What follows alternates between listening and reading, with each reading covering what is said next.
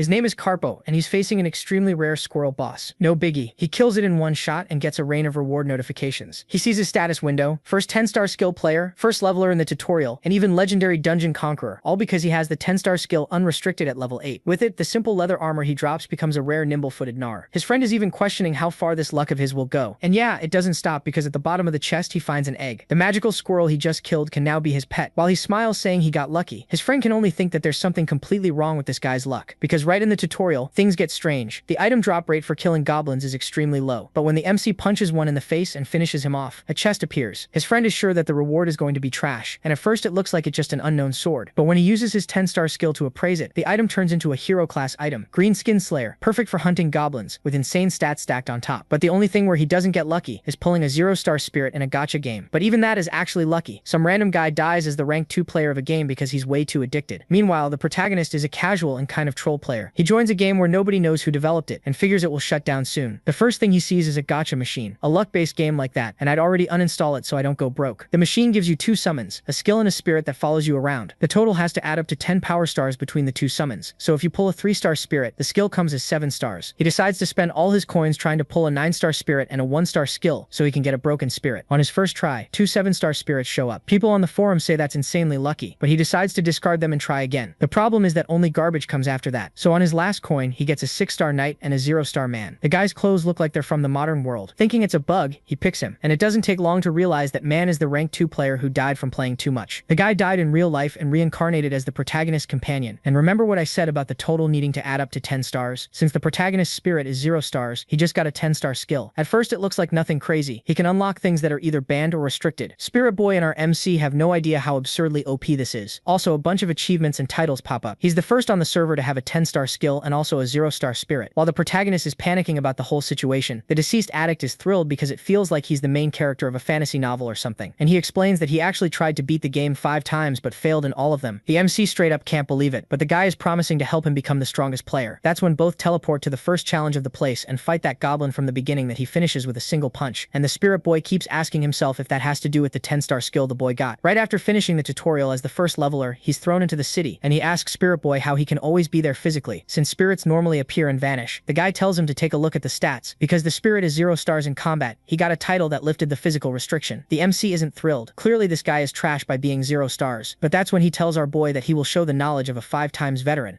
Now they need to decide what they're going to do, but Kang doesn't know if he's free to choose and follow what he wants, which leaves the protagonist confused. Suddenly they spot some weirdo trying to recruit people into the Mammonism Guild, annoying everyone with how pushy he is. In a kind of threatening tone, he says their lives are going to get really hard if they don't accept. Kim's a bit disappointed when he realizes what the guy's doing, but then surprisingly, the dude says he's not a PK. Actually, he's the opposite. All smiles, he says they'll protect them from PKs. He asks if they've heard about that bulletin board quest with the mutant deer, the one every level 1 player has to clear. Our protagonist asks if that quest is even real, and his knowledgeable buddy says yeah, and it gives a really good reward. The guild guy keeps going, saying the creature itself is weak, but the spot where it spawns is a problem, because PvP is enabled there. Then he asks if they've heard of the Long PK, and says they're a long-range attack gang. What they do is hide at the spawn point, and when a newbie comes close, they finish them off. With this weirdly excited vibe, the guy adds that it's basically game over for them. Seeing everyone hesitating, he says they'll protect them from PKs and prove the guild exists for that exact reason. And then finally he says there's just a tiny little price for their help.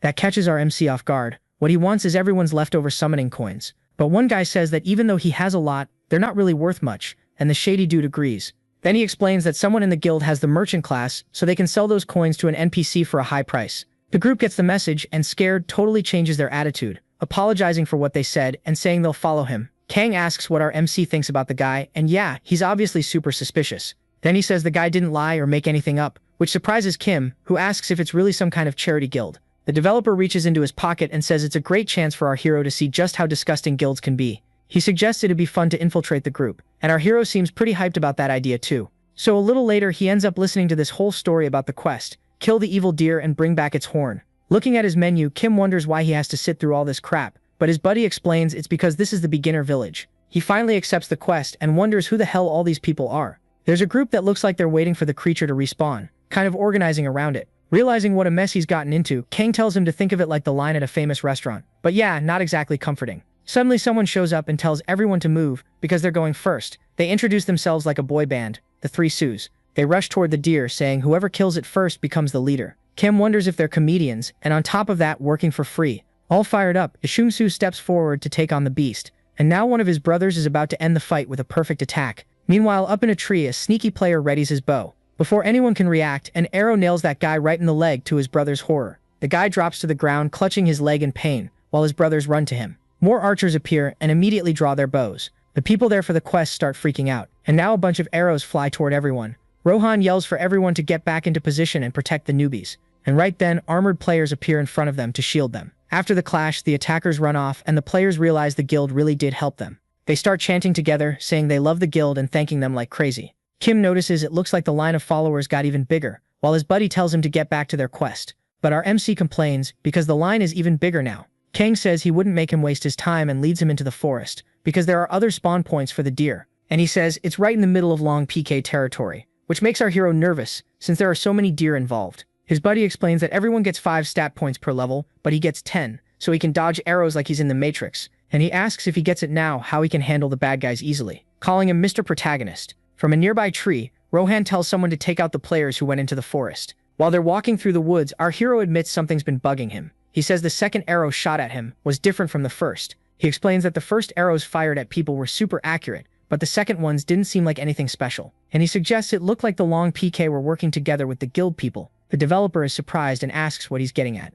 Then while he's explaining that it was obvious they were all on the same team, he gets attacked by an arrow, one he dodges easily. The ambushers figure our heroes are at least level 10 based on how they move, but they're not intimidated. Kim asks if there's any kind of recording feature in this game. Not really getting it. Kang says the game records everything automatically and asks if the kid is a streamer. With an excited look, he says no, but that it could be useful later. As he jumps toward the enemies, the system explains that since this is a PK area, whoever attacked first can drop some items if they die. Kim moves crazy fast and catches the attacker off guard with his guard down. With a slick move, he hits the kid with no chance to defend himself. And saying he's kinda bored, he says he's gonna beat him up a little more. Seconds later, the archer is on the ground begging for help, but Kim finishes off that threat in the most brutal way possible. The defeated player's sword drops to the ground while the other two stare in shock. And then they realize they don't stand a chance against our MC, and they're basically doomed.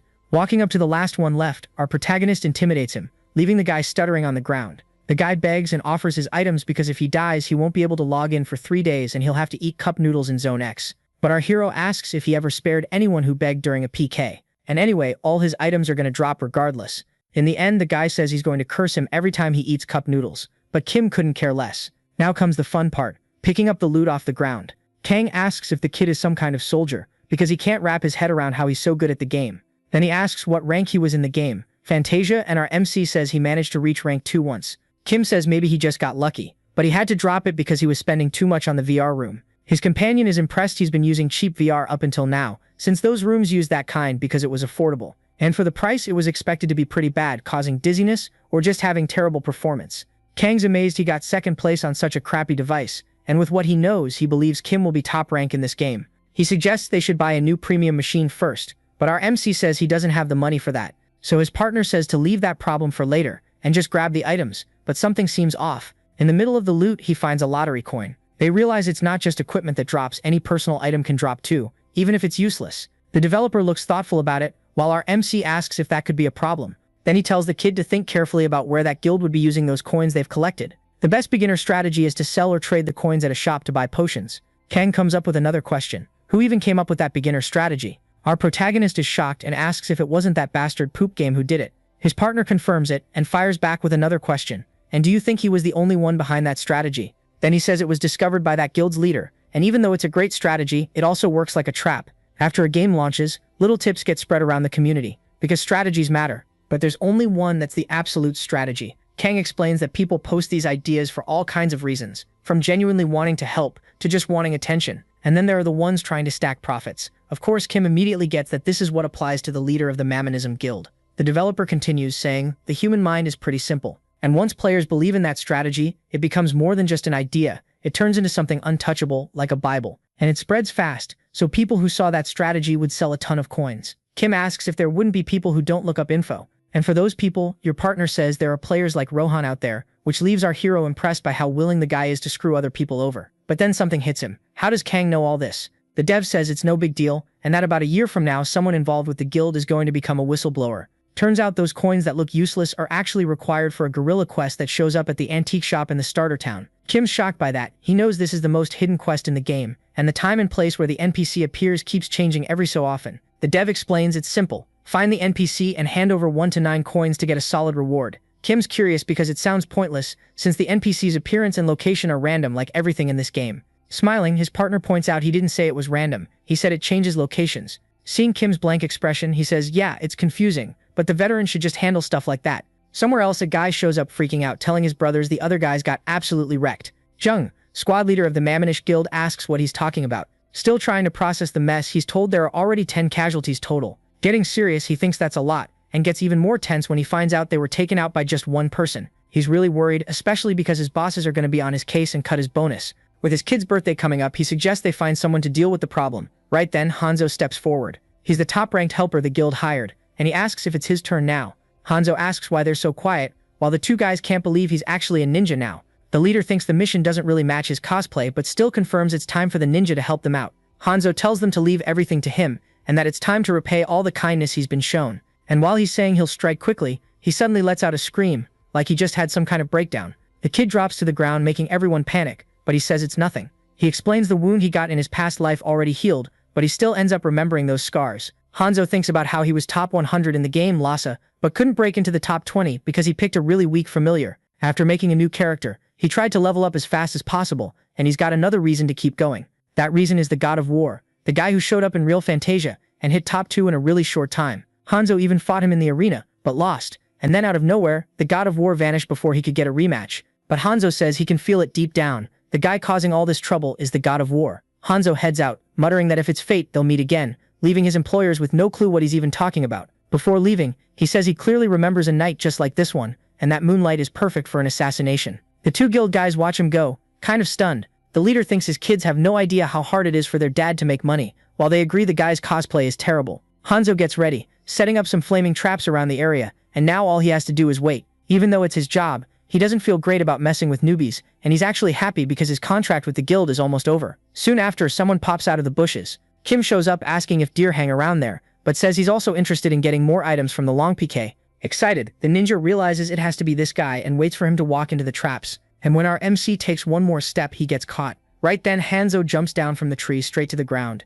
He announces that it's nothing personal, but the guy has to die when the terminal shows the trap was successfully disarmed. Grinning, Kim says that honestly surprised him, and he notices his 10-star skill keeps triggering. It looks like it's what disarmed the trap and removed the burn status. But Hanzo doesn't back down and says he expected that, so now he's going to use his secret card. He charges in using his special kamikaze skill, but at the last second, Kim dodges, and that totally shocks the ninja. With a clean kick, our MC disarmed that opponent, sending his sword flying. Hanzo's shocked the kid can pull off that technique like it's nothing, and with every second he's more sure his suspicions were right, but he gets snapped out of it by another spot-on hit. Kim says that if it weren't for his health status, he could have died to that trap, but Kang says what matters is the effect of the skill, and now they know that this 10-star no-restriction skill actually includes 3 different abilities. Our hero's amazed by that, and his partner's surprised he's reacting like that, like he's just having fun playing the game. Hanzo wakes up sooner than they expected, and stands up, saying these games should have more limits. With his eyes closed, he says he's a loser, and that is one, he'll only accept dying like a loser,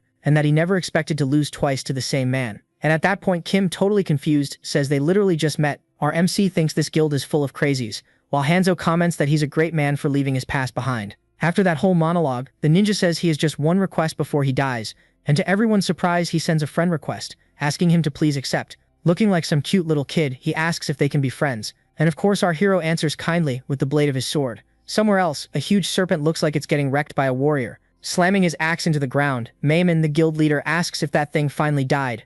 A guy shows up telling the leader the guild's got a problem, but really it's the long PK side of things.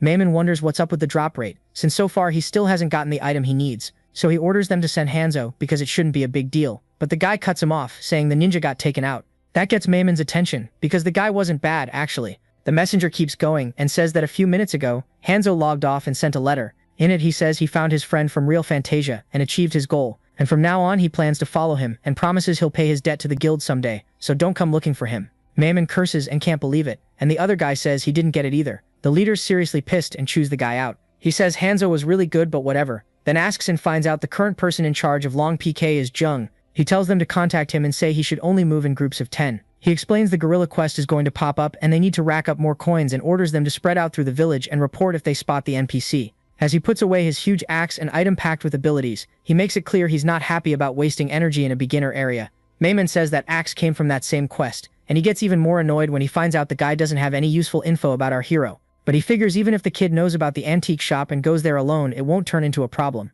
Before dismissing the guy, he tells him to make that bastard Jung write a report and of course cut his bonus. Far away, Jung seems to feel like someone's talking about him, and his friend asks if he's okay. Finally, after what feels like a century, our MC manages to kill the deer, and now all that's left is turning in the quest. Kim stretches, thinking it's a shame they have to leave, while his partner suggests they go grab the reward. Our protagonist curious if the long PK guys are moving in groups now, on orders from their higher-ups, because if 8 or more of them jump them together, that could become a real problem. So he gets hyped to go after the gorilla quest, but Kang thinks it's a waste of time, since you have to wait for the NPC to show up. Kim asks if they're supposed to just hang around the village until then, but it looks like his buddy Spirit has other plans. He explains that in a little while, near the church, he points at the guy saying all he needs to do is go grind levels in that spot. Kim agrees, nothing ever goes wrong when he listens to the guy, but he wants to know if there aren't main and side quests in this game. As a developer, he gets annoyed and asks why our protagonist would even think that, but he explains that the person in front of him will be the one responsible for giving those quests, and fairly enough, Kim asks why he's only saying that now. He goes on and says that most of the time in Lhasa, it's the familiar that gives out the main quests. Even though it's called the main quest, it doesn't really have much to do with the game's plot. And that's why a lot of people try to get closer to their familiars, since quests help you grow in the game. Kim's like, what the hell is this? I mean, this isn't a dating game, but Kang cuts off his thoughts, saying he can't give him quests. Our MC is shocked, but Kang explains it's not personal, he just needs to reach level 10 first. Now that everything's clear, the guy has to go out and kill some monsters, testing his 10-star skill to see how far it can go. Our protagonist gets to the spot and it's super quiet, nothing like he expected, but he figures that's normal, since it's a place with nothing to pick up and no monsters to kill. His partner tells him to take out the items he bought at the shop. While he's pulling everything out of his inventory, he wonders what his familiar wants him to do there. He brought 3 fruits and a bottle of water from the city's spring. Kim does what his partner says and throws one of the fruits into the tree. Nearby, a rabbit had been watching him until a loud guttural sound freaks it out. Out of nowhere, this weird furious squirrel shows up. It's a hidden monster called the Tyrant Squirrel. Kang says he should beat this one easily, and since there aren't any tricks to leveling up in this game, all he can do is wish him good luck. Drawing his sword, Kim realizes that must be why he only gained 1 level after beating a level 35 goblin. With a totally unhinged look, he jumps at the squirrel, saying it's doomed for trying to steal his fruit. After defeating the squirrel, he levels up a few times. Kim's a little disappointed with the drop, but his companion tells him to plant it and water it with the spring water he brought. He does it, wondering if that wasn't the hidden piece. Then, out of nowhere, a massive tree shoots up, leaving him speechless. Kang says he did good, and now he needs to put his hand into the hole in the tree. When he does, he realizes he's found a special hidden dungeon, and his friend asks if he's ready. A bit embarrassed, he admits to his familiar that in the romance novels he reads, he likes the bad guys more than the good guys.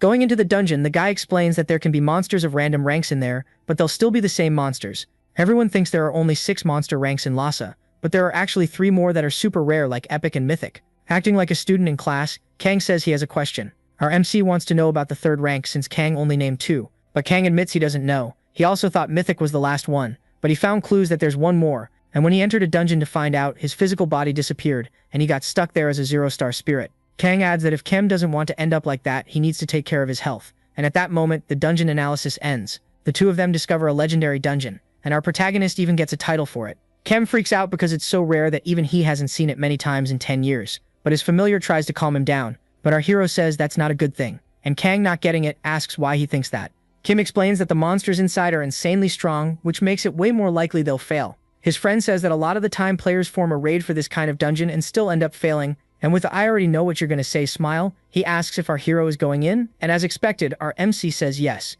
He says that even if he doesn't get anything from that dungeon, he's going to keep trying. They keep moving forward while the developer brings something up. Then he asks why our MC thinks the window said the boy was the first one to enter the dungeon, and not him. Our protagonist thinks about it and realizes he didn't go into the dungeon this time. His partner confirms he got it right. Kang explains that since he's done other dungeons, his level got too high and he can't enter this one. But Kim wants to know why he didn't come here earlier. He suggests maybe the other ones had better rewards, or maybe Kang knew he'd turn into an NPC and decided to leave this one for our hero. His familiar thinks that's total nonsense and says, of course there's another reason, while our guy keeps messing with him. But right then, our protagonist freezes when a huge squirrel comes charging straight at him. He's genuinely terrified, thinking, what the hell is that? And finally, Kang explains the main reason. He just wasn't confident he could actually finish it, and that totally crushes our MC. That squirrel looks kinda pissed and seems like it's about to attack the group. Kim thinks it looks more like a boar, and he's worried whether he can even do any damage to that thing. His partner eggs him on, saying that if he clears the dungeon without getting beat up, he'll earn a title. Determined, Kim pulls out his weapon and says he can definitely do it.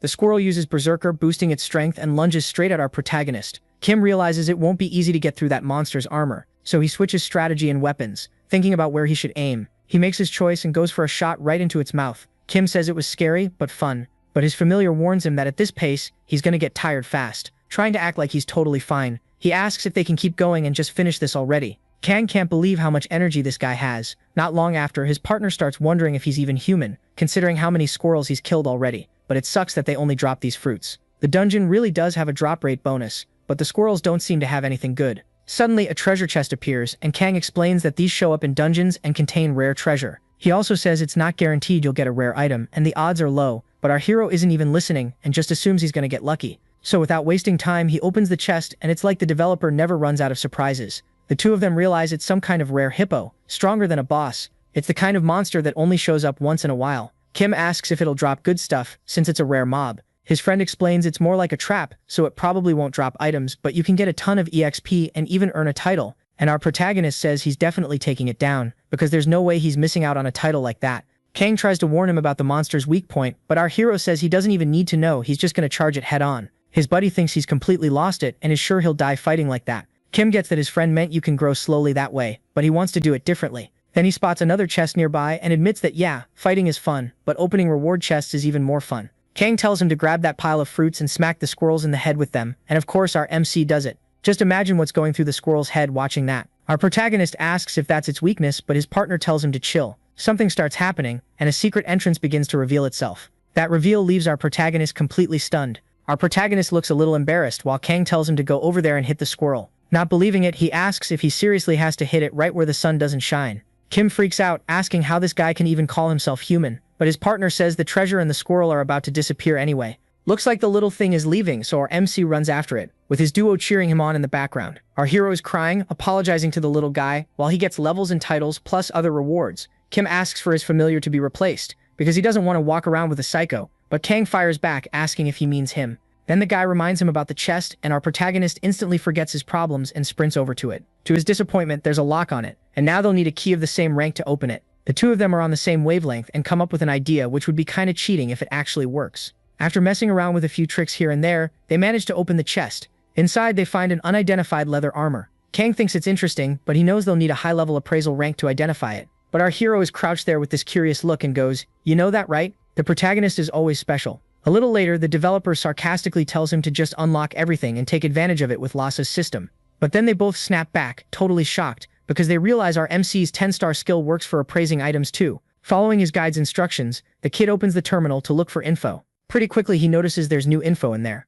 Using his skill, he finds out he got a rare armor, while Kang wonders just how far this insane luck of his is gonna go. Right after that, another legendary treasure chest appears, and of course they open it easily, but they're kinda surprised it's an egg. Even though he's scared it might be another trap, he tries using his power to identify it, but deep down he's actually hoping it won't work. The egg turns out to be a magical squirrel, and you can hatch it the right way. Kang says magical squirrels are super useful and cute, which is why they're famous in the game. They attack from a distance, while our MC can stay up close in melee. The protagonist asks if he just needs to use those fruits to raise the egg's stats. He looks like he's got endless energy and already wants to keep moving, while his companion wonders how the kid can be this good. A while later, they run into more squirrels, and without thinking twice, Kim rushes them with his weapon. Then he attacks the squirrel in a kinda sketchy way while apologizing, which just makes the other guy more and more freaked out. At that point, he beats the dungeon boss and hits level 10, and of course he clears it without taking a single hit. A bit tense, he notices it dropped more of that thing, but with different colors and stats. Confused, he says it's like picking ice cream flavors and asks for help deciding. Kang suggests he choose after doing the job change quest,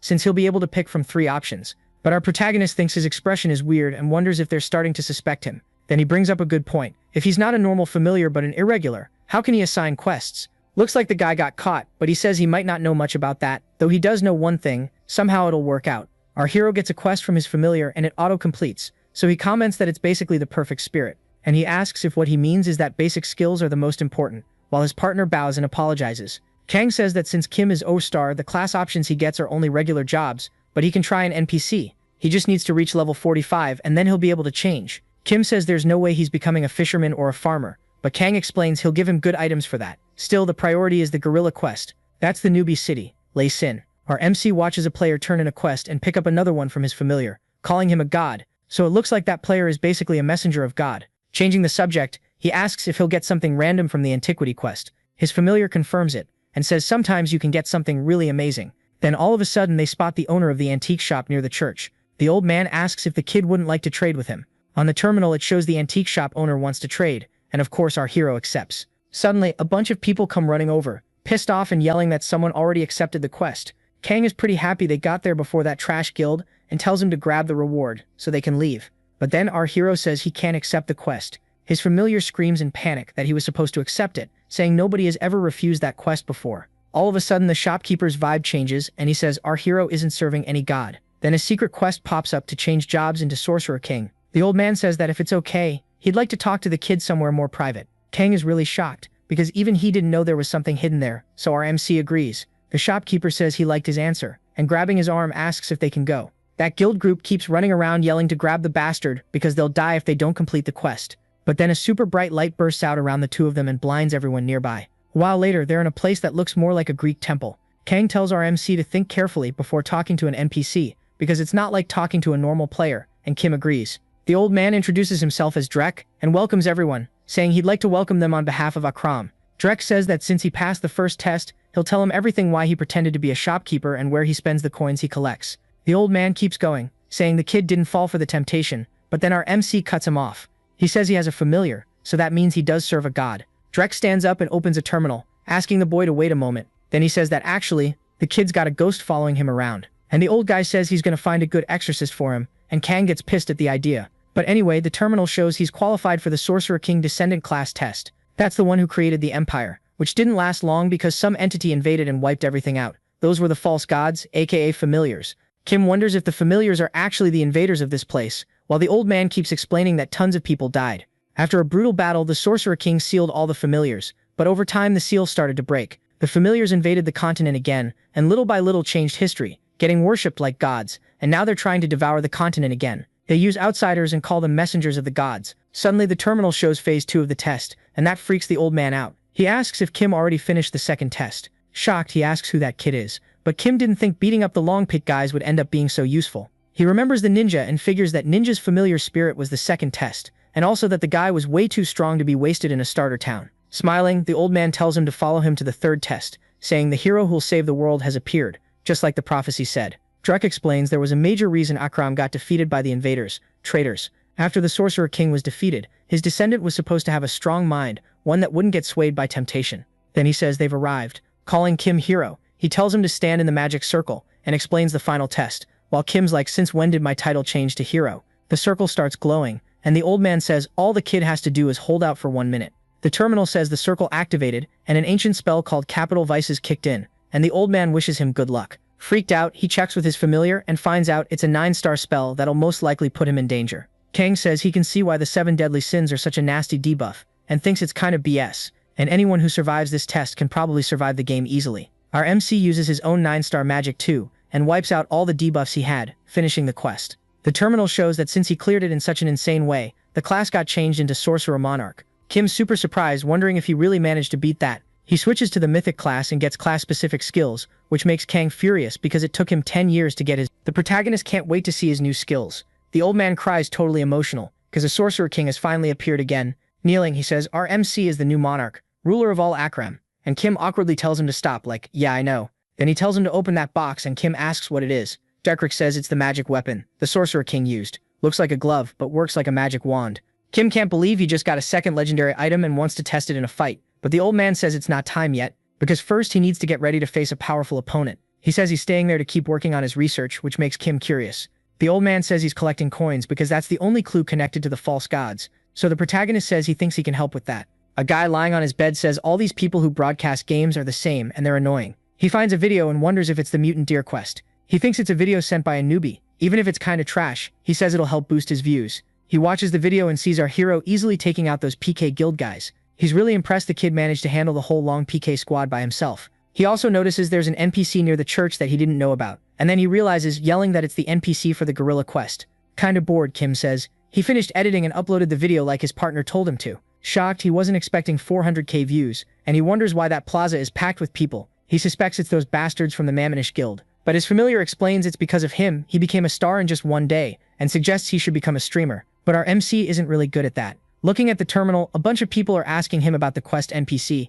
and it looks like the coins are going to start rolling in now. Kim asks if his partner was okay yesterday and what the guy did, and then the kid starts telling him. At the time, Kang said there were only 30 minutes left. You're only allowed 10 hours a day, and he'd already used up most of it, so our MC is impressed by how much he got done in just one day. But then the familiar started worrying about what would happen to him when Kim logged out. Because unlike the other familiars, he's linked only to our MC and nobody else. The guy freaks out, hugs our hero, and begs him not to leave. But Kim doesn't really know what to do and asks if he's actually going to disappear. Kang asks what happens if he disappears and his mythical class disappears with him. And that's what really makes our hero nervous. Unlike the other stuff, his partner just sits there on the ground, calling him a cold-hearted bastard for not even shedding a tear as he leaves. Then a little later, he realizes he didn't get deleted when Kim logged out. Instead, he says he got sucked into Kim's room, and our protagonist looks pretty shocked by that. Kang says it was that stuffy bedroom where he used to play before he became a familiar, but he couldn't use the computer or leave the room. Our hero says that's a relief, because it could have been way worse, and his partner has to agree. At least he can read some books on the bed. He notices more people gathering in the square, so he suggests they stop talking there and go somewhere else.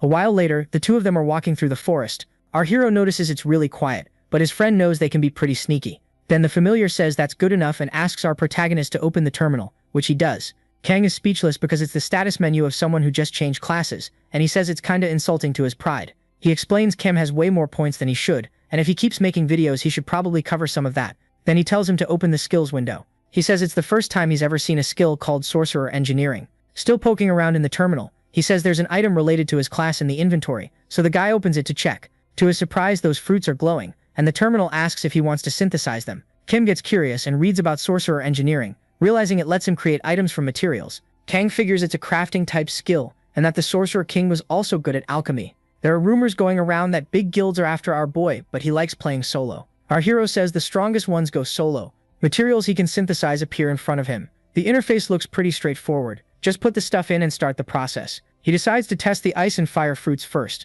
What he sees throws him off. There are like 28 possible results from that tiny combo. Kim loses it because he wanted to make it easier to deal with those fruits. But now it's even more complicated. Then one option suddenly catches his eye. He starts selecting ingredients one by one. And at the end, the terminal asks if he wants to synthesize it. Kang doesn't really get it either, and wonders if you can even mix fruits with such different attributes. Freaked out, he decides he has to stop him, because it's way too unpredictable. He's played for 10 years and has zero info about this. He comes over calmly and says to use only 2, because if it fails using all of them, there won't be any left. But Kim just apologizes. Messing with his partner, he says he's doing it because it sounds fun, while the other guy curses him out knowing he'd react like that. Kim hits the button and starts the synthesis, while Kang just screams in the background, panicking. The synthesis works and creates a legendary fruit, which then upgrades into a primordial fragment of chaos. The familiar sees what our protagonist got and starts questioning the whole importance of his own existence.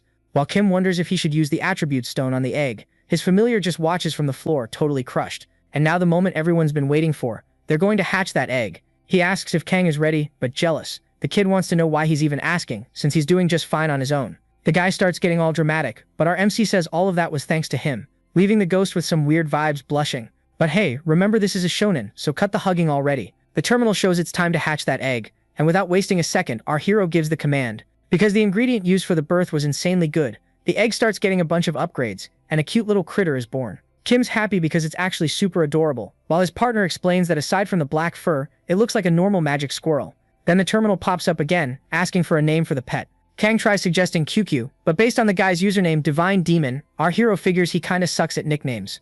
While playing with the little guy, he says he's already decided it'll be Mukyang. Kim's there enjoying his pet, but his familiar is kind of grumpy, and tells him to stop messing around and go test its combat skills already. Realizing something, our MC asks if he doesn't have to graduate in the beginner city, since he hit level 10. Kang says that once you reach level 10, you can get a quest from your familiar, and receive Laysen's permission. He explains he needs to talk to the boss at the mansion, and the boss will send him to the continent. But these days it's become a trend to stay in these lands a bit longer, and that makes our MC curious. Smiling, Kang asks if the reason isn't obvious, and if the kid wouldn't like to try it. Both that awesome sword he got, and those amazing magic skills. Amazed, our protagonist says his brother is totally right. The familiar explains some people stay there forever, and of course there are mobs and bosses meant specifically for those people. Kim's surprised, and his partner adds that it's perfect for his graduation exam, and now they're heading to Laysen's nightmare, the Hellbeast dungeon. The duo keeps going until they reach the place. They're standing in front of the dungeon, and it looks like they're not alone. It seems like one of the busiest spots in the area, with tons of people looking for a party or trying to buy items. Kim gets curious about the first part and finds out it's the place he wrecked, the one where you pick up the mutant deer quest.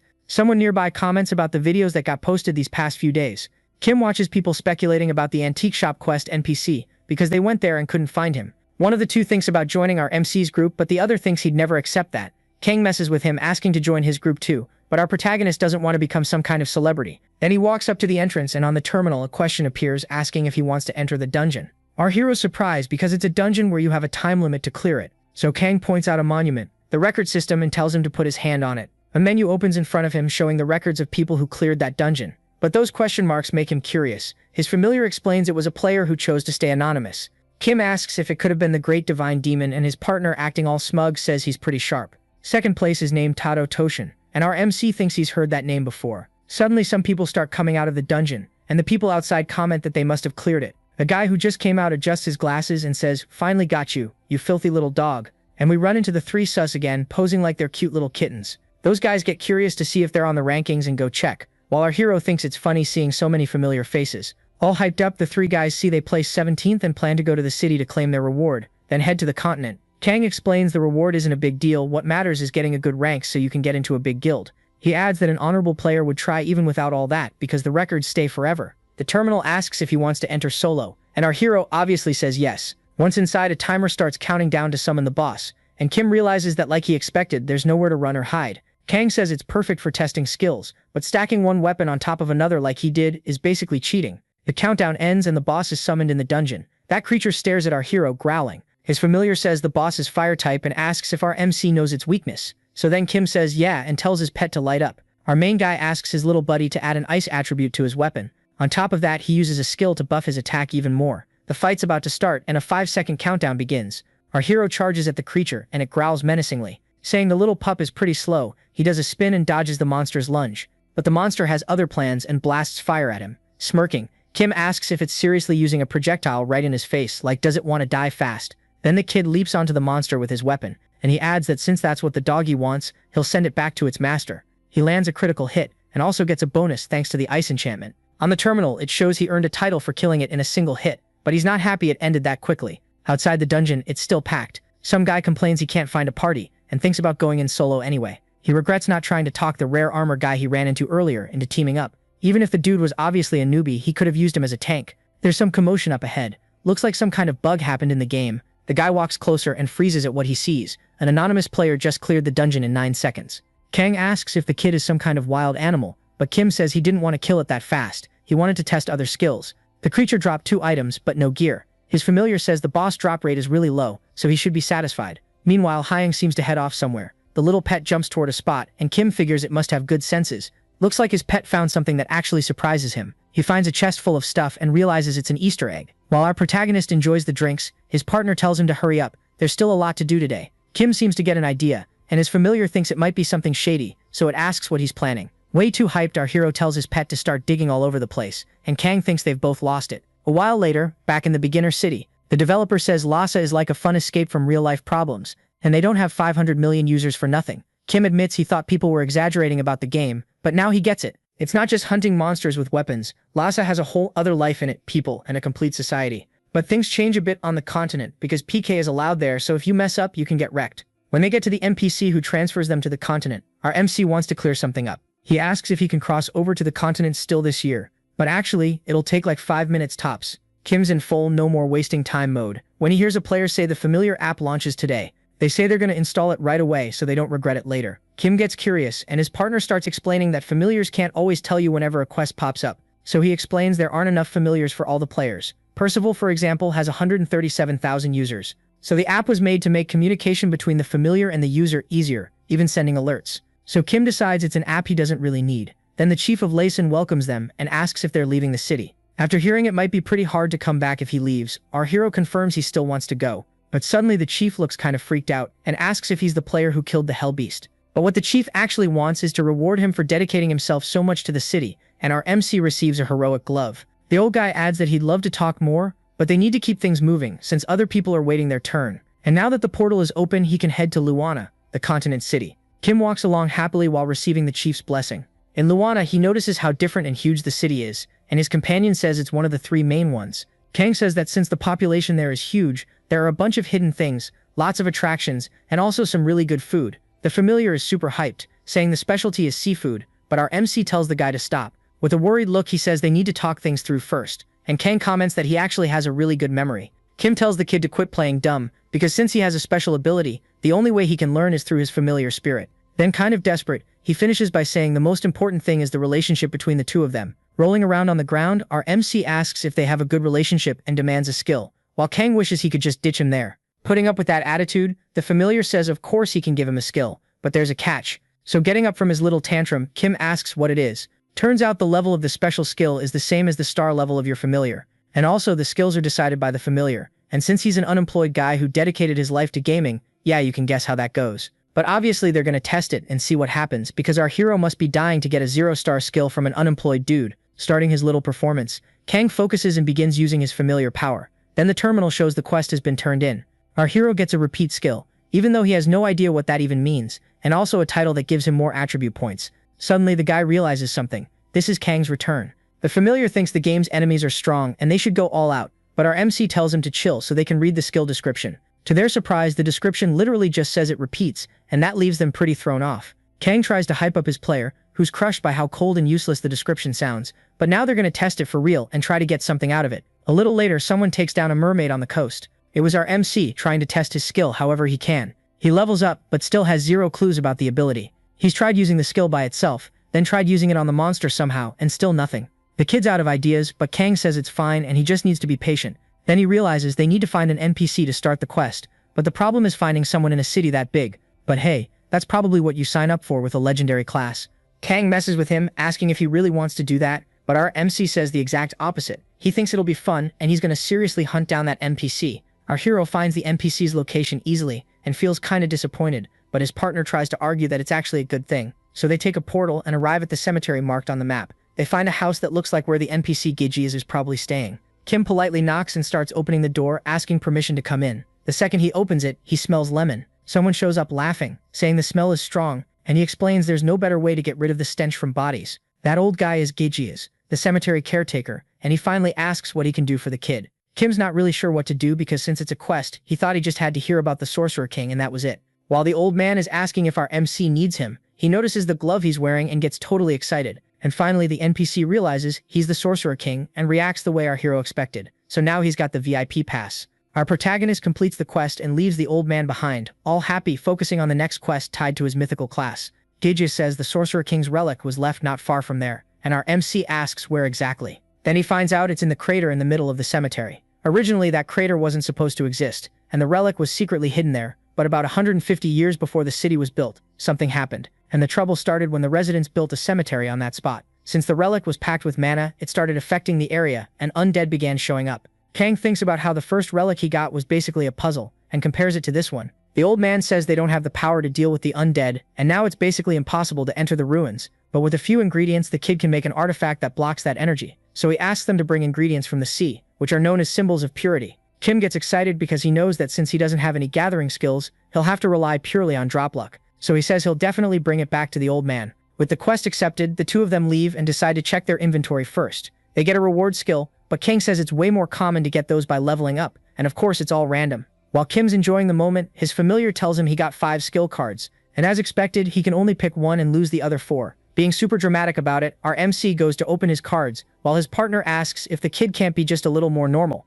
Then he starts the draw, anxious to see what he'll get, but he's crushed when he pulls only a 2-star magic skill, and Kang says that just proves the guy has bad days too. While the familiar is explaining that he only gets one chance and then everything disappears, a terminal pops up above them. And right then, the terminal asks if he wants to try again, finally making everyone understand how his newly acquired skill works. Even Kim is shocked by what his skill can do. Our MC jokes that someone might show up and delete his character for irregularities, but Kang explains they can't do that. Then he teases him, asking if he's really just going to leave it like that, and of course the protagonist says no. Now he's going to slowly figure out how many times that set of cards changes, and how many times he can repeat the process. He keeps repeating it over and over and realizes he can keep trying until he gets something good, so he decides to go for a 4th attempt. Finally, he gets a 7-star skill called Sacred Sacrifice, and he's stunned because it's his first one at that level. Shoving our hero aside, Kang starts thinking it through. Kim asks if it's good and his partner explains it's one of the best skills in that attribute. The more MP he has, the more damage it does, and it also deals holy damage, but there's a cost. His HP drops by 10,000, and his stats drop by 300%. Thinking hard, Kang says there's still one more thing, and our hero immediately gets a little nervous. and then he finds out it's a one-time use skill, and it gets deleted after you use it. Now his familiar checks the auction listings and realizes they could sell it for a pretty good price. When he hears it's around 5 million won, Kim is over the moon, thanking the guy for being his familiar. Then he asks, in fried chicken terms, how much that is, because it's the kind of money a student can only dream about. Deciding to make some cash, they head to the auction house in the city of Luana. Totally losing it, our MC starts yelling about the 5 million, and his familiar calms him down. Still, Kim thanks him for the tip, because now they can enjoy a little luxury moment, since that's a lot of money for a student. Kang suggests he handle the money stuff himself, and Kim just focus on the game, which makes Kim think he's genuinely amazing. The familiar asks if there's space at Kim's place to buy a game capsule, and suggests he ask his parents first. Our protagonist says his parents do volunteer work and are probably overseas right now. Kang says that's fine, and wonders if the kid's laid-back personality is genetic.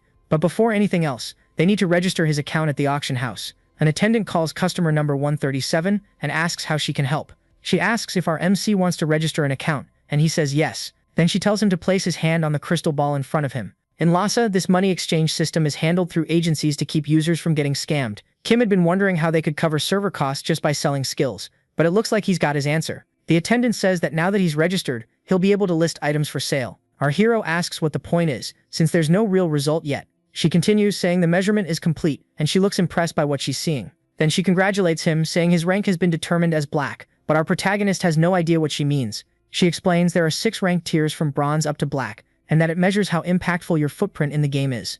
Kang explains the crystal ball picked up his legendary footprint, and that there are only 5 black rank players in the whole country. The attendant says everything's set and our hero will receive an email with all the benefits an associate gets. She adds that it's an honor to work on Lhasa's new story and asks him to enjoy the thirst game at headquarters for a long time. Kim starts thinking about how Lhasa is just another world. Then he asks his partner if they couldn't give him a capsule for free since he's black rank, but Kang says no. Our protagonist says it's expensive and they can't afford it, but his familiar gives him a pretty interesting look. Then his familiar tells him a secret, telling him to go to that place and take whatever he needs.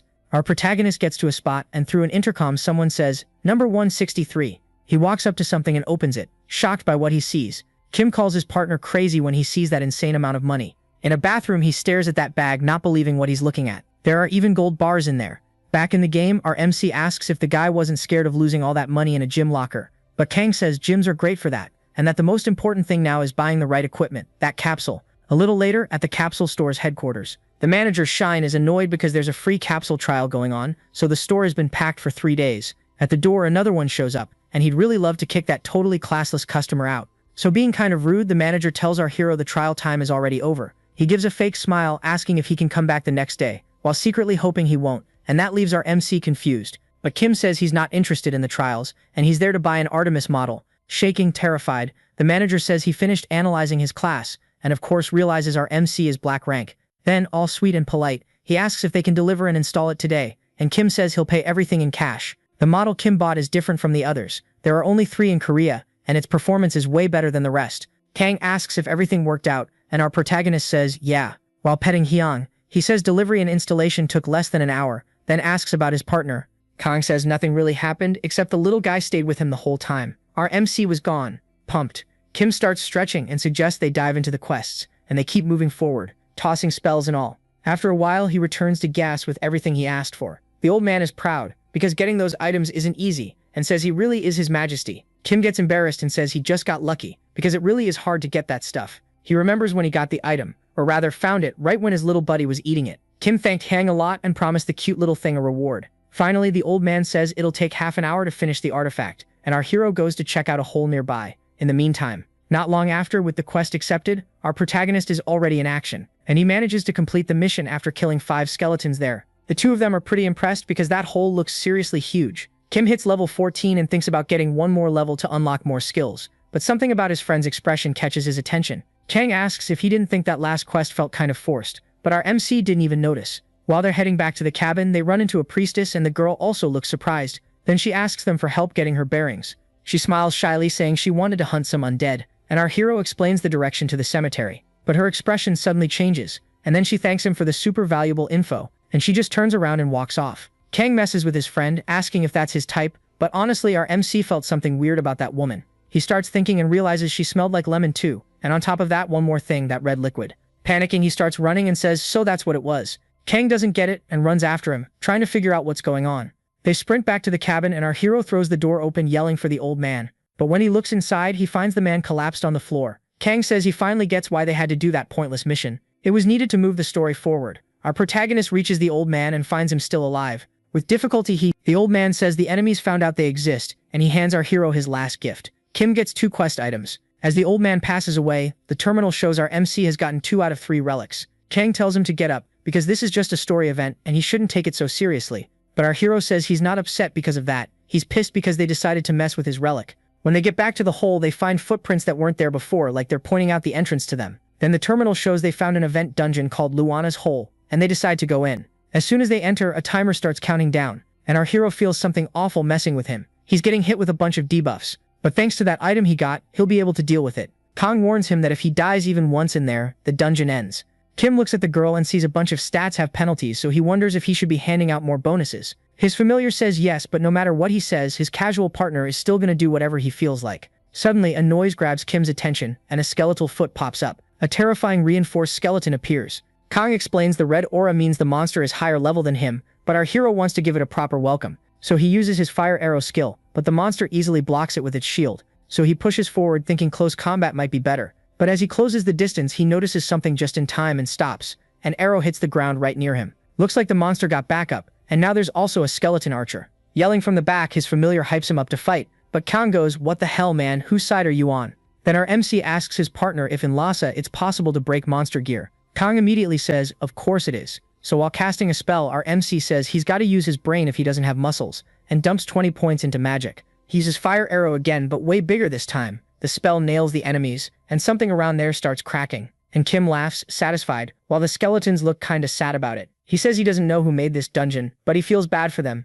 because he's in a bit of a hurry. Then bones go flying everywhere as our protagonist uses his fire magic again. And now at level 15, he gets to roll for another skill. Kang tells him to keep dreaming, because he got a low-tier pack that only goes up to 7 stars, while the best ones can go up to 8 or 9. Our protagonist rolls the skill, and now it's time to keep repeating that. He keeps rolling non-stop until he reaches the last card. A 5-star lightning skill appears, and Kim decides to keep it, since it looks really useful. Checking the clock, he realizes they don't have much time left, so they need to move on, figuring someone's probably waiting for them up ahead. While they walk, Kim asks his supreme bro if they aren't on a quest to capture the invader, and whether it could be another player being guided by their familiar spirit. But Kang explains that sometimes familiars can sponsor an NPC too. Our hero doesn't think a player would have such perfect timing for when the event would happen, but if it is one, then the info must have spread already. Agreeing, his partner says that since there are crazies in Lhasa, it's better to keep info hidden, but in the end, it doesn't matter that much. Kim asks if there's something on his face, but his partner says it's kinda impossible to hide anything with him loaded up with skills and weapons.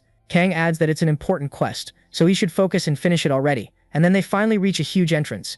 That door starts to open. Facing that light, our hero says it's time to make history. When they step inside, they find exactly who they were expecting. That priestess says he got there way earlier than she thought he would. She admits she was bored and almost just broke everything and left, but it's great he made it in time. Kim notices she's sitting on a coffin, and that must be the Sorcerer King's relic. The priestess says she doesn't know what's in there, but it's gotta be something valuable, so it'd be a waste. Then smiling, our MC asks if she decided to change her plans, and the woman jokes that she's polite enough to ask other people first. With a flick of her staff, she starts the fight. Finally, she asks our hero if he wouldn't like to hand her the key to that coffin. Kim says the red on her status screen is kinda unsettling, and Kang explains the level gap is 35, so yeah, she's no joke. The very next moment, our MC jumps straight at his opponent. Their weapons clash. The girl messes with him, saying she didn't expect him to be that fast, while already counterattacking. Her hit is so strong that a piece of his sword snaps off. Freaking out, our hero realizes she just broke his weapon. Kim asks his big bro if this NPC can be beaten, but the answer he gets is that thing's a monster. King says the kid's pretty sharp and that she was designed to be unbeatable. Right then, the woman points and asks if he saw that. She points to the center of the coffin, hinting that the key he got should fit perfectly in there. His familiar says the quest requirement is to grab the relic, not kill the boss, so he needs to find a way to cheese it. Looks like our MC finally gets how screwed he is. The guy explains the first thing he needs to do is lure her as far away as possible. Meanwhile, our protagonist is cooking up something with his little buddy. The boss just keeps watching, and our MC asks if she can still take damage, which leaves Kang stunned. Kim wonders if the reward for beating her wouldn't be amazing. His partner panics, asking why he's choosing the hardest route when he could just work around it. And while he just ignores him and pushes forward, Kang calls him an idiot casual player. After stacking every buff he has access to, he decides to go for it. The boss admits she's losing patience with him. With a total psycho look, that priestess says it's pointless, because this time he's attacking without any weapon. But it doesn't go the way she expected. She sees our MC's fist flying toward her face, crazy fast. In that moment, he uses his agility bonuses and unloads a rapid combo of punches on the boss. She protests as our hero nails her right in the face, but he was trying to make her drop her weapon, except it doesn't seem possible. Switching tactics, he decides to go all out. Furious, the priestess curses him out and demands how the kid dares, while Kim keeps targeting her weak spots. She snaps and charges him, saying she's going to tear him to pieces, but all our protagonist does is mock her. Then he fires off his fire arrow magic, but the boss was ready and blocks the attack. That catches our protagonist off guard. He wasn't expecting such a solid defense. Kang says it's a shield that blocks low-star magic, but it can't block higher-star spells or even physical attacks. Kim realizes his spell has the same cooldown as her shield, but honestly, he's just trying to have fun, since he's a casual player. So he rushes in again, determined to finish this his way. As he shoots fire arrows again, the boss smiles and says it's useless. That's when the kid starts counting the shield's cooldown. Then partway through, he tweaks some settings and switches to ice arrows against the boss, but the creature just goes, "How ignorant." Laughing, she asks if he really thought that little smokescreen could fool the dragon eye. Kim realizes the artifact on her neck lets her see her opponent's skills and equipment. Going on the offensive, the priestess asks if he's out of tricks now. But when she gets close enough, he taunts her and says he's got one more little thing right here. He nails her dead on with lightning magic before she can defend herself at all. He hits her with an 8-star summon lightning spell, thanking his little buddy and promising to pay him back. The boss gets worried, but she still manages to block with the shield, so she only takes half the damage. Our MC calmly walks up to her, and she gets kinda suspicious. Then he gains the skill Holy Sacrifice. Terrified, the priestess realizes it's that insane spell that burns the user's HP and MP and turns it into damage. Kim puts his hand on the boss's head. She's panicking now, begging, and he finishes by saying he's sending her back to her master, as he uses that powerful spell. A flood of holy light starts pouring out of the boss. Kim pulls it off and earns a title for defeating an opponent who wasn't supposed to be beatable. Now with a debuff for 10 minutes, he waits to see what the boss drops. Amazed, he realizes he managed to get the woman's one-of-a-kind scythe, and also that legendary necklace called the Dragon's Eye. Kang says that stuff is super rare and that he could make a lot of money if he put it up for sale at the auction house. Then he adds that the necklace could be really useful in combat events, basically suggesting the kid keep it for himself. Right then, a terminal pops up, and he finds out he can use the necklace as a material to craft something with his sorcerer engineering skill. But to his disappointment, he's still missing a few materials to finish the process. His partner mentions one of the ingredients called Ariadne's tear and says it's really rare and powerful. Kim just grins hyped when he hears it's tied to a kind of boss, the Water Spirit King. But he realizes he'll have to leave that for later, since he's not getting those ingredients anytime soon. So sticking to the plan, he walks up to the coffin and opens it. With an energy that's honestly kind of creepy, he checks what's inside. When he sees it, he wonders if that's really the relic, so he decides he needs to look at it more carefully later. For now, he's going to check the skill card. Our hero gets a 9-star skill called Puppets of Terror, and he's really happy with the pickup. He tells his partner to look, because a 9-star skill is no joke. While Kim's thinking about that doll, Kang is just stunned that the game gives so much to some people and so little to others. Finally, they've completed the Sorcerer King quest, but something nearby moves, and while the terminal shows the next quest, Kang tries to yell and warn our MC that something's behind him. That priestess's body starts to rise, wrapped in this evil aura, and she asks, "Was it you who defeated my precious apostle?" The entity says it sucks waking up after thousands of years down there, and asks if our hero is Akram's remnant. Now serious, he answers, "And what if I am?" Stomping the ground, she says it looks like the world is in ruins now, and that it would be fitting if the boy took responsibility for it. Kim knows there's no way a player can deal with a god-level monster like that, and he thinks he blew his grenade way too early. But either way, he already cleared the quest, and that won't get erased if he dies. Letting loose a powerful spell, the entity asks how the kid dares act so relaxed in front of her, and she fires everything at our protagonist, ordering him to die. With his eyes closed, Kim just waits for the end, but then that stone he found reacts, the energy shoots toward the puppet, and in the next moment, a woman blocks the attack with her sword. The evil goddess screams, demanding to know who dares stand in her way, but the mysterious woman says she has no name to share with a heretic spirit, and with one swing, she not only wipes out the evil goddess's attack, she sends her own energy blasting through the room. The creature screams that it's impossible, asking how Akram could still have that much power. She keeps yelling, calling them fools, and when she says it won't end like this, the mysterious woman finishes her off with her sword. Then she says Akram's name can't be spoken by creatures like her. The woman turns and looks at our hero. Kim thinks she's pretty cute, and then the girl introduces herself as Tistania, the Sorcerer King's first blade, the Radiant Knight. She says she woke up there following Akram's guidance, and she wants to know what kind of scheme is going on. Then she addresses our guy, and he gets a little intimidated. He stammers a bit, thinking the whole thing feels kind of cliché, but all she wants to know is whether the boy is her master. Kim asks again, and the girl, totally pleased, introduces herself again as Tistania, and says using her full name wouldn't be practical in a fight. Then she asks to just be called Tina, so Kim asks if she's a homunculus, basically a puppet created by the Sorcerer King. Without missing a beat, she says he's right. She explains the Sorcerer King used all his essence to enchant 7 puppets, and they stayed close to him, protecting him. And she, Tistania, was the first one made that way. While they're talking, Kang is intrigued because he didn't expect the sorcerer to have that kind of summoning class. The familiar thought the sorcerer was good at everything, but then he notices the girl won't stop staring at him, so he calls her out on it. All fired up, Tina asks her lord why a wild spirit is there, and Kang feels offended because he's nothing like that. She adds that the guy is weak but still evil, and asks for permission to kill him, but Kim defends him, saying he can explain. A little later, the girl realizes he had an accident and woke up inside the shell of some spirit, and Kim comforts him a bit. Tina says she was rude to the envoy who was doing his absolute best for his lord, so honestly, she bows and apologizes to him. Kang gets all happy again, which makes our protagonist think he's a pretty easy guy, but at that moment, his game time limit is about to run out, so he'll leave everything else for the next day, saying goodbye to everyone. Then Kang goes back to his room again. He still isn't used to it and wonders how it's supposed to work. He's also curious about that little creature following him, but then Tina asks if it's a military office, because she thought the place looked kind of weird. He freaks out when he sees that pretty girl in there too, but she has no idea how she ended up there.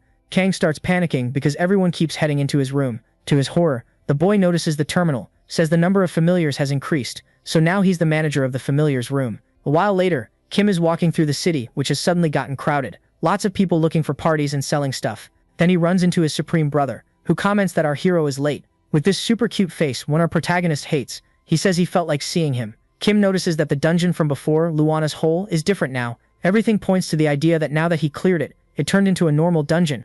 Our protagonist is curious about the guy's room, and asks if it has a bedroom, but Kang has never seen that either. So when they get to a more secluded spot, he asks the boy to open his menu, because he wants to show him something. In the menu they see there are a bunch of requirements for this familiar's room thing. Kim says he's sure Kang met those requirements too, but his partner says not the way Kim did. Through the menu he realizes he can go there himself and check the place out, so of course the boy agrees. The next moment he's teleported somewhere else that looks like a beautiful mansion. Our protagonist is impressed because the place is awesome, and his familiar just agrees. He was already impressed by the mansion, but seeing Tina and Hyang taking care of the garden is just too much. Curious, he asks what they're doing there, but the girl only says she's happy her lord is back. She says Hyang wanted a fruit tree, so she's helping, because boosting affinity is important. Kim is pleased and Kang explains that once the room grows they'll be able to plant even more good stuff there. Then they can check out other sections like a lab and a training room to increase the familiar's XP. There's also the garden and an orchid house to get more materials, plus a mine to get whatever ores they need. Walking into the room, Tina comments that there's a lot of stuff in there. Finally, she says she hopes her lord likes the place, looking really excited. Kim is genuinely impressed because it's a pretty amazing workshop, and his partner suggests he try crafting something. Our MC hesitates but realizes the Monarch Sorcerer class also counts as a crafting/production profession.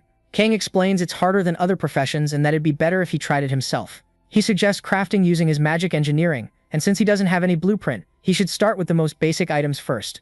A circular light appears in front of him with a timer, and not understanding, Kim asks what he's supposed to do. But before anyone answers, the terminal tells him to start, so he panics, throws everything together however he can and just tries to make it work. He realizes the result really isn't great. Our protagonist keeps trying over and over until he finally gets an excellent result. He celebrates, super happy that he managed to become an apprentice blacksmith. His partner notices he has a terrible sense of rhythm. Motivated again, Kim says now it's time to make those other ones. On the terminal it says he can now start rune carving, and Kang gets all hyped, asking if that's another sorcerer-only skill. Then Tina shows up, asking her lord to follow her over there. She explains the Sorcerer King was good at a lot of things, but his real talent was somewhere else. The girl opens a room and says his specialty was rune carving. He has to pick an item and using a pen draw a rune and its effect is chosen at random. Kim wonders if he should do it now and looks over at something that he assumes is the pen. Gently Tina says she'll teach him the process from there, and our main guy thanks her. First he has to pour the pure magic liquid he got from a quest into it to unlock the workshop. Then he extracts the solution and repeats the process until the pen is full. He's amazed holding that magic pen in his hands. Tina cheers him on but warns that any mistake will destroy the item, and Kim doesn't exactly look thrilled about doing arts and crafts. Our hero keeps working and realizes he can level up the profession to get better stats on the items. Now Kim gets curious about where they're going, and his partner says it's to his room. The guy shows off his little corner while our boy wonders why everything works out there except his reincarnation. Kang says that after the room opened up, something weird happened and he feels like he has to show it. He stares at something and suddenly gets really freaked out. Not understanding anything, he wonders why there's a capsule in his room. It's super weird, but it still doesn't work. The familiar thinks that once they unlock more room functions, it might start working. Kim checks the menu but still doesn't find anything. Then Kang asks if he wants to see something fun. He reveals the internet works on that thing, and that totally shocks our protagonist. But for some reason, it only lets you access platforms related to Lhasa. So Kang says that's the whole point. He asks if our hero wants to be a streamer, and if he sent the video of that hellish beast. Kim says he edited everything nicely and yeah, he sent it. So the familiar tells him to check the views. Our hero actually got a ton of views, and he's also confused about how that comment section works. He gets a little tense, wondering what all that stuff is. Kang explains it's the company's email, because the best streamers work for them and in return the company gives them the support they need. That sounds pretty great for saving time, so Kim asks if he could search for a specific place. But his familiar, being as dramatic as possible, says he doesn't need to, because the kid can do it for him. Kim can't believe it, but his partner explains that now that they have internet, he can use his free time to help him. He says that if it means our MC will succeed, he'll do whatever he can, and our hero gets really touched by that. So the two of them hug, also in a super over-the-top way, but the guy knows that if Kim gets sick of the game, he'll be stuck forever as some abandoned spirit there. A while later, in the city of Luana, he's already listed his items at the auction, repaired his gear, made potions, and now he needs to go pick up some quests. To his disappointment, the terminal shows he can't continue the wizard quest because he doesn't meet the level requirement. Kang scolds him, saying he's still level 17 and should be higher for that. Since he's still 8 levels away from his next quest, he decides to deal with his weak points. Kang asks what he's planning, and our hero says the only skill he can use right now is fire arrows, and he really needs another skill. His familiar says that since they already have a goal, now there's just one question, whether they should go do the Sea Cave quest. He explains it's one of the most popular quests in the game because it helps beginners, but it has a weird condition, and Kim gets worried. Kang explains it can only be done in a group, which makes our MC ask if the devs ever think about solo players. But Kim asks if based on the whole profession/lore thing, other users aren't supposed to be enemies. The first emperor founded Akram 800 years ago, and the patron spirits betrayed the players, sending the kingdom into ruin. Kim thinks a lot of people were directly involved in that story, including Tristania. So what would happen if another guardian spirit recognized Tina? The familiar pops out of his pocket and says, basically, her master shouldn't worry about that stuff. The puppets were created at the end of the war, and since they only act in secret, she doubts anyone would recognize her face. Feeling more relieved, our MC says then it's fine, as long as it's fine with her too. While thinking the real problem is having to grind this insanely strong character from level 1. They're curious why the girl is so tiny, so she explains that in this form she can recover way faster. The group decides to head to the cave, and when they get there they see a bunch of people looking for parties, just like them. Kim looks for the start of the quest, and it seems like it's in that crowded spot. A little girl asks him to get her necklace back, and in return, she'll give you a super valuable card as a reward. Our main guy walks up and accepts the cute little girl's quest. He says she looks totally normal on the outside, and he wants to know why players call her the Angel or Devil of Luana. Kang asks if he's noticed yet, and explains that the quest reward can be either really good or really awful. Now it's time to find more party members, so he uses his unlocking skill. Kim thought that might open up his own entry, but nope, turns out he was wrong. Kang tells him to try it in other dungeons later, which means they really do have to look for more people for the group. Kim doesn't really care who it is, as long as they can get through the mission without trouble, and he doesn't even notice someone walking up. The newcomer asks if they need a teammate, calling him the God of War. When Kim turns around, he sees that weird ninja again, and the guy says he showed up just in time. The ninja puts on a little act, saying it's the craziest coincidence, because he wasn't even expecting to run into them there. He adds that their past life bond is basically impossible to break, but Kim is busy looking for a decent candidate in the menu. While the ninja says he'd be happy to help, our MC keeps trying to recruit literally anyone, but he's not having any luck. The guy steps closer to get his attention, asking the great god of battle to look his way. Nervous, Kim asks why he's talking like they already know each other. But then Kim remembers, this is the guy who caused trouble before. The ninja confirms it but says he left that organization. Our hero says it sounds like he actually wants to help, not get revenge, and the weird ninja confirms that. He adds that it looks like their goals line up, while the quest girl just watches them with a smile. He suggests forming a party with someone he's already crossed swords with, but Kim knows it wasn't exactly like that. Honestly, the ninja got wrecked. Still, thinking it over, Kim realizes the guy could be a solid partner. The kid seems to play fair, and in a way even helped him get his special class, so our protagonist agrees and the ninja gets all emotional. Excited, the guy asks him to wait a second because he'll be right back with the quest. Kim agrees since it gives him time to spend his points. He's casually looking things over while Kang tells the kid to never show his menu to anyone because he could get killed for it. Kim thinks about putting some points into agility and magic, but since he has a lot, he's also going to invest in his puppet skill. Kang says that's a good call, and our protagonist decides to boost his magical engineering and elemental mastery too. That ninja comes back, thanking them for waiting, and says that if everything's good he can invite him to the party now. When Kim joins, he can't believe the guy is actually an archer, and wonders what's up with the cosplay, but Hanzo tells him to follow. Inside the cave, Hanzo asks how much our MC knows about the place,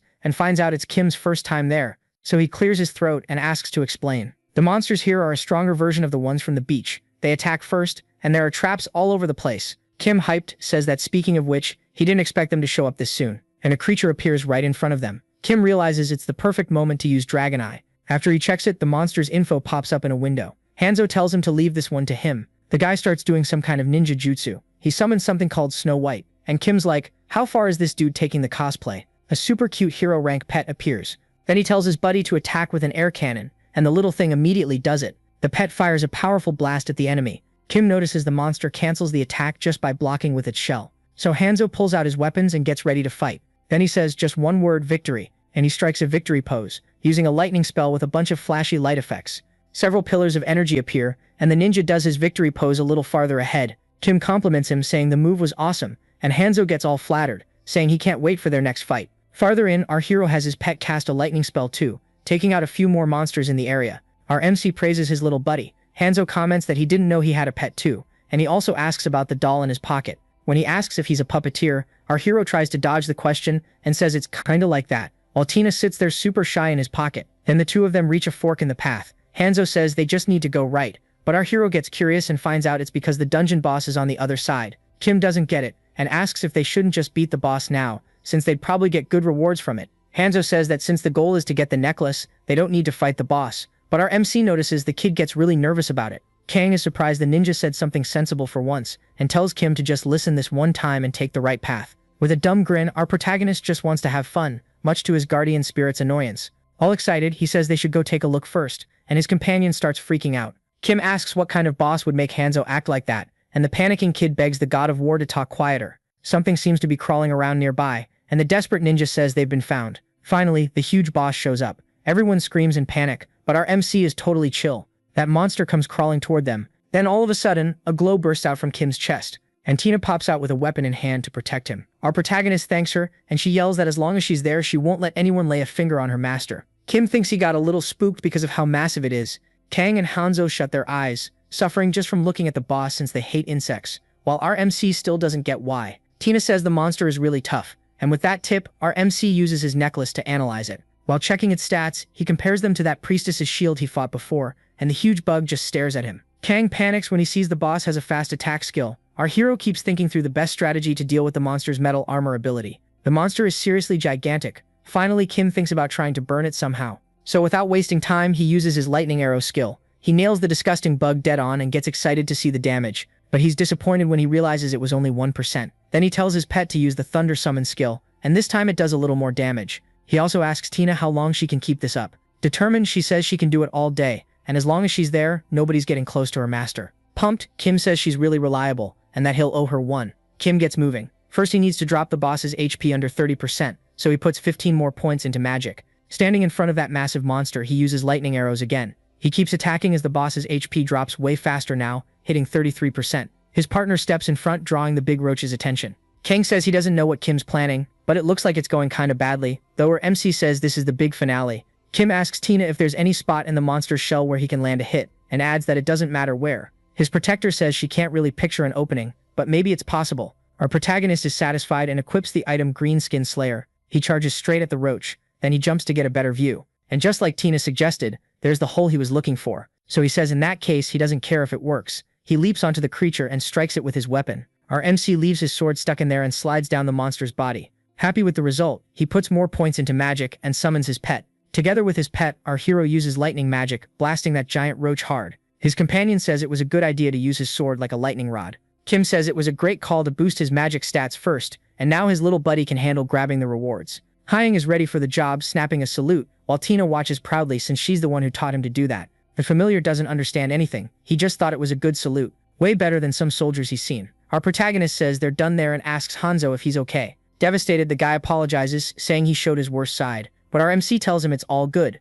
Then the kid says it's time to tell the truth. When he was a child, he got bitten by a venomous spider in America. Luckily, the venom wasn't that strong, but he had a massive allergic reaction. Our hero's shocked by that and by the fact the kid is American. The ninja's life was saved thanks to the hospital emergency room, and now whenever he sees an insect, his whole body freezes up. Kim says that if he'd known, he could have gone after the boss alone. Hanzo says a real friend doesn't abandon his friend, and our hero praises him for it. Finally, they get the quest necklace and a portal opens so they can leave. Kim says he'll handle the rest and tells the guy to get some rest. Hanzo thanks him, but just as he's about to reveal something, our boy cuts him off. That catches him off guard, and Kim adds that the ninja doesn't need to explain anything. He steps closer, all sweet, saying he's rooting for him and can't wait to see him again, basically not giving Hanzo a chance to talk. Our protagonist walks into the portal while the other guy yells God of War, and with a tear in the corner of his eye, he says he still hasn't added him to his friends list. Finally, the guy turns in the quest and gets his reward pack. He asks his familiar if he isn't amazing, but all Kang wants to know is why they have to go so deep into the forest just to open the pack. So our MC says it's to get away from negative energy, though he didn't think Kang or anyone would peg him as the sensitive type. After a while, he decides they're finally deep enough. He's hyped to get a better attack, but first he wants to check the boss drops. He asks where the cute little guy even got that card pack. To their surprise, it's a skill pack, and there might be something even better in there. Kang gives the kid a tip and says that in Lhasa, NPCs can learn skills too. But unlike players who get skills every 5 levels, NPCs only get one every 10 levels. He explains that players get skills every 5 levels up to level 50, so they end up with like 10 or 12 skills total. At level 50, they pick a second class and start getting mid-tier skills every 10 levels, so to get the third class, you'd have to reach level 150. That makes our MC tense, wondering just how many levels this game even has. Kang says his biggest achievement was reaching level 300 and getting the 4th class, the Reincarnator. Then Tina says she was 4th class too.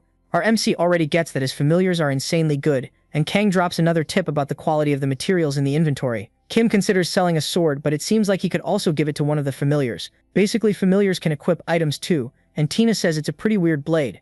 And on top of that, our hero can craft it into a more compact form as well. Tina gets super excited about the new sword and says she'll pay him back by doing great things in his name. Finally, our protagonist says the real show is about to start, making a huge dramatic scene calling on every god that exists. He gets ready to open the card pack. Kim's a little disappointed that the only 6-star skill he got was for his pet, and Kang gets jealous because he's never gotten one like that. Our MC checks the menu and seems to really like his skills, and he still has points left to spend. Kang suggests they gather some materials to upgrade the familiar's room since they're still 5 levels away from the next quest. Looking at the list, he realizes he already has most of what he needs for the upgrade, only one item is missing. His familiar says he has a guess where they can find what's missing, but they'll have to kill a monster to get it. He says that at the end of the beach there's a forest with tree monsters, and their boss will probably drop the item they need. Kim gets excited, but his partner reminds him they're not the only ones around, and in Lhasa, PK is a thing, and there are people out there who do anything to get what they want. But what our MC doesn't get is that weird smile. What the two agree on is that the first step is to go to the village and get ready, since they'll be doing this raid solo. Kim talks to an NPC cook who gives him a quest to collect sea mushrooms for him, and what looks like a soldier offers a quest to kill the tree monsters, because he's worried about the people. The two of them keep talking, saying it feels like there are a ton of monsters out there, and that taking down the boss of those trees could turn into a huge mess. Kim says it might be one of those fights where luck matters a lot. All of a sudden a familiar voice goes, "It's been a while, Descendant Lord." Our protagonist turns around, startled because it's that old guy again. The old man says he's relieved. Kim is okay, but Kang doesn't get what this dude is doing there. But before anything else, Drac tells them to talk somewhere else, since it's kinda crowded there, which makes our MC curious. Kim realizes that's the place where he did the class challenge, and the old man laughs and says he'll explain why he brought him there. But then he asks if he can talk about something else first. Out of nowhere, the guy bows and says he humbly offers his greetings to the Sorcerer King's first sword. Kim figures the girl must have been with the sorcerer, so she's probably a legendary figure too, and the old man just keeps bowing like crazy. Drac says that if he dies there, he'll have that memory carved into his heart forever, and Kim tells him he's being kinda morbid. And it looks like the girl isn't loving it either. The old man says he must have lost his manners with age, and explains he's there to give our MC an item, so he gets a gift box for reaching level 20. Kang says that's normal. Usually a familiar delivers it, but since he got his class from an NPC, it ended up happening like this.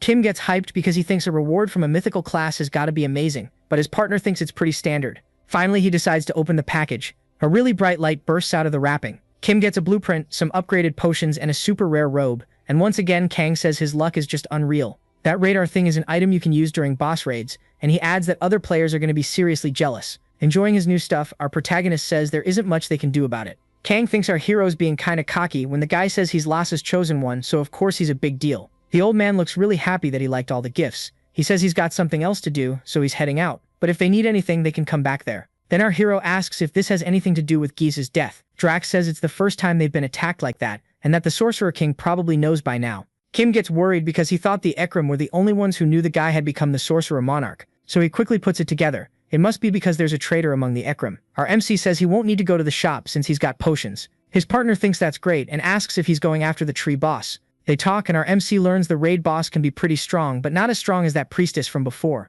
Kang explains that in raids the party is capped at 4 people, and anything bigger has to become a brigade. But to do that you need the Lord's permission, and you have to pay fees. So our hero thinks it's basically just a sneaky way to squeeze money out of players. Kim thinks he could just try to do the work of 4 people and solo it, but it still sucks not having a healer and having to rely only on potions. He asks his guide if there's a way to boost his damage even more, so he can clear the dungeon without trouble. With a satisfied grin, his partner says yeah, and that it's actually easy. And he tells the guy to follow him, saying he'll explain on the way. A while later in Luana's business district, they keep going, and they'll finally get there right after the next intersection. Suddenly Kim feels this intense heat, and shielding himself he asks where it's coming from. Then a heavy hammering sound echoes, something slamming into metal. They reach a forge where someone's yelling that they can make the best weapons with the best quality. Kang says it's an area packed with workshops and weapon shops, but that just confuses our MC because he thought his weapons were already good. But the familiar says they still haven't reached their destination, and the kid's wrong if he thinks they came there just to pick up an item. So they keep walking with Kang leading and end up somewhere different. They're in the enchantment district, and it looks like today's gonna be the day our main character does his first enchantment.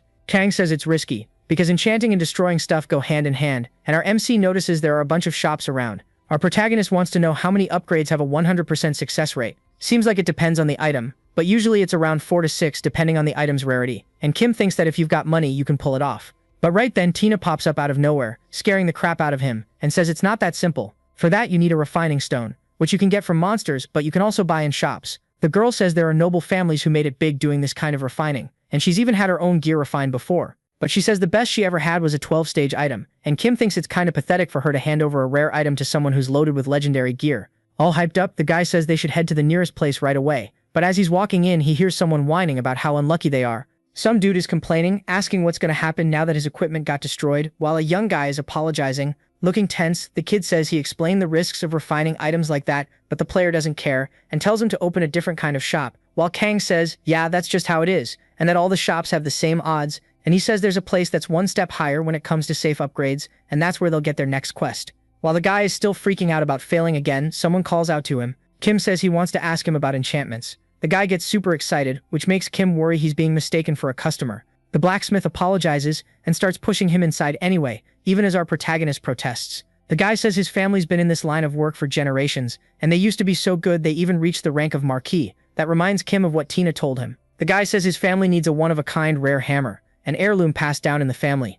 But one day his grandfather threw the key to the chest where the hammer is into the sea. They tried using their accumulated fortune to get it back, but they failed. So they lost their technique and their family name too. It got so bad they could barely put food on the table. Kim wonders if that's what's about to happen now. Then the guy gives our protagonist a quest, and in return he'll reward him in his family's name. Smiling, Kim realizes the NPC has a hidden quest. So our hero says he'll help, calling him Sir Fergus. Kim now understands the mix-up was because of the hidden quest, and his familiar explains he wasn't the only one who got it. Actually, the NPC must have asked thousands of users, and each one probably tried to complete the quest in their own way. Some tried to raise affinity by giving gifts, but they fail miserably, because what the NPC really needs is the hammer. Kang says more than 500 million users accepted the quest, and none of them managed to recover the key. Our hero asks if his familiar knows where it is, but all he gets is a no. While they're talking about where it could be, a bell rings in the city. Kim freaks out because it feels like there's an earthquake happening. The NPC asks if it's our MC's first time in the city, because if it is, it makes sense he'd be shocked by the quake. And he says he figured it'd be better if Kim saw it with his own eyes, so he tells them to follow him. The guy takes our protagonist to a spot where he can see the sea, and he can't believe what he's looking at. A massive sea serpent shows up. The guy explains it's one of the 4 catastrophes, and sometimes it comes up to the surface to clean its scales or catch some sun. But he says there's no reason to worry, because it never leaves the water, and after that it disappears again. While Kim's thinking about how it's one of the most powerful entities in Lhasa, his partner comes over and brings up the missing key. Then he explains it's inside that creature's stomach, to our MC's absolute horror. His companions say the creature isn't meant to be defeated, and that maybe at level 400 you could try something, and Kim agrees he's not even going to attempt it. But he also knows he doesn't have any other ideas, and Kang gets curious about what the guy is planning. Then Fergus asks where his family's box is, and finds out it's in his shop. Kim asks if he can see it, and Fergus says that's fine too. But someone with a 9-star lockpicking skill already tried and still couldn't open it. Our main guy thinks it's just a level 9 skill and asks them to let him try, since he's the best lockpicker in Lhasa. A little later they get to the forge, and he explains he's been working non-stop so he hasn't lost his touch. Then the guy gets our hero's attention asking if he sees that door in the floor. With a click, the door starts to open. He tells Kim to just head down until he reaches an iron door. After a while, our hero is standing in front of that door. The guy says that's where his family's box is stored. Kim steps closer to check it out and remembers he opened a legendary box before, back in the squirrel dungeon. Our MC gets a bit tense because he can open 1 legendary box a day without spending mana, but he's not sure if he already used that today. Kang asks if the mana cost changes depending on the item's rank, and since Kim doesn't actually know, he goes to check his quest menu. He freaks out a little when he sees it'll cost 500 mana. But then he relaxes a bit when he realizes he only needs 10 more points, and that's when the blacksmith asks if something's wrong. Kim says he just checked and he's low on MP, and Fergus is like, you should have said something if you only need 10 MP. Digging around in his pocket, he tells the kid to wait a second and says he'll lend him something for a bit. He shows him a ring that gives whoever wears it a bonus to HP and MP. In the menu it says Fergus is lending the ring for 30 minutes, and our protagonist thanks him. Next moment he uses his unlock skill, there's a flash, then a click, and the quest clears. Crying, Fergus says he's incredibly grateful and that he'll record Kim's name in the family records as their savior, which makes our MC feel awkward. so the blacksmith says he'll forge any weapon for him, just tell him what he needs. Then he gives our hero the biggest reward he can offer on behalf of his family. The guy gets to work enchanting the item and making it stronger. Kim watches, genuinely moved, seeing that level of skill up close,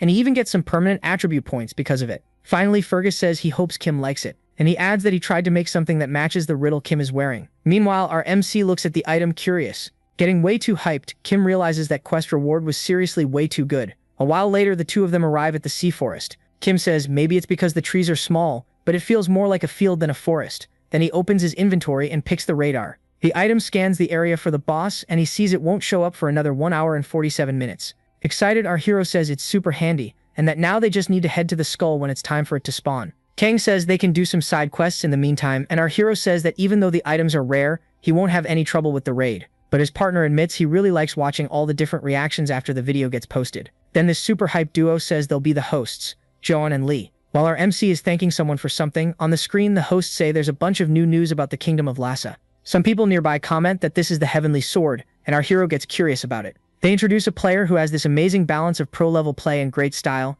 and she's also ranked 5th on the global server. Now we see her in action hunting a boss. The hosts talk about the faint golden glow her sword gives off, which is probably coming from an attack skill. They keep debating whether it's a skill or a buff, while the girl in the video gets ready to fight a minotaur. She jumps onto the creature and with a beautiful glowing strike lands a direct hit. And that shows that Snowstorm, a famous unique sword, has reached +10 enhancement. The hosts go on and on about it because she's the first one with a level 10 item, while our hero already has a level 12 legendary item. And now they're going to talk about a newbie who's been getting a ton of attention with his videos, and our hero straight up spits out his food when he hears that. They talk about his crazy achievements and wonder if it's actually real. Then finally the girl says there's a new video. That video couldn't have been more perfect, the host says. Everyone gets ready to watch, and what shows up in the video is a huge cockroach.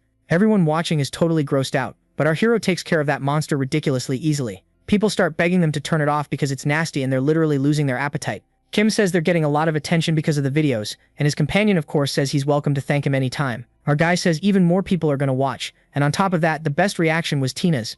Looks like the chat is talking about her, and obviously that's because the girl has a ton of charisma. Kim explains he doesn't show her because he doesn't want even more attention than he already gets. Kang says it's a shame he couldn't enchant his gloves too, because of that damn limit. Our MC says that since Ferguson's method is unique, he can't mess with items that were already upgraded by someone else and they're also out of materials. The blacksmith was heading out to restore his companion's name and improve his techniques, offering to help more whenever our hero needed it. They found out the repeat skill works on enchantments too, and Kim only couldn't use it because of his level. His companion explains that unlike normal skills, repeat and unlock don't have a limit. Our protagonist suggests that skills level will go up as he levels up, kind of like a title. He suggests testing enhancement again. Kang thinks it's a great idea but says he should hit level 65 to go to the next city. All hyped up, he says he'll do his best using his level 12 legendary weapon. And he mentions the guy who's gonna help him kill some time just arrived. When he looks to the side, he sees those creepy trees. Kang explains they're slow, but they've got solid durability. Then when he looks again, our MC is already gone. Complaining, he asks if the guy would die if he stopped and listened just once.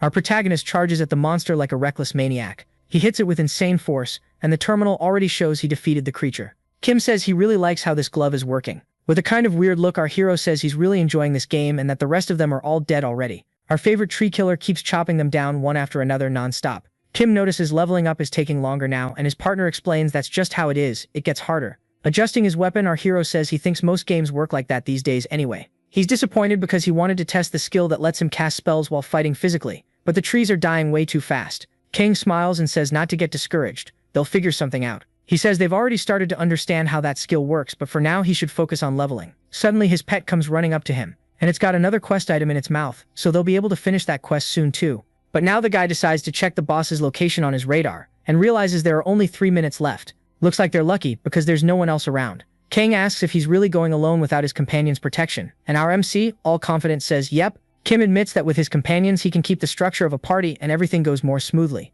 But this time he wants to try it on his own, because doing this kind of content solo gives the player a special rush. Finally, that tree boss appears in front of our protagonist. Excited, the guy immediately activates his dragon eye. Looking at the menu, he realizes all of that tree monster's skills are defense-focused. Kang explains there's a golden glow around it, which means it's an elite monster, and he says it's basically just a monster that's a bit stronger than normal. He points out that, like you can see in the monster's menu, most of its skills are defensive. That monster is known for really long fights, plus its attacks aren't that strong but you can end up exhausted. Kim gets excited because that'll only happen if the fight drags on. As the guy moves in to attack the boss, he hears his partner saying that obviously doesn't apply to him since he's got tons of extra points. He keeps running and grinning while he pops a few buffs. Kang feels like he's basically babysitting a puppy when he looks at this kid. The monster doesn't waste time and rushes in with a bunch of attacks at our protagonist, but he dodges them easily. Saying that tree is way too slow, he closes in and lands a clean hit. Looks like the monster wasn't expecting to get smacked like that and loses 5% of its total HP. Kim smiles and says he only needs about 20 more hits like that to finish this. The boss gets pissed and attacks, but our protagonist keeps avoiding everything like it's nothing. Those branches lash out while he mocks it, saying that at this speed it'll never even touch him. With just one finger he uses wind magic and slices those branches into a bunch of pieces. Kim goes back on the offensive thinking, and with 2 more hits, he activates a skill called Demonic Fists. A glowing symbol appears and a bunch of fire projectiles start blasting into the tree. On the HUD it shows the spell ignored 50% of the boss's defense, and now it's down to 75% HP. Right then, the monster casts something on the ground and our hero realizes it's starting to heal. Kim's plan is to hit it faster than it can recover. Something starts to change and the monster wraps itself up in its own branches. Our hero backs off and watches from a distance, realizing the boss is about to start phase 2. Kang explains that this boss has 3 phases total. After phase 1, with normal attacks, the boss will heal and enter phase 2. In phase 2, its resistances go up and it heals way faster. The big problem is that because of the phase 2 healing, most teams can't even last 5 minutes in phase 3. So that means he's supposed to beat it in 2 minutes, but since he doesn't have any status effects, he'll have to find another way. Kim notices his familiar wasn't kidding about the healing. This is going to be a huge problem. Our protagonist jokes to himself, thinking 2 minutes is way too much time. First thing he does is dump 10 points into his strength and his magic. When he does, energy starts pouring off him, and he charges the tree monster again. He hits it easily. The thing doesn't even have time to defend. Kim watches the boss's HP drop to 34%, and yeah, it doesn't look happy. Next, he activates the skill called Demon Fist. Satisfied, he realizes the Demon Fist options keep expanding as his hit count goes up. With this kind of spaced out look, he goes, I hit the jackpot. Then he uses an elemental arrow spell, and the boss's HP drops all the way to 0. Finally, the monster collapses in front of our hero. Celebrating his own win, he levels up again and gets the item C-infused tree bark. Back in the city, our hero turns in the quest request and levels up one more time. Kim says he's level 25 now, and the relic storyline is about to start. While he's thinking about how he's going to get that quest, Tina shows up and says her memories about the relic came back. Our protagonist thinks that's great, but he's also curious why it happened so suddenly. Kang explains her memories surface when she hits certain levels, so she starts explaining the second relic the Sorcerer King created. She finishes by saying it's Mirage, the phantom doppelganger. Kim realizes that to get the relic, he'll need to go to a part of the forest where elves live and earn their approval. The narrator says he proved he was worthy in the biggest game in the world, but something was weird. No player had ever seen an elf before, so of course everyone thought that was super strange. Kang says the update that added the level 25 elf area has been out for a year, and Kim will be the first one to actually see them. While he's wondering how he's even supposed to get there, Tina saves the day and says she knows the way to the forest. But first they have to get past the insane force field around it. She says the Sorcerer King did it before, and she trusts Kim can do it too. Tense and thinking it over, our protagonist figures it makes sense, since he has that unlocking skill. But before that, he remembers Drock told him to come find him as soon as he hit level 25. The old guy looks pretty happy to see our MC, and he explains that according to the records he'll need a special sword to break the force field and offers him something. Kim gets the blueprint to craft the anti-magic breaker item. He thanks him and says he'll test it out while he upgrades his room, and the old guy says he'll be there when he comes back to visit again. The terminal shows the requirements to upgrade the room have been met, and now it levels up to level 2. Now he's got the mine and the orchid house, and he also got squirrel workers.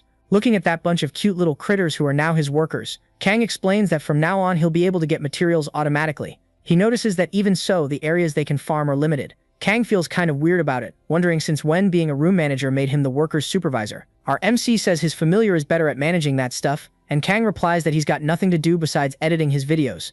Now Kim plans to head to the workshop since he needs to work on the item that'll break the force field. He wraps up by saying he'll leave the rest to them, while his partner says he can count on everyone. A while later, already in the workshop, our MC notices some materials look different and wonders if it's because of the room upgrade.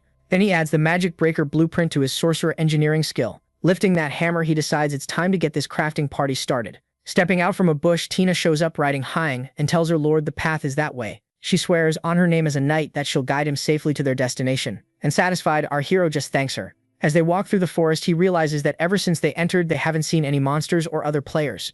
Kim is wondering if there are really elves around when Tina cuts in, saying that's the entrance to the elf village. Our MC gets that he can't see the entrance because of the force field, obviously, but his friend tells him to look down at his own feet. Doing what she says, he finds a hole right under the tree. Tina explains he has to go in through there, but the guy protests there's no way he can squeeze through that opening. She says the sorcerer could just use a spell and do it easily, but that's a problem, because he still hasn't learned it. So to his horror, she says there's only one way in. Then, a little later our hero says the game didn't need to be this realistic, and horrified adds that this is honestly a bit too much. Grinning, Kang says a lot of people would lose it over details like that, and Kim, a little tense, is jealous that he's a ghost and can slip through so easily. He feels relieved when he realizes there's more open space inside, and even some fireflies, starting to think it's not actually that bad. Tina says much to his relief that she can see lights up ahead. Soon after, the boy manages to get out and is surprised by what he sees. Looking at those beautiful trees, he wonders if this is the Forgotten Forest. He checks his minimap, but there's nothing. Tina says the force field that was keeping them out is right in front of them now. Kim watches his reflection on the surface of the force field. He touches it and says they must really hate outsiders. Kang looks surprised, asking if the guy isn't going to use his unlocking skill. But our MC thinks he shouldn't. Kim feels like activating that skill is kind of chaotic, and he honestly has no idea what might happen. And his familiar teases him, saying he could ruin any chance of having a good relationship with the elves. So he opens his inventory and pulls out the magic-breaking weapon. He draws it and says he's going with the standard approach. Our protagonist just strikes the village's shield. He opens a crack in the force field and slips through, hoping that tiny gap won't mess up the whole shield. Now they need to get to the elf village. He asks Tina which way, and she stutters. She says there's some kind of mana distortion effect in the forest, so she probably won't be able to guide him. The swordswoman looks crushed and apologizes, but our hero tries to reassure her. She's already done a lot. Kang is curious, because our hero is way too calm, but he explains it's all pretty cliché. As he walks, he says that, for example, in situations like this, the hosts usually come to them, and at that exact moment, an arrow proves him right. An elf tells the human not to take another step. Others show up and say they don't know how he got past the shield, but it could cost him his life, so he needs to leave. Smiling, a little tense, Kim apologizes for barging in, and explains he has no intention of fighting them. The girl says his intentions don't matter, and the only way they won't fight is if he leaves, and the look in his eyes shows a lot of determination. Our MC isn't planning to just leave, so he starts thinking about his options, like trying to talk them into it. Suddenly the elf girl gets startled and says, "It's been a really long time." All worked up, she says, to Stania, and Tina answers that she really has grown up, asking if it's been like 800 years already. The elf gets emotional and says she missed her, while our hero wonders if the two of them already knew each other. The girl asks who the human is, and Tina, a little awkward, apologizes for the late introduction. She explains he's her master, the one who will succeed the Sorcerer King. Then the elf apologizes for not recognizing the savior of her village, which makes Kim curious. Smiling, the girl says it looks like Tina still hasn't told him about that. Centuries ago, her tribe got huge help from the sorcerer, and our hero's surprised to hear that a lot of them still remember and are grateful. They talk, and the elf agrees to take him to the queen, since she knows he's there for the sorcerer's relic. Pumped, Kim feels like everything's going way too smoothly, and that getting the relic is going to be easy. A little later, they're standing in front of the elf queen, who says only, "Forget it." Our MC doesn't get that reaction. While she says it's true, the sorcerer left the relic there 780 years ago, but she asks why she should hand it over to him. Dying inside, our protagonist thinks he should have known nothing would be that easy. Our hero tells Queen Altair that if someone comes back for their stuff, the right thing to do is give it back. But she's furious and asks why humans use words like throw away and store like they mean the same thing. Kim has no clue what's going on. Annoyed, Altair says it all started with that idiot Sorcerer King. She says nobody knew if he was alive or dead until he showed up again after 20 years, and he destroyed the force field around the village like it was nothing. Kim just stands there, tense and awkward, listening. She explains that out of nowhere he dumped the relic in their village and told them to give it to his descendant, then left, even though they protested. After that, a bunch of monsters started attacking the village, all wanting the relic. Yelling, she adds that because of that bastard, they had to keep dumping money into security for the next 800 years.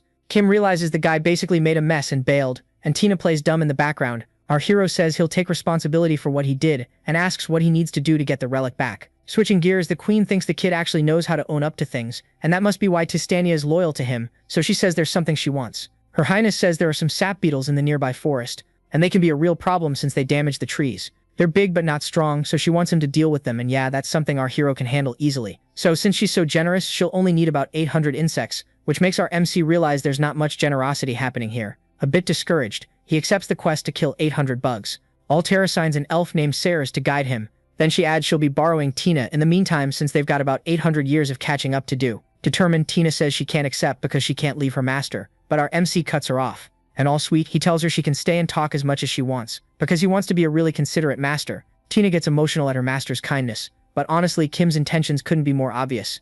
A while later, the guide says the forest is right there. He points out the bugs on the trees and says those are the sap beetles. Ceres explains the insects need a ton of nutrients because it's mating season, but the trees can't produce fruit like that. Kim thought he'd have backup from his pet, but she got lured away with food by Queen Altair. He's disappointed she doesn't even care enough to follow him after everything he did for her, so he walks up to get a closer look at one of his targets. He flicks his hand and strikes the insect. His guide asks if he isn't using magic, since the bugs are resistant to physical damage, but Kim doesn't want to hurt the trees. Ceres thinks about it and says, Yeah, he really does seem like the Sorcerer King's descendant. Our hero keeps grinding away, leveling up and getting along better with his guide. Excited, he tell your family member he only killed 40 of them, but he's racking up XP like crazy. Dude thinks he hit the lottery. Kang thinks it's pretty obvious why. He's the only one there, so he doesn't have to compete for mobs. Plus, he kills them fast, so it's an awesome spot to grind. Our guy is leveling up in the most efficient way possible. On a snowy mountain, which is a level 130 hunting zone, the top-ranked player on the North American server takes down a Yeti and says killing just one isn't enough to get the ice crystal. A girl walks up and tells Gunther, her lord, that he did a good job. He tells Kate she must have gotten tired of waiting for him, but she says her class isn't really good in that area.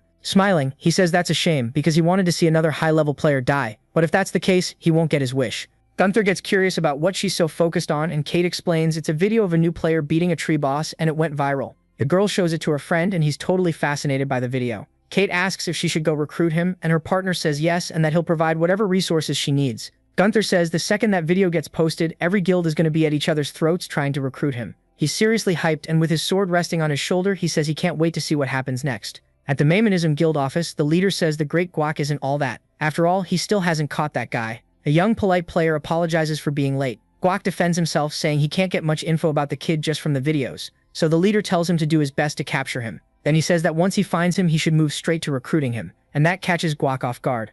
All fired up, the boss says the guild's image is already pretty bad, and not even Hanzo managed to beat him, so recruiting is the best move. And speaking of that, he asks how Choi is doing. Guac says he completed the transition to Blood Priest, which is a secret monk class, and his sync value when playing with Apollon is 107, 2 higher than the Divine Sword. On top of that, he's become the guild's main focus, thanks to his 8-star patron. Sync is basically a measure of how well the player in-game responds to commands from their real body. There's always some delay in that connection, and the smaller the delay, the higher the sync number. The boss says that's why they're being nice and should give the kid whatever he needs because he's going places. But Guac doesn't exactly agree that the guild is nice. Guac says the unique item the kid wants costs 10,000, which is a lot of money, but the leader doesn't even want to hear it and tells him to buy it. Not believing what he's hearing, Guac questions it, and the boss tells him to just buy it already and stop acting deaf. He says they shouldn't hold back resources when it comes to talent, and to buy it for 30,000 so they can show how far they're willing to go. He figures it's fine if all it takes to stay on good terms with a talented player is spending a few bucks. Back in the insect forest, our hero keeps wiping them out and leveling up.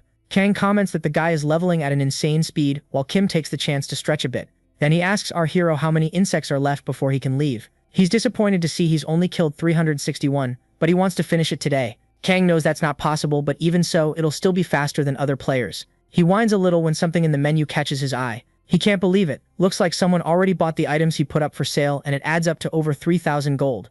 Kim wonders how much that is in real money, but his buddy tells him to chill and worry about the extra zeros later. He agrees and decides to collect his payout when he gets back to the village, but then he realizes time flew by and he's gonna have to log off. Kang says it took some time to get from the tree boss to the elf village, and our MC decides to open the skill pack later. He says goodbye and tells him to say hi to Tina and Hyung for him. Meanwhile, Queen Altair asks if Tina liked the tea, saying she had it made with special leaves.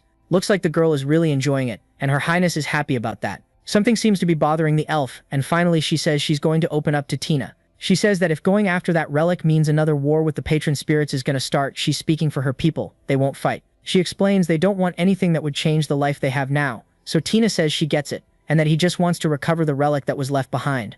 Altair says she doesn't need to worry, he'll get it back soon, but she still looks lost in thought. Tina asks what's up, and her friend apologizes, saying she just drifted off.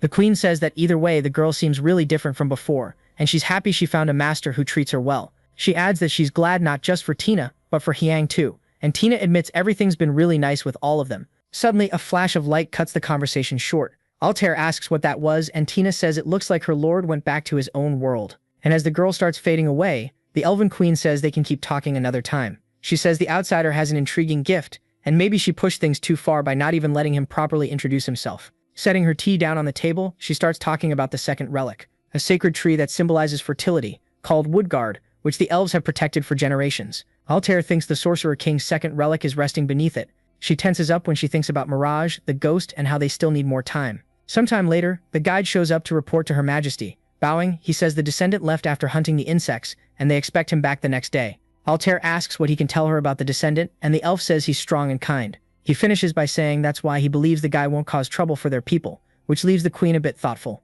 The leaves of the sacred Rudram tree have the power to completely remove any kind of mind control, and she had Tina take them because she thought the girl might be under some kind of forced mental control. But the girl acted on her own, which means the descendant is someone with good character, so she decides it should be fine to give him the relic. Altair asks if it'll take about a week for the descendant to finish the quest, and the guide looks kind of surprised. He says much to the queen's surprise that he'll finish everything tomorrow. He explains he slowed down near the end because he was tired, but the queen cuts him off with a firm no. She says the boy needs to spend more time there, and Sarah questions it because he doesn't get why. He finally seems to get it, and he pushes the queen to the edge when he asks if it's because he turned down her marriage proposal 800 years ago. While he's suggesting she's already 1700 years old and needs to act differently, she throws something at him, yelling for him to get out right now. The elf bolts and she calms down a bit and sits back on her throne. The queen grumbles that the guy thinks he's funny when something outside the window catches her attention. The guide hands our hero a return scroll, saying he can use it to go to the queen's office when he finishes the quest. Kim thanks him. Honestly, it's super convenient. Sarah's adds one more thing, a bit of advice not to wander too far from the designated area. He says it's safe around there because they've dealt with the monsters over the years, but if he goes farther out, there could be dangerous spots.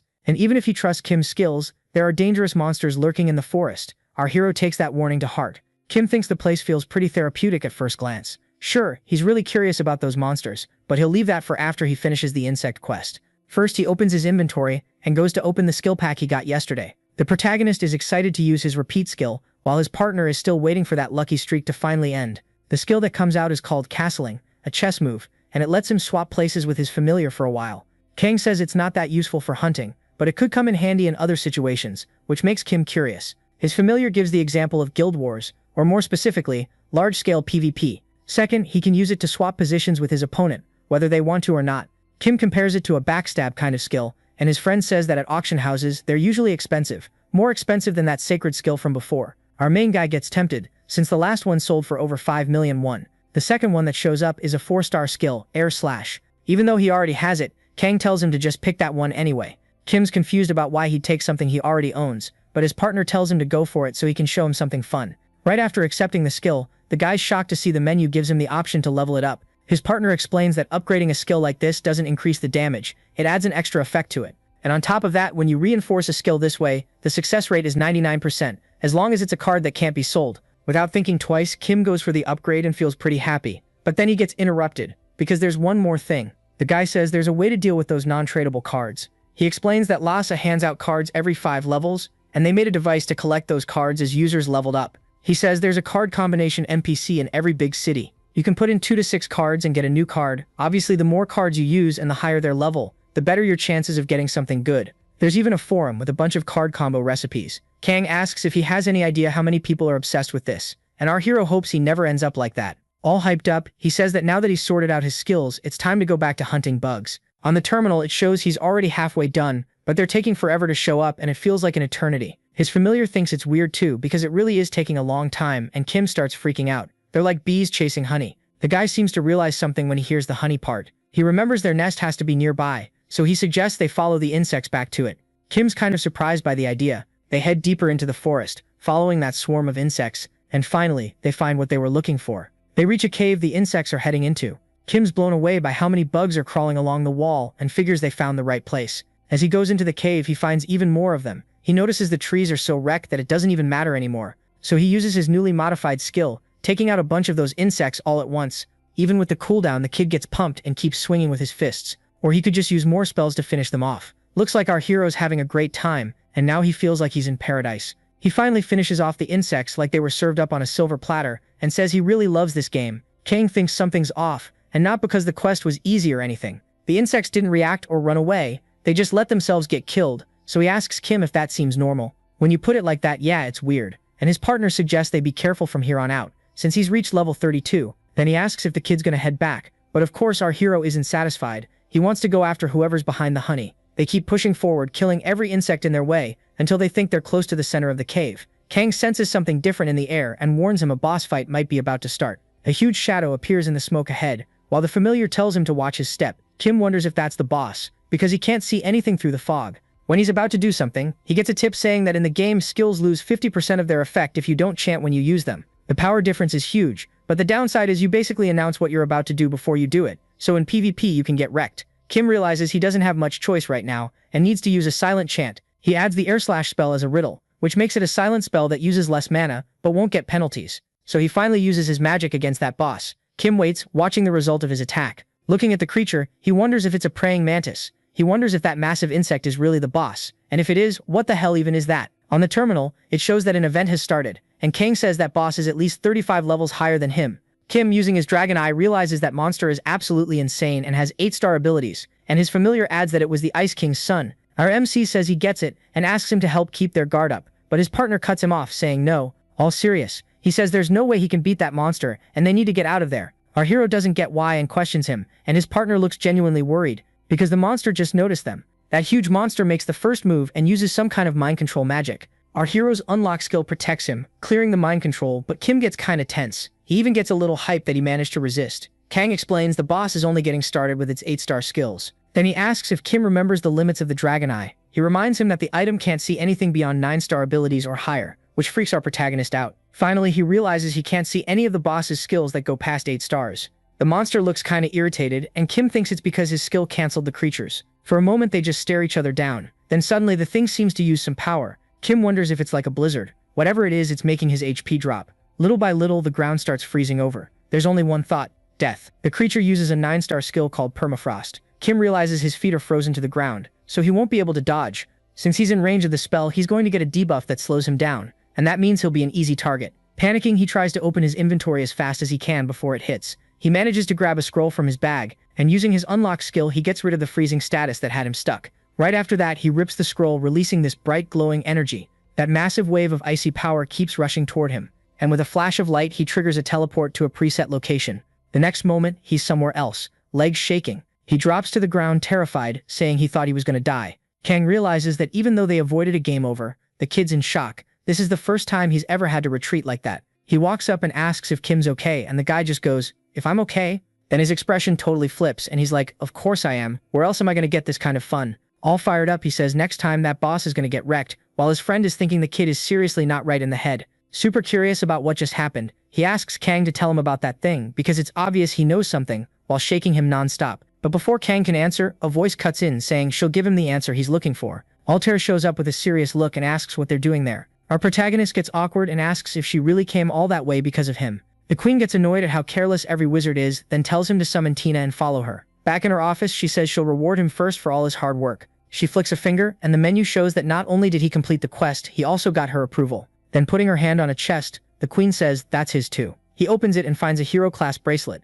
Kang says it's really good and he'll be able to use it for a long time, which makes our MC pretty happy. The familiar suggests focusing on hit spells next, stuff that has a chance to trigger when you land a hit. Those kinds of spells don't cost MP, and in theory you could even put a healing spell on hit so you wouldn't need potions anymore. There's also an elven bow as a reward, but Altair assumes it'll be more useful if she gives it to Tina, who thanks her for it. But now it's time to get back to the main point. She asks if he found the geyser fragment during the quest, meaning that weird praying mantis thing. Kim says he followed the insects to the cave and found it, adding that it's insanely strong. Altair says it really must be, and that it's basically a miracle he made it out alive. She adds that even though it's a fragment, to Kim's surprise, it's actually one of the 4 catastrophes. The 4 catastrophes showed up when the world was born. One of them is the sea serpent of the east, then there's the ice spirit of the west, next is the hurricane beast of the south, and last, the blazing phoenix of the north. Altair says even one move from these beasts can wreck a whole nation, and that a war between 2 of them turned an entire region into a wasteland. There are endless stories about them, but not enough real info, since they're basically legendary beings. But there's one thing the queen can say for sure: he can't even begin to imagine how deep their power goes. She says that like natural disasters, hurricanes, earthquakes, there's no real explanation for why they move when they do, and that's why every living thing in the world is constantly scared, like always afraid they'll get attacked again by these creatures with zero warning. Kim says it's a miracle the world is still in one piece, but Tina gently points out that sometimes good things come from these beasts too. Our guy's kinda skeptical, but his companion backs her up. She says that 800 years ago, an alliance of fake gods tried to take down the Phoenix because the existence of the 4 catastrophes was bad for them. Trying to put an end to them, 3 9-star beings and 15 8-star beings fought the entity. And in the end, they lost without even leaving a scratch on the Phoenix, and their 9-star leader, Hercules, died in the fight. That whole story leaves our hero stunned. Kang gets why nobody could summon Hercules in the game for 10 years. He died before he could become a patron. Kim mentions that a 9-star spirit is level 400, and gets curious about the catastrophes, but Tina quickly clears it up, saying they're around level 700 to 800. Totally shocked, he looks at the girl and she explains that's what the students at Acram say. Back to the point, our hero goes, wait, so a fragment of these ridiculously strong monsters is just roaming around the forest? And with the queen there, he asks if she really thinks that's okay. He suggests moving everyone somewhere safe, but Altair says she can't, because the elves need the Tree of Life to have children, and for that to keep being possible, they need a seed for another Tree of Life. That's the fruit of Rudron, which will be ripe in a week, but she doesn't think the monster is just gonna sit around and wait. But the queen points out that he already saw that thing isn't in normal condition. And he did notice something when he checked its stats with his dragon eye. He remembers it was at 1/3 HP and MP, so Altair says it's still suffering from the recovery. She explains that during the war, Dreadsure came to the forest to get materials for his final effigy, and that man helped them fight the fragment of the ice spirit. Using his insane magic, the Sorcerer King almost killed the creature, but it managed to escape at the end. For 800 years, that monster controlled the sap beetles to gather mana for it. She explains that the Tree of Life's fruit is basically condensed pure mana, and the monster took centuries just to recover 1/3 of its life. On top of that, she has no doubt the monster will attack them soon to get the elixir that'll heal its wounds. So in the end, she says she has no choice but to ask the Sorcerer King for help again. Then the elf stands up and formally asks our hero to save her and her people.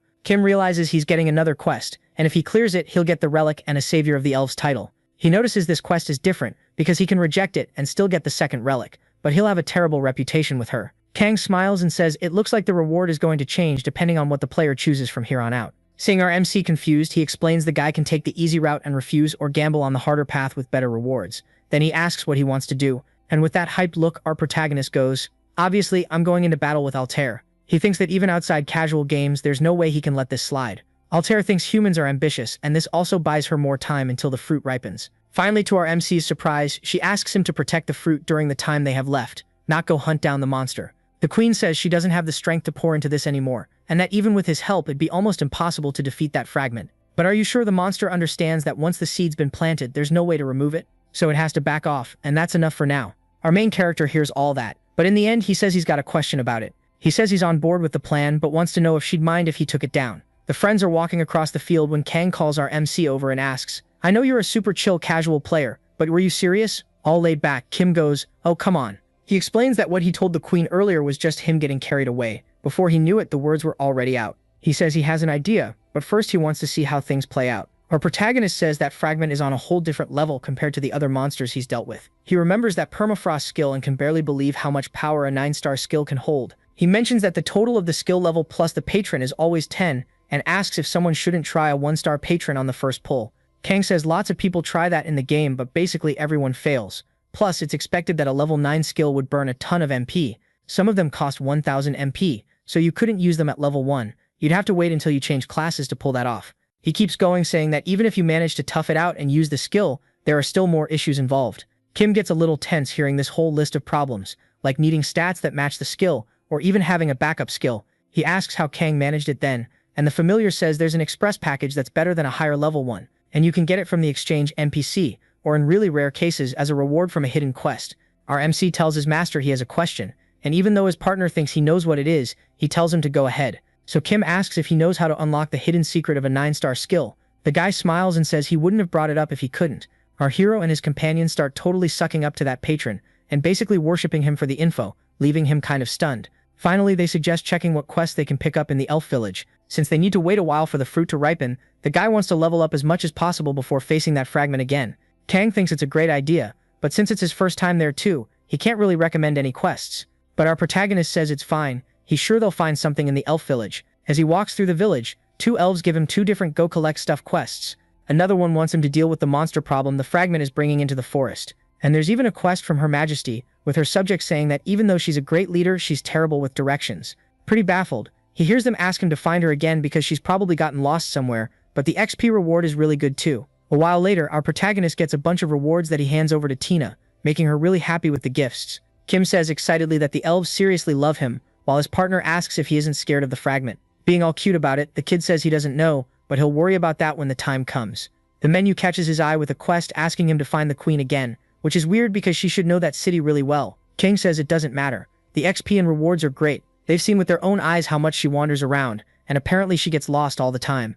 Kim wonders if elves aren't supposed to be good at navigating, thinking the whole elves are amazing at tracking fantasy is slowly falling apart. Sometime later, already deep in the forest, the kid finds the elf queen. He jumps up, calling out to the queen, but his partner grabs him by the clothes and yanks him back. Not getting it at all, Kim says he scared him, and asks what's going on. Kang asks where they are right now, and still confused, our hero says they're near the Tree of Life. Suddenly, it's like our protagonist realizes something. He remembers the Tree of Life is on the northern edge of the village, and the elves barely ever go there, so why would Altair be there? The woman keeps walking closer until she spots an entrance, and she starts heading inside. Terrified, our MC realizes her attitude is seriously suspicious. Kang asks what they're going to do, and Kim says they don't really have a choice but to keep going with the quest. Determined, he pushes forward and tells his supreme brother they need to follow the queen. With his usual excitement he says, who knows, maybe the queen's got something really fun for us in there.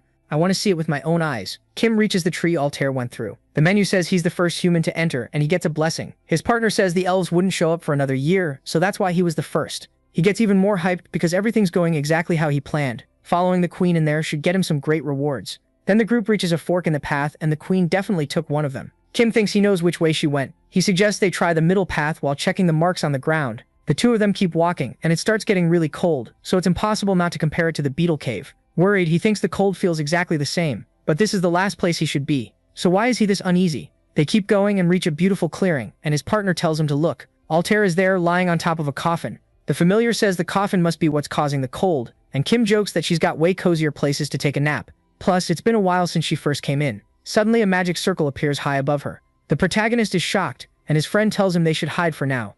Out of nowhere, the geyser fragment shows up, and Kim, already hidden, wonders what that thing is doing there. That icy air starts swirling around, spiraling through the room. Terrified, our MC realizes it's forcing all that cold air into the coffin. Kim gets more and more confused and worried about Altair, and tells his brother he's got a bad feeling about this. Kang, dead serious, says the queen didn't disappear, and to Kim's surprise, he says the elf turned into the fragment, explaining she has a skill that makes it possible. It's an 8-star boss-only skill called camouflage. Kim thinks it's been pretending to be the elf the whole time, and that's why it's trying to destroy the coffin. But his familiar feels like there's more to it. That thing turns back into the queen, and with a sad look says it's almost time. She turns and heads for the exit, while our hero holds his breath in fear. She walks out of the room and our protagonist, panicking, thinks he's about to get caught. Kang suggests they carefully assess the situation before making their next move. What they know is the fragment is disguised as the queen, and is trying to destroy the coffin. After that, it turned back into Altair and left the place. So he says he thinks he knows what she meant by it's almost time. Kim says they might get a clue if they take a look at the coffin.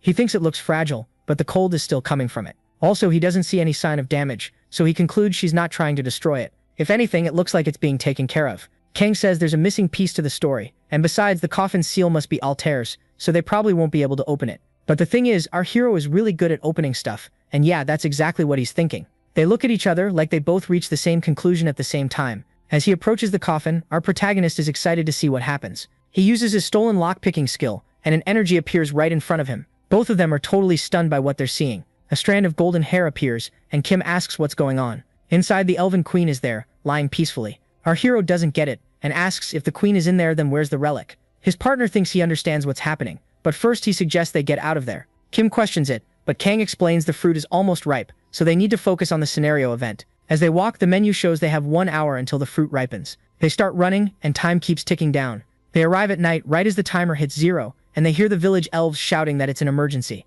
One of them yells that the monsters are coming. Chaos breaks out in the village, between orders to gather the kids and keep everyone safe. While they're praying for Rudram to protect them from this evil, that fragment shows up with an army of monsters. An elf gives the order for the archers and mages to get ready to fight and stay on standby. She thinks she gathered as many as she could, but it's still nowhere near enough against that massive monster army. Looks like the fragment brought every monster it could get its hands on. Right then, Altair shows up and says that if they get past that shield, not even the blessing of the sacred tree will be able to save them. The elf tells everyone to calm down and keep their minds steady, because it'll be a win if they can just defend their land.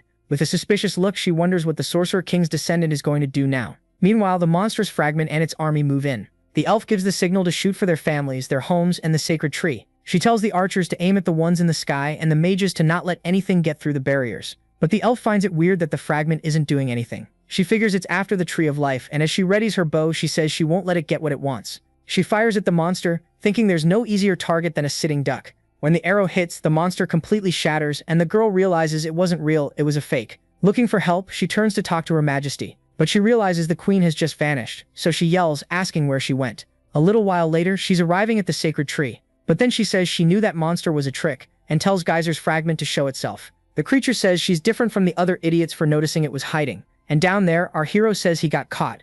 A pretty weird situation forms. Now we've got our protagonist, the queen, and this huge pissed-off monster. Kim thought she'd called for him, but Altair explains she called for the fragment, and the most confused one, honestly, seems to be the monster itself. Finally, the fragment says it won't tolerate that disrespect, and uses its permafrost ability again. At the same time, the elf fires back with a powerful fire spell. The two spells, ice and fire, slam into each other right in the middle. Altair gets hyped seeing that much power, and asks if our hero is okay. Kim says he's fine but mentions his arm, and the queen replies with a question. Judging by your reaction, how long have you known Master?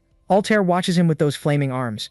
And our protagonist says he figured it out 2 days ago, when he followed her into the Tree of Life. At first, he thought the fragment was impersonating her, but then he understood when he saw the real Altair left inside the coffin. He knows the system wouldn't let someone else take the sorcerer's relic, but the system didn't unlock that quest. Staring at the woman, our hero says there's only one explanation. The sorcerer's relic is alive, just like her, and he calls her Mirage. Mirage, the doppelganger ghost, is the Sorcerer King's second relic. Even though she's intangible, she can become physical and take on other forms. Our MC says he missed a bunch of hints about that in the elf forest. He remembers Tina saying there's an effect in the forest that messes with mana, and it throws their senses off. Kim says he would have realized she was fake if he'd thought about it for a second, but asks why she's disguised as the queen. But the fake queen tells him they'll talk after the fight, because right now they need to deal with that fragment. The creature screams at them to get their hands off the fruit or they'll die, as it charges in to attack. Not intimidated, the ghost smiles and tells her master to watch closely, and says he's about to see just how powerful this sorcerer relic can be. Our MC gets curious, and Tina explains that the 7 dolls are known as the sorcerer's masterpieces, but the ghost has a special ability. Tina finishes by saying it can turn into your worst enemy. To the fragment's surprise, the ghost turns into the Sorcerer King, and says they should finish this already, since it's been like 800 years. Looking at his arm, he realizes not even half his powers have come back yet. Flipping the monster off, he says that's still more than enough for someone like it. The fragment gets really pissed, calling him a weak human. A bit confused, Kim thinks Mirage's personality is kind of different. The monster attacks, screaming for him to die. Mirage, on the other hand, says the monster is nothing but a tiny insect. He easily blocks the creature's attack with his bare hands, and even the fragment looks surprised. That wizard starts mocking it, asking if that doesn't bring back memories from 800 years ago, which just pisses off the giant bug even more. Then it uses an 8-star skill called Blizzard Nova, and the wizard comments that it's a pretty cool trick, but he calmly starts casting a fire spell, and yelling, "Calamity Inferno." He completely cancels out the fragment's attack. Kim says he's gonna end up destroying the village like this, and Tina explains that's just how the wizard is. 1 or 2 villages don't really matter to him. In disbelief, our protagonist wonders how someone like that ever became king. A menu pops up saying his stats went up because he witnessed someone with the same class as him, just way better. Kang asks why the kid is just standing there watching, and our MC says the guy's so good there's basically no room for him to jump in. The familiar agrees since the guy's already used more than 30 skills, and the craziest part is they're all master level. They get curious what level he even is, and Tina explains it's possible because His Majesty was born with a divine body. He was born with the divine body skill, and as he leveled up, he got double the points normal people get. Kim thinks that's awesome and says he wants that too, but his partner calls him an idiot and says he gets triple. Now there are 5 minutes left until the fruit ripens, and the Wizard King is done playing around. Time for the big finale. The wizard uses a huge power against the monster called Ultimate Stone Cuffs. The creature curses at him, realizing it's a skill meant to restrain its movements. Meanwhile, Tina says the injuries from 800 years ago, the ones the wizard inflicted, have opened up again because they reacted with its mana. Kim grins and thanks her for the explanation, while Kang looks kind of worried because he knows exactly what that kid is thinking. The menu shows the event has started, and he has to protect that fruit from the fragment, but it looks like the guy has something up his sleeve. That catches Mirage off guard, and a massive white flash appears right in front of him. The creature starts cracking, which freaks the wizard out. Looks like that thing is shedding its skin. Back when it was just a small shard of ice, it had no intelligence and only moved based on instructions planted in its mind. But after taking an attack that nearly killed it, its mind awakened and the monster started questioning itself and its own existence. But it could end that suffering by getting its hands on the fruit, and that would let it reach the peak of its existence.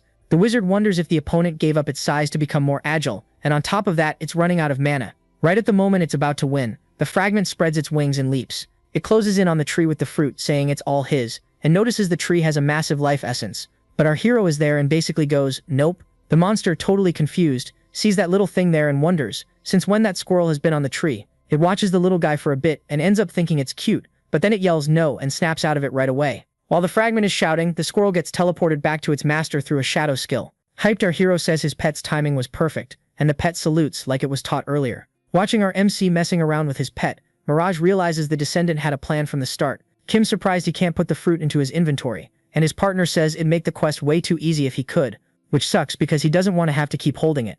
Then Hyun gets all happy because her master asked her to hold on to the fruit a little longer. The creature loses it, calling him a little bastard. It charges at our hero and his pet, demanding they give the fruit back. Kim figures it must have burned a ton of energy shedding its skin, and right then Tina appears in front of him to protect him.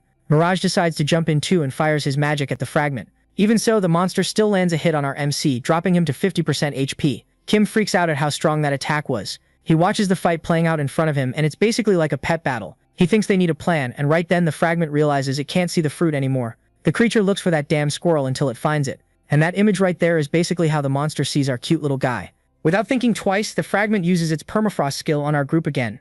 Everyone starts freezing really fast, which is weird because they were sure that skill should still be on cooldown. Kim realizes the monster used some ability to reduce its cooldown time, and the moment he breaks free, Kang warns him another attack is coming.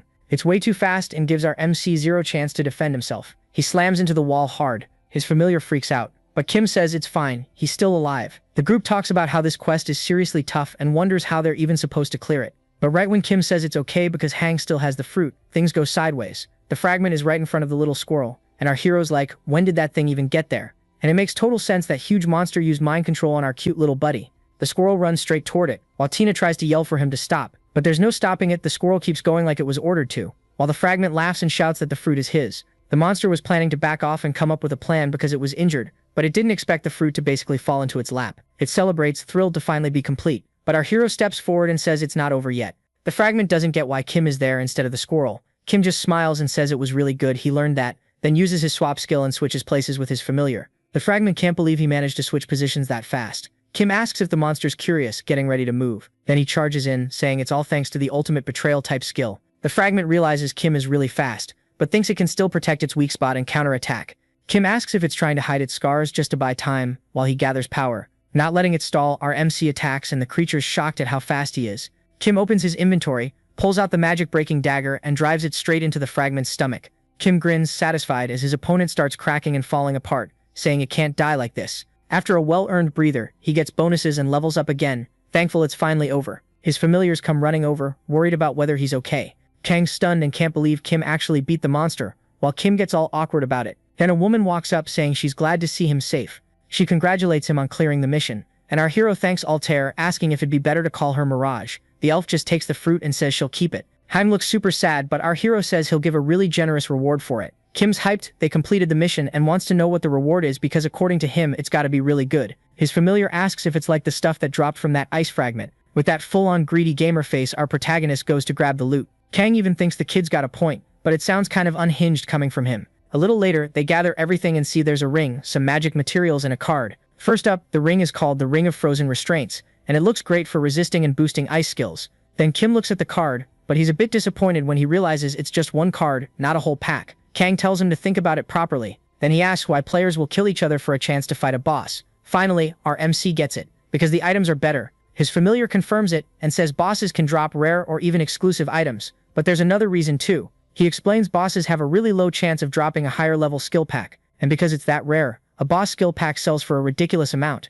Then he adds there's another situation where you get just a single card, and to Kim's shock, he says it's when it's a skill that used to belong to the boss. Our protagonist checks the boss's skills and asks if he's saying he could get any one of them. He gets worried and asks if the card has any class restriction or something, but his partner says no. Kim admits any of them would be great, except that 6-star one called Mantis Form. He decides to check the last item, a white ice crystal, which is a legendary crafting material and contains an unimaginable amount of life energy. Our MC is kind of surprised by that description. The menu warns that this triggers a despair trap for our hero, explaining that the ice spirit will be watching him from now on. Kim freaks out and wonders why this is happening to him, asking why Mr. Ice Spirit is doing this. He tries using his unlock skill. On the terminal, it shows the curse has been removed, and now the two of them can finally breathe again. Still tense, he decides to check the last item in his reward and finally opens the skill card. He celebrates, super emotional, for getting the 9-star permafrost skill. Kang congratulates him and tells him to dump all his points into that. Our protagonist admires his status window, which looks really nice now with so many skills. Kim says it's better to save some points and get good at whatever skills he can. After seeing Mirage fight, he doesn't know which skill might end up being useful, because even a low-tier skill can be good.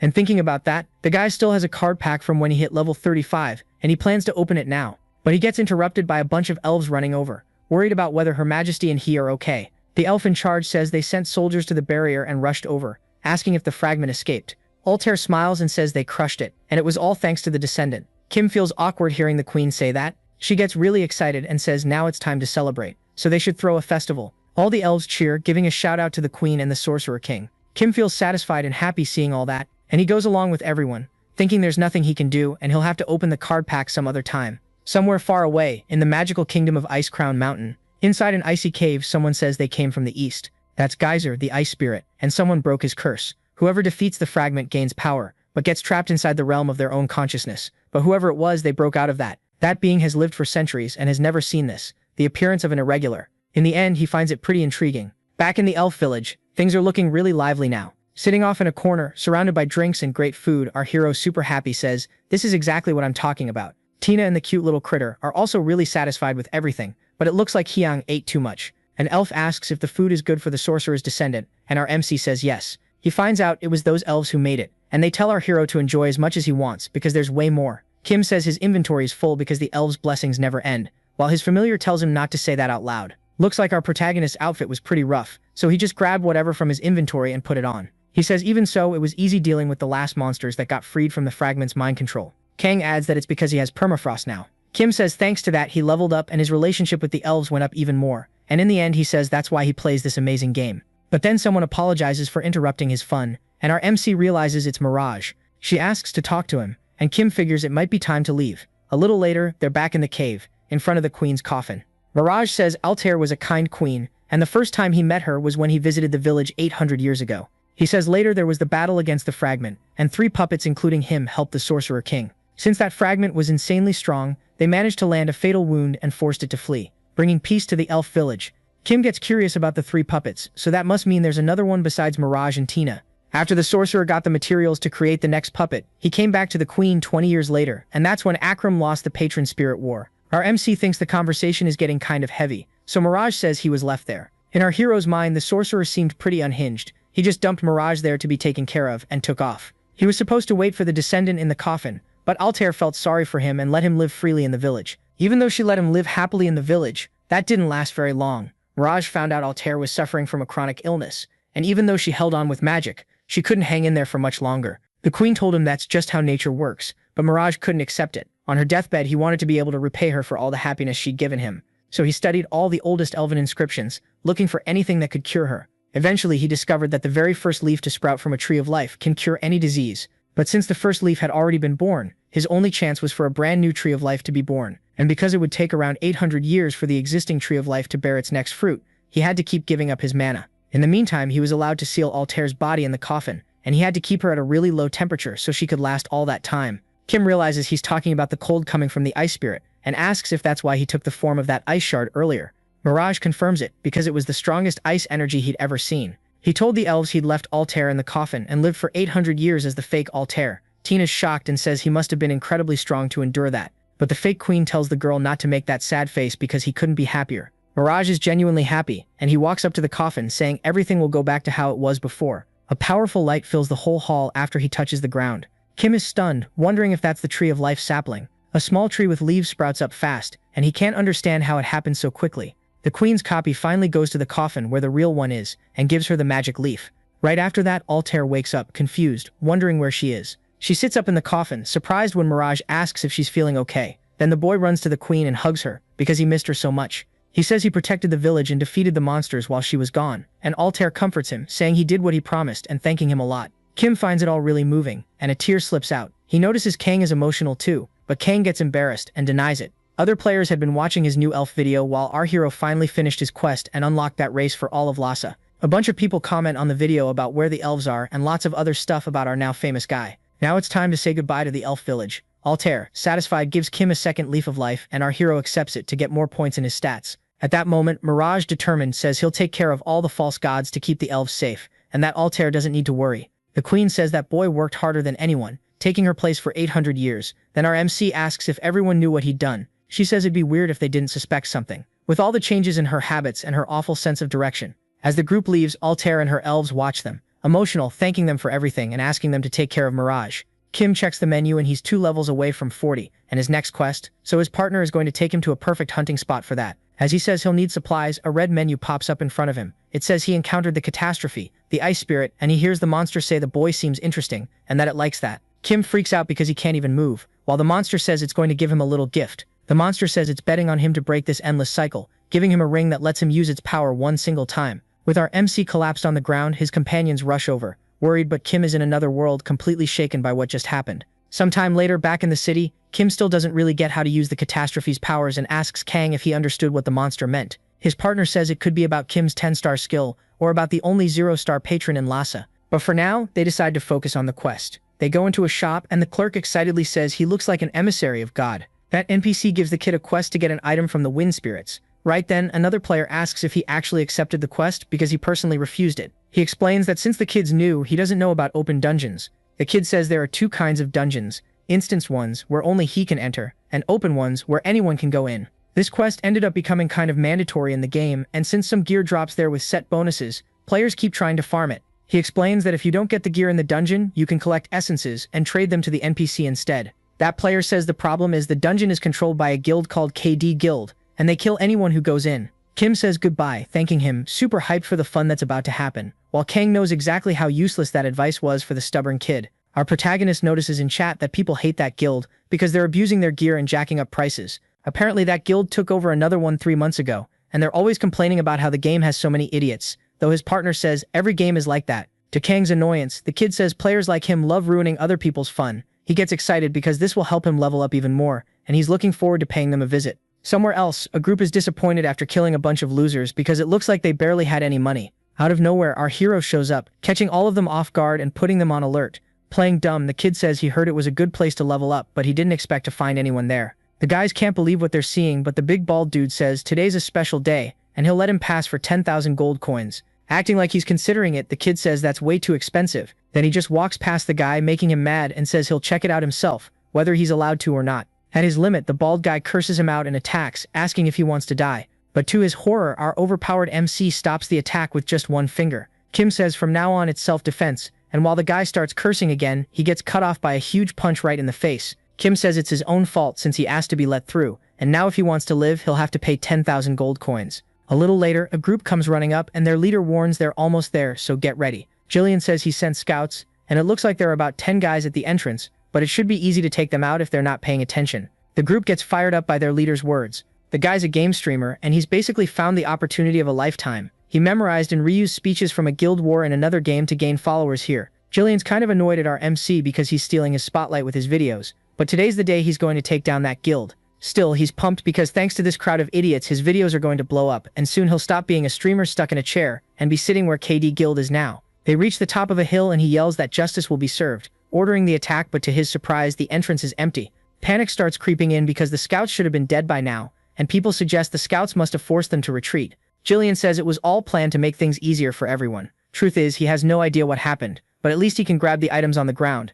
As he's about to do that, something zips past him, hopping around, and to his shock, he realizes some damn squirrel stole everything. The little thing runs into the cave and the leader orders everyone to chase it, but then they're interrupted by screams that sound like they're coming from a lot of people. Another group shows up, saying they knew that monster wasn't alone, and they charge in. The dominant guild's group tells them to screw off and get ready to fight, calling them intruders. Kind of lost in the chaos, Jillian tells his followers to attack too. Nearby, inside the cave, a guy on the ground calls Kim a monster, but Kim thinks it's perfect. He's getting XP from the monsters and loot from the guild guys. Hong comes running up, bringing a bunch of items to our MC, who thanks him and says he really is the best. Tina tells her master that she and Mirage are going to split up now because it's more efficient, but Mirage doesn't really seem like he wants to fight. Kim, worried, tell them to head straight to the room if they sense any danger. Then the three of them split up and go in different directions. He watches his adorable familiars with a satisfied look while something comes rushing up behind him really fast. He even mocks the person who attacked him, saying an attack like that would never work on him. Kim was expecting to face like 100 people, but there's nobody else there, while Kang explains that a guild can have up to 150 members. He says the number of players in a guild depends on the leader's level, and the Big Ten have over 500 people in their guilds. Our hero says he can't even imagine that, but hearing it just makes him want to mess around even more. A little later, more guild members charge at our hero, thinking there's no way he can handle all of them. Kim can't believe they're trying to take him down using the mob drop technique. Kang explains it's when someone lures a bunch of monsters and drags them to the target, then they teleport away or vanish, leaving the target to deal with the mess. Right at that moment, the two guys go into stealth, but our cocky MC just thanks them for the free mob delivery, gift wrapped and everything. Then he uses his powerful permafrost skill. Kang realizes that skill does over 100 damage, and combined with an item that boosts his damage, it can wipe out any level 40 character. The guys scream in panic because they'll get penalties if they die again, but our hero doesn't care at all. He's just having fun with his new skill. He picks up the item since his squirrel isn't around, but something in the cave catches his attention, and it doesn't look like Tina or Mirage. Kim gets a bit tense when he gets there and sees a bunch of unfamiliar guys surrounding a wind spirit that looks really powerful and kinda evil. From hiding, he realizes the guild guys are fighting the raid boss, and his partner says they're well trained for this. Our hero notices those guys are strong, but there's something weird about the way they fight. Curious, he asks Kang if a guild member can PK another guild member, and the answer is yes, if they're in different parties. The familiar explains it's easy to make a 4-person party, but to form a bigger raid unit, they need permission from the feudal lord. The guys in front of them are split into two separate groups, and using his dragon eye, our MC checks one of their stats. Still hidden, our hero activates his silent casting skill while watching the guild members fight the boss. He gathers fire in his hands and throws a fireball just like the one a guild member used, except he aims it at the other guy. That guy gets furious and starts cussing him out, but the mage knows it wasn't him, and that he hit the boss dead on. Kim is happy with the result, and Kang is shocked because the guy chained skills cutting the fireball with wind magic and then using his own spell. When things settle down, the guild member asks them to cover him while he attacks, but out of nowhere a massive fireball flies straight at the guy. This time it nails the poor dude. Pissed off, he accuses the other group of betrayal, saying they're trying to kill them and keep the boss for themselves. Kang can't believe what the kid managed to pull off, and our MC says a casual player like him lives for causing this kind of chaos, and he adds that all they have to do is sit back and watch them tear each other apart, and soon after, with spells flying everywhere, the unlucky guy's items drop to the ground. Kim says now they just need the finishing touch while looking at the boss, but he thinks it's weird that it isn't attacking him. Suddenly, the creature starts reacting to something in his inventory, and a golden light jumps from him to the dungeon boss. The wind spirit is called Silfrey Wine, and she thanks him a lot for the help, because thanks to the elves' sacred leaf, she was able to regain her consciousness. To his total surprise, Kim gets a quest to help the woman and her wind spirits that were corrupted by a demon. In that world, multiple races coexist with humans, and besides the human world or the in-between world, other realms exist too, and those realms are heaven and hell. Those three realms are the pillars of the world of Lhasa. Kang gets pissed that creatures that strong are being mentioned in a low-level area. Demons only show up after level 200, but for them to appear like this, he figures they must be nerfed, so Kim asks if it isn't bad for this place to be contaminated like that. Since this is a starter area, the familiar confirms it is, and then starts explaining how it happens in the original story. When the demons appeared, the players would do a quest to wipe them out alongside the NPC, and they'd get a reward based on how many they killed. He explains the event didn't have a level limit, so the top 10 fought on the front lines. That makes our MC curious about how the story ends. In the end, the NPCs beat the demon leader, and he runs away, which is pretty cliché. Contaminated zones popped up where nothing could live. Smaller guilds complained, but since most people liked it, the complaints got drowned out. To our hero's annoyance, he hears from his friend that Luana had to be rebuilt later in a successful event. Kang says that back then people said the event came out of nowhere, but it might have been a warning of what would happen everywhere. Our hero asks if the domains would be stopped if he finished the quest, but his partner doesn't know because they could invade somewhere else. He adds there are too many variables, but Kim's already in the zone and admits he's always wanted to play the hero who saved the world. The guy accepts the quest and the NPC says that no matter how hard she tried, she couldn't free the spirits and ended up getting corrupted from contact with dark energy. She says she'll probably get corrupted again, and when our MC asks, she explains the way to prevent it is that, pointing at the cave wall. She touches it and starts chanting in another language. Kim's shocked when a secret entrance opens, and she says she did her best to deal with it. They walk through the hidden passage until they reach their destination, a massive surge of evil energy. The spirit tells him to push forward and destroy the demonic core, but our hero tells them to leave because she's not doing well, and now he already knows the way. Once they're out, Kim worries about her. She apologizes for the trouble, explaining that spirits are basically manifestations of nature's energy, and because of that, their energy gets messed with pretty easily. Kim gets it and comes to his own conclusion. That item makes the area feel like the demon world, and since there are only 100 of them in hell, there's always a guardian assigned to it. Kang says the difficulty depends on the guardian, and once Kim understands that, he decides to go back. He checks with the woman if destroying it is enough. Telling him to be careful, the spirit woman says she'll take care of the other lower-level spirits. Our MC explains the plan to his familiars, but while Mirage is scared of demons, Tina is not only excited, she says she's got something for Kim. Then to his surprise, she pulls out a pack of mid-tier cards. Kang thinks it's weird because he heard there was a level delay, but our MC just wants to open it already. Hyped, he opens the first card and notices it has a rainbow glow. Our hero gets excited and says he's never seen that, while his familiar congratulates the lucky guy on a new 8-star skill. The skill is a really strong buff, but the guy complains the other cards are low tier, which drives Kang crazy because of how greedy he's being. That skill's gonna help a lot when he's totally screwed. The last card is a mount skill. Good, but nothing rare. He makes his choice. Even though Tina's sad and interested in that skill, he picks the 8-star one for his family. Now that everything's settled, Kim can kick things off, and when he touches that core, he realizes it's a hidden dungeon. The menu asks if he wants to enter the dungeon, and of course our hero isn't turning that down. He keeps walking through that weird place and gets disappointed, because he expected more. It just looks like a normal dungeon. Kang says every dungeon has its own quirks, and tells him to look up, where he finds something that looks like a purple crystal. While he's wondering if that's the demonic core, something approaches, and in an evil voice asks how he dares. A huge raging minotaur appears and introduces himself as Kroll, servant of Agares, a duke of hell. Kim gets ready, thinking he just needs to kill the big bull and destroy the core, but Tina steps forward, asking him to leave it to her. She says demons are pretty straightforward when it comes to fighting, and she wants to test her new skills, but our MC worries because she's only level 15. His partner tells him to let her go if she gets hurt. She can recover in her room. so Kim allows it, and Tina doesn't waste a second. The Minotaur realizes she's a homunculus and charges her, saying this'll be over fast. He tells her to die and swings his axe, but right then a light fills the place and Tina appears at full power, ready to fight. Kim starts rooting for his friend while his partner says that, since the sorcerer's quest was legendary, the monsters in it were way stronger than this one, and this dungeon is only hero class. Kang adds that, honestly, what he really needs is a nerf. The fight keeps going, and Tina slowly starts getting the upper hand. She mocks the Minotaur, and it gets more and more pissed, asking how she dares to make fun of him. But the girl's had enough and wants to end it. She activates her new Radiant Order skill and lands a huge hit on the monster. The Minotaur drops with a hole in its chest, and our MC realizes it must have given a ton of XP because the menus went crazy. Tina's super happy she defended her lord's honor, and he thanks her a lot. And he gets a badge that, according to Kang, is tied to that event he explained before. You can collect them and trade them in for a nice reward. Our hero gets the hint and gets excited, but first he wants to take care of one little thing up there and fires a flame arrow at the evil crystal. With that, he clears the dungeon and gets teleported back to the cave, right in front of the spirit woman. She thanks him, happy he finished that mission. Then our guy asks if everything's going to be okay again now, but she says that because the contamination was so massive, nature's going to take a while to do its thing.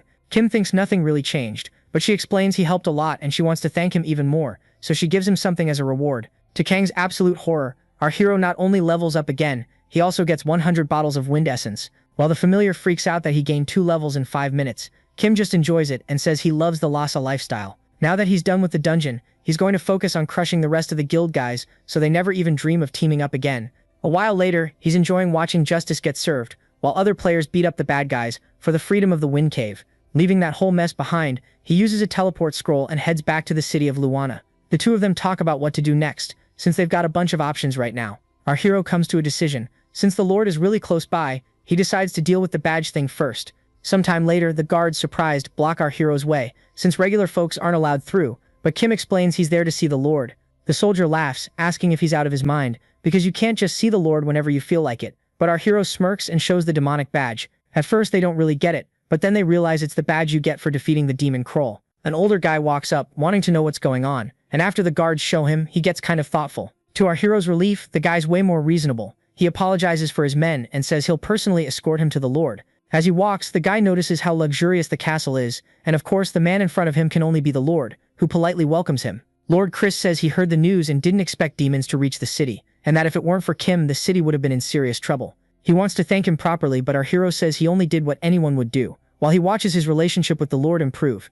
he says he couldn't ignore a visit from the hero who saved the city from demons, so he asks his butler to bring the reward. Kim's really happy when the guy says that since he didn't know what Kim would prefer, he prepared one of each. He's surprised to receive 10,000 gold and permission to form an assault unit, but the Lord says it's nothing and hopes it'll be useful. The older guy is genuinely grateful and says that if there's anything else he wants, he can probably make it happen. That gets our MC thinking, and he comes up with an idea. Far from there, that earlier group celebrates finally taking control of the Wind Cave. Everyone gives Jillian a shout out, and he gets emotional. He knows there weren't many from the other guild, but honestly that doesn't matter. The guy's really hyped and thinks he's about to get rich now that they control that cave. Suddenly a guard shows up and kills the vibe. He says that from now on everyone will need permission to enter that dungeon because of the demon incident. The group complains, but the guard says he'll arrest anyone who goes against the Lord's orders. That streamer panics because, after everything he did, the cave is basically a lost cause. Kim's talking with his friend about the assault unit, since he likes playing solo, but Kang says he could totally end up being a raid leader someday. Anyway, Kim figures now's the time to head to a hunting ground and train some more. When someone walks up and goes, "God of War," our MC's shocked because Hanzo shows up all friendly, saying he can't believe he ran into him there like out of nowhere. The ninja starts freaking out in a cute way, thinking it must be fate, and it reminds our MC that this guy really does not listen to other people. Kim gets curious because Hanzo's on his way to the Lord's castle, so Hanzo explains he got a mission from the butler there. But he has to finish the quest today, so he'll have to cut the meetup short, and just as our MC's about to dip, the ninja grabs him. Fixing his hair, our guy asks what's going on. Then finally, Hanzo says he wants to ask a favor, and sends a friend request. In a kinda creepy, super awkward way, he asks Kim if he'd like to be his friend, and then gets all tense because he just asks such an important question. Smiling nicely, our hero says, "Got you," and accepts. Hanzo gets all emotional, tears in his eyes, thanking him at the top of his lungs. A while later, our hero meets that old guy again, and the man says Kim got strong really fast. Kim politely says it's all thanks to him, so Drak gives him a little gift before talking about the next relic. Kim's surprised to see a soul stone, and that's not all. Drak hands him something else too, saying he figures Kim probably wants to make something for his familiars as well. Our MC thanks him, because he just got a beginner blueprint for making puppets, which is honestly pretty interesting. Drak goes on, saying what Kim pulled off is insane, because according to old records, controlling puppets is hard, but Kim controls two perfectly. While the old guy is totally melting over how cute they are, our MC knows it's all thanks to his stolen unlock skill. Staying optimistic, our guy knows he doesn't have enough mana to control all 7 puppets yet, but he figures something will happen by then to fix that. Now it's finally time to talk about the third relic, and Drox says it's being kept under some really weird conditions. All excited, the old man says it's being held in the Empire's palace. He explains that 800 years ago the Sorcerer King unified Akrux and built the Empire, but it fell apart after the war with the patron spirits, and ever since then the bloodline's been hanging on by a thread. So the Kingdom of Remark managed to hide from the patron spirits by changing its name to Akram. The old man explains Akrux ended up being maintained by the 4 biggest countries around. He talks about the state of Ruindera, where you go to gain knowledge before reaching your second class.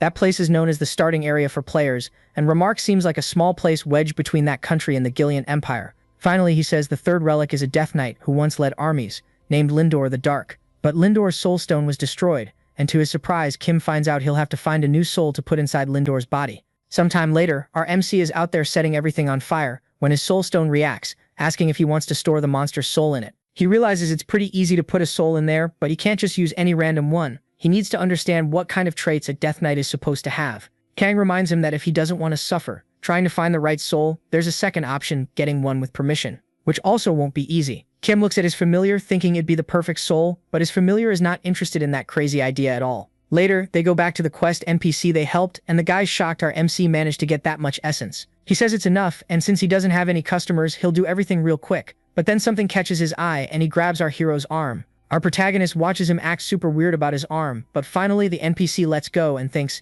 these muscles, he really is my soulmate. He says young people look down on blacksmiths these days, but he's seriously starting to like Kim, then gives him a pat that almost kills him. Then a secret quest pops up which will teach Kim how to craft defensive items like the ones he went to get. A while later, the duo keeps going on their way and Kim thinks Christmas came early. Kang says his crafting skills are seriously good now, and the guy realizes he'll soon be able to put together a full hero class set. They talk about the quest and figure out he'll have to head to the Harpy Cave, where he'll find the Harpy Queen and the wind feather he needs. His familiar jumps in and says there's another quest he can do too. This one's about a medicinal herb that only grows in a valley. Kang explains it's basically delivering the herb to the Lord's butler so he can cure his granddaughter, and our MC realizes he can kill 2 birds with 1 stone. A while later, already at the spot, our MC checks his radar looking for the area boss, but it's the quietest hunting ground he's ever seen, and his partner knows why, telling him to look up. Kim looks up and gets it. All the monsters are flying around up there. Kang explains they're tough targets even for ranged attackers because they're fast and can dodge most attacks. While they're complaining about how annoying that is, one of the monsters seems to notice our hero down below and lets out this weird screech. It swoops down to attack, but our overpowered hero dodges easily and counters with a clean punch. Kim's surprised. He expected them to be stronger, but his familiar says if you can crush them in 1 hit, it's pretty easy. Warm-up done. They keep searching for the boss, and near a waterfall, Kim thinks he's found what he's looking for. Finally, he sees a majestic creature approaching, and yeah, it's definitely the Harpy Queen. Kang tells him to be careful because she uses magic and she's a pain to deal with. But our impatient hero says he gets it and immediately fires flames up at the boss. The fire arrows fly toward her, and she blocks them easily while looking down like a human. Deciding on the spot, she licks her lips, thinking how delicious he must be, and dives to attack. She charges in saying she'll eat him alive, and the two clash, testing each other. The next moment, the Harpy realizes this won't be so easy. She can't even figure out how he blocked her and grabbed her leg. With one simple move, the guy slams her into the ground like it's nothing, and she feels just how strong this protagonist really is. It's a solid hit, and thanks to a critical, she's stunned for a second, long enough for him to keep the pressure on.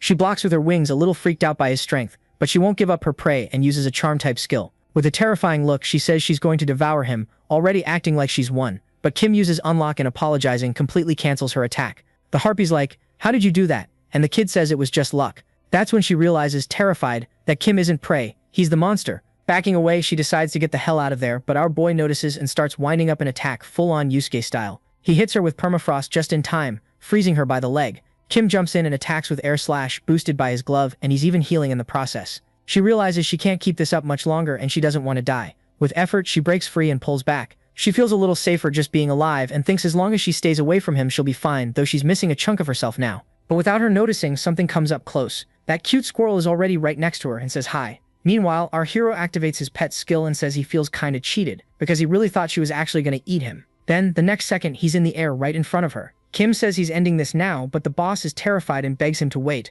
Touching the Harpy and using his skill, the monster screams in desperation, getting slammed into the ground with insane force. The boss is defeated and he realizes he lost 10% HP, even using her to cushion his fall. Kang can't believe what he just saw, and our hero admits he even thought about persuading her, but changed his mind pretty quickly. Our protagonist says he wishes the Harpy Queen had been a bit smarter. He mentions that all the event bosses were intelligent, and they also worked like a rite of passage to reach the sorcerer's relics. Our hero says he could have gotten something extra out of this quest, but his partner says it's always good to have a plan B. He's worried because normally players hit level 50 before they even get there. But this is Kim, so he should be fine anyway. Finally, our protagonist checks the drops and gets an awesome item for his squirrel, which makes it super happy when he equips it. Kang says he got lucky again, since pet items are really rare, and adds that they should wrap up some other quests and move on. A little later, the guy hands the herb to the butler, who thanks him like crazy for saving his granddaughter. To show his gratitude, the old man gives him a pack of cards and also maxes out his relationship level with him. The blacksmith is happy too and thinks he was actually way faster than expected, handing over like promised the blueprints to craft the special items.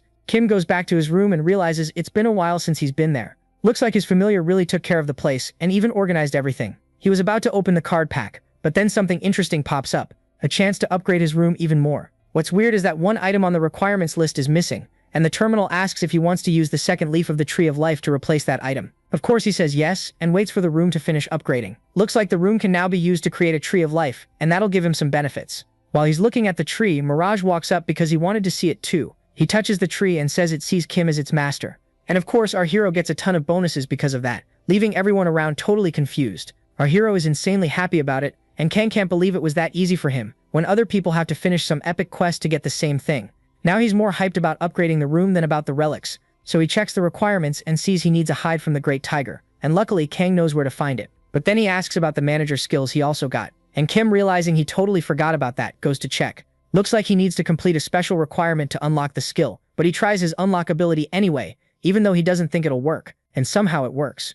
All the familiars get new skills, and Kang says it'll be really useful if they use it the right way. Our MC feels like that was way too much info all at once, but his partner will handle it for him, so he doesn't need to stress. His familiars tell him he can go do what he needs to do, and leave everything there to them, and seeing them all excited makes him happy. Grateful, he heads to his workshop and starts crafting. Looking around, he gets a little nervous when he notices there are 2 blacksmith hammers there. He keeps following the menu tutorial until he gets why, because it tells him to put 2 of those bars into the forge, which kind of freaks him out. But the old Kim is gone. Now he's mentally trained for this, and he'll be able to keep up just fine. Determined and full of energy, he gets to work, hammering like his life depends on it. After a while, he finally gets the payoff. His hero-level item set is done. Tina and Kang show up, praising his work, and he says those items are good enough to use even after a class change. And to Kim's horror, he says he heard legendary or unique item sets are basically impossible to craft. Either way, his focus is somewhere else now, so he pulls out that card pack, apologizing for making it wait. He gets tense because it's one of those packs that only has a single card inside, so he can't keep using his ability over and over on it.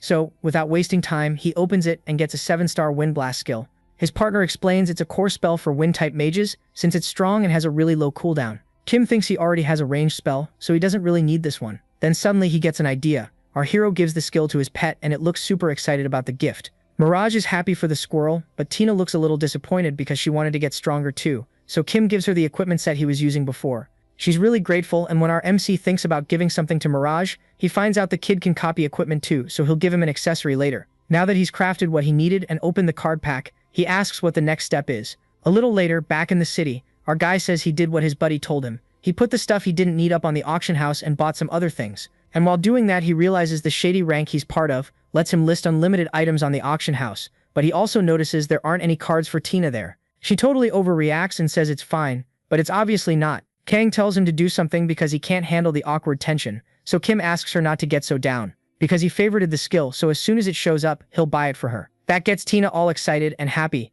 Kim says he's finally wrapping things up in Luana. Kang agrees and tells him to go check the teleport NPC in the shopping district. That way they can go straight to Tiger Forest to finish the quest. So the 2 of them head to the teleport spot. The NPC welcomes them, but right away says Kim's level is kinda low, and it could be dangerous. Our hero thinks he'll be fine. Still, he says if it looks like he's getting in over his head, he'll come back. The NPC agrees, so Kim picks the Kingdom of Remark as the destination. He pays the 5 gold coins for the trip and starts the teleport, while the NPC blesses him and says he might feel nauseous during the process.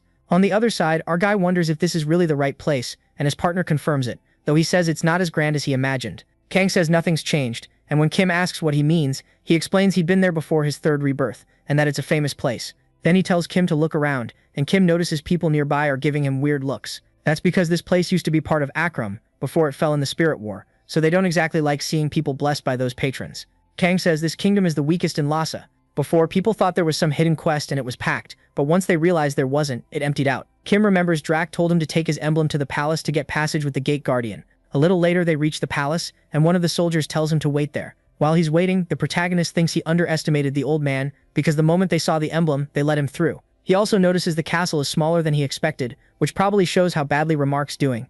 Suddenly someone says he got there sooner than expected. Surprised, Kim thinks he knows that voice and stands up, calling out to Drac. Now dressed nicely and smiling, the old man welcomes him to Remark Castle, calling him descendant. The old man says it's a pleasure to see him there, and our hero returns the politeness. Then he says he's going to request an audience with his majesty. But right then someone rushes up, the door flies open, and a guy shows up saying he heard the sorcerer's descendant was there. The guy walks up and sizes our hero up, while Kang gets Kim curious, saying he ran into that damn old man again. Then he says this place is pretty boring, but if there's one thing that makes it stand out, it's Gillian, the sword. The 4 catastrophes are the strongest beings in Acrux, and after them there are 11 people who are the strongest on the continent. Among them are the 4 Almighty, and this old dude is the strongest NPC in Remark. And it looks like the guy actually likes our MC and just wants to chat with him, which makes Kim kinda awkward. Drac apologizes, saying it won't take long, and asks him to forgive the general. Right after that, Kim gets taken somewhere and doesn't really get what's happening, because the guy is already getting ready to fight and says this is how men talk. Kang says that unlike other NPCs, Gillian teaches his techniques and gives quests, but the problem is the way he does it. The old guy is seriously hyped and can't wait to see what the protagonist got, so he tells him to attack first, full force. That general is level 200, and it'd be a miracle if Kim could do anything, but of course he decides he's not giving up without a fight. But then it's like the fight is already over, and the two of them don't understand what just happened. Gillian says that based on his movements and strength, the MC is perfect and has natural talent for it. Super pumped, the guy thinks God hasn't abandoned the kingdom, and he'll put off retirement to train the kid. Time passes, and our MC keeps training until he's completely exhausted. And even with all that, he still can't land a single hit on his teacher, even though the guy looks proud of him. Gillian asks Drac about the audience with his majesty, but they're basically just chillin', watching our MC get his ass kicked. Looks like he's not doing so great, and they'll have to postpone it. But the general gets annoyed, saying all the guy ever does is slack off and wander around. Drac warns him, because those words could be seen as treason, and get him thrown in jail, but the general just gets even more pissed, and acts like he couldn't care less. Gillian apologizes for the rudeness, and offers to keep training with our MC, but our MC would rather keep leveling up for now. But to our boy's total surprise, the old man says he heard you can do that in a group, and offers to help, basically becoming the biggest freeloader in Lhasa. With everything set, they head to a hunting ground where there are some pretty nasty beasts.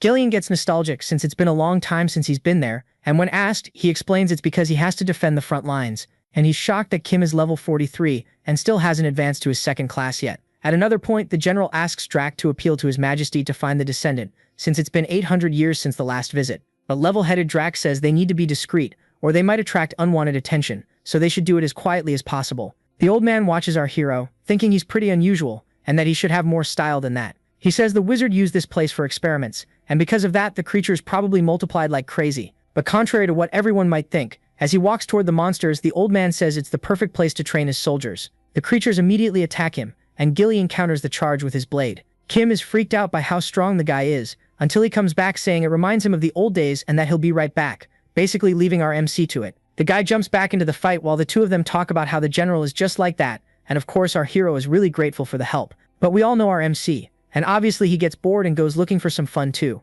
Our hero charges the monster and smashes it right in the head with a ton of force. He's surprised it doesn't die in one hit. Guess he's gotten used to easy fights, so he keeps pounding it again and again. Kim complains he had to hit it like 10 times, but Kang teases him saying this is a high-level hunting ground. While watching his teacher, the terminal shows he's reached level 45, and besides getting a card pack, he can now change classes. While the old man is having a blast, the two of them are hyped that he gained 2 levels so fast. Kim thought the 2nd class only came at level 50, and when he asks Kang, he finds out Kang isn't sure either. But either way, the familiar says it's better like this, since he'll get the class benefits earlier. He's excited for the harder quest coming up and decides to go for it, asking for the class change quest. But it looks like the thing bugged out. He waits and Kang tries too, but the quest doesn't show up. Turns out the patron can only give that quest to a level 50 player. After that, 3 job options will appear. Kang says he got his quest from an NPC, not from him, so our hero figures he might have to go see Drac again. But it looks like he'll be stuck at level 45 until he does the quest, which sucks because the old man is basically giving it his all to help him. Still, Kang calms him down, saying he'll get all the stored XP once he completes the quest, which makes our protagonist feel better. The old man comes back grinning and goes, "Man, this is the good stuff." He asks if our hero leveled up, and Kim thanks him, saying he'll need to see Drac for his class change quest. A little later he meets Drac, who apologizes but admits he doesn't have any info about his 2nd class. Our protagonist is shocked, realizing it might not be as easy as he thought. The old man says that if he finds anything in old documents, he'll let him know, and while he's thinking about it, Gillian shows up. Kim says he couldn't get any info about his quest. He knew it would be a tough journey, but he didn't think it'd be hard just to get it started. Gillian, all pumped, tells him not to dwell on what he can't fix, because there's still a lot to do in the meantime, making our MC a bit tense. He's got a bad feeling about it, and not long after, the two of them are fighting again. Crushed, our main guy thanks him, hearing from his teacher that he's getting stronger every minute. Looks like even after all these days training with Gillian, he still hasn't gotten any clue about what his class is. Kim also learned more about the old man. He's apparently around 160 years old, and he's a general who's protected the royal family since the old reign. A soldier shows up in the middle of training, so the general has to leave. He asks Kim for permission to go and apologizes. Our protagonist can tell things are weirdly convenient for him in this place.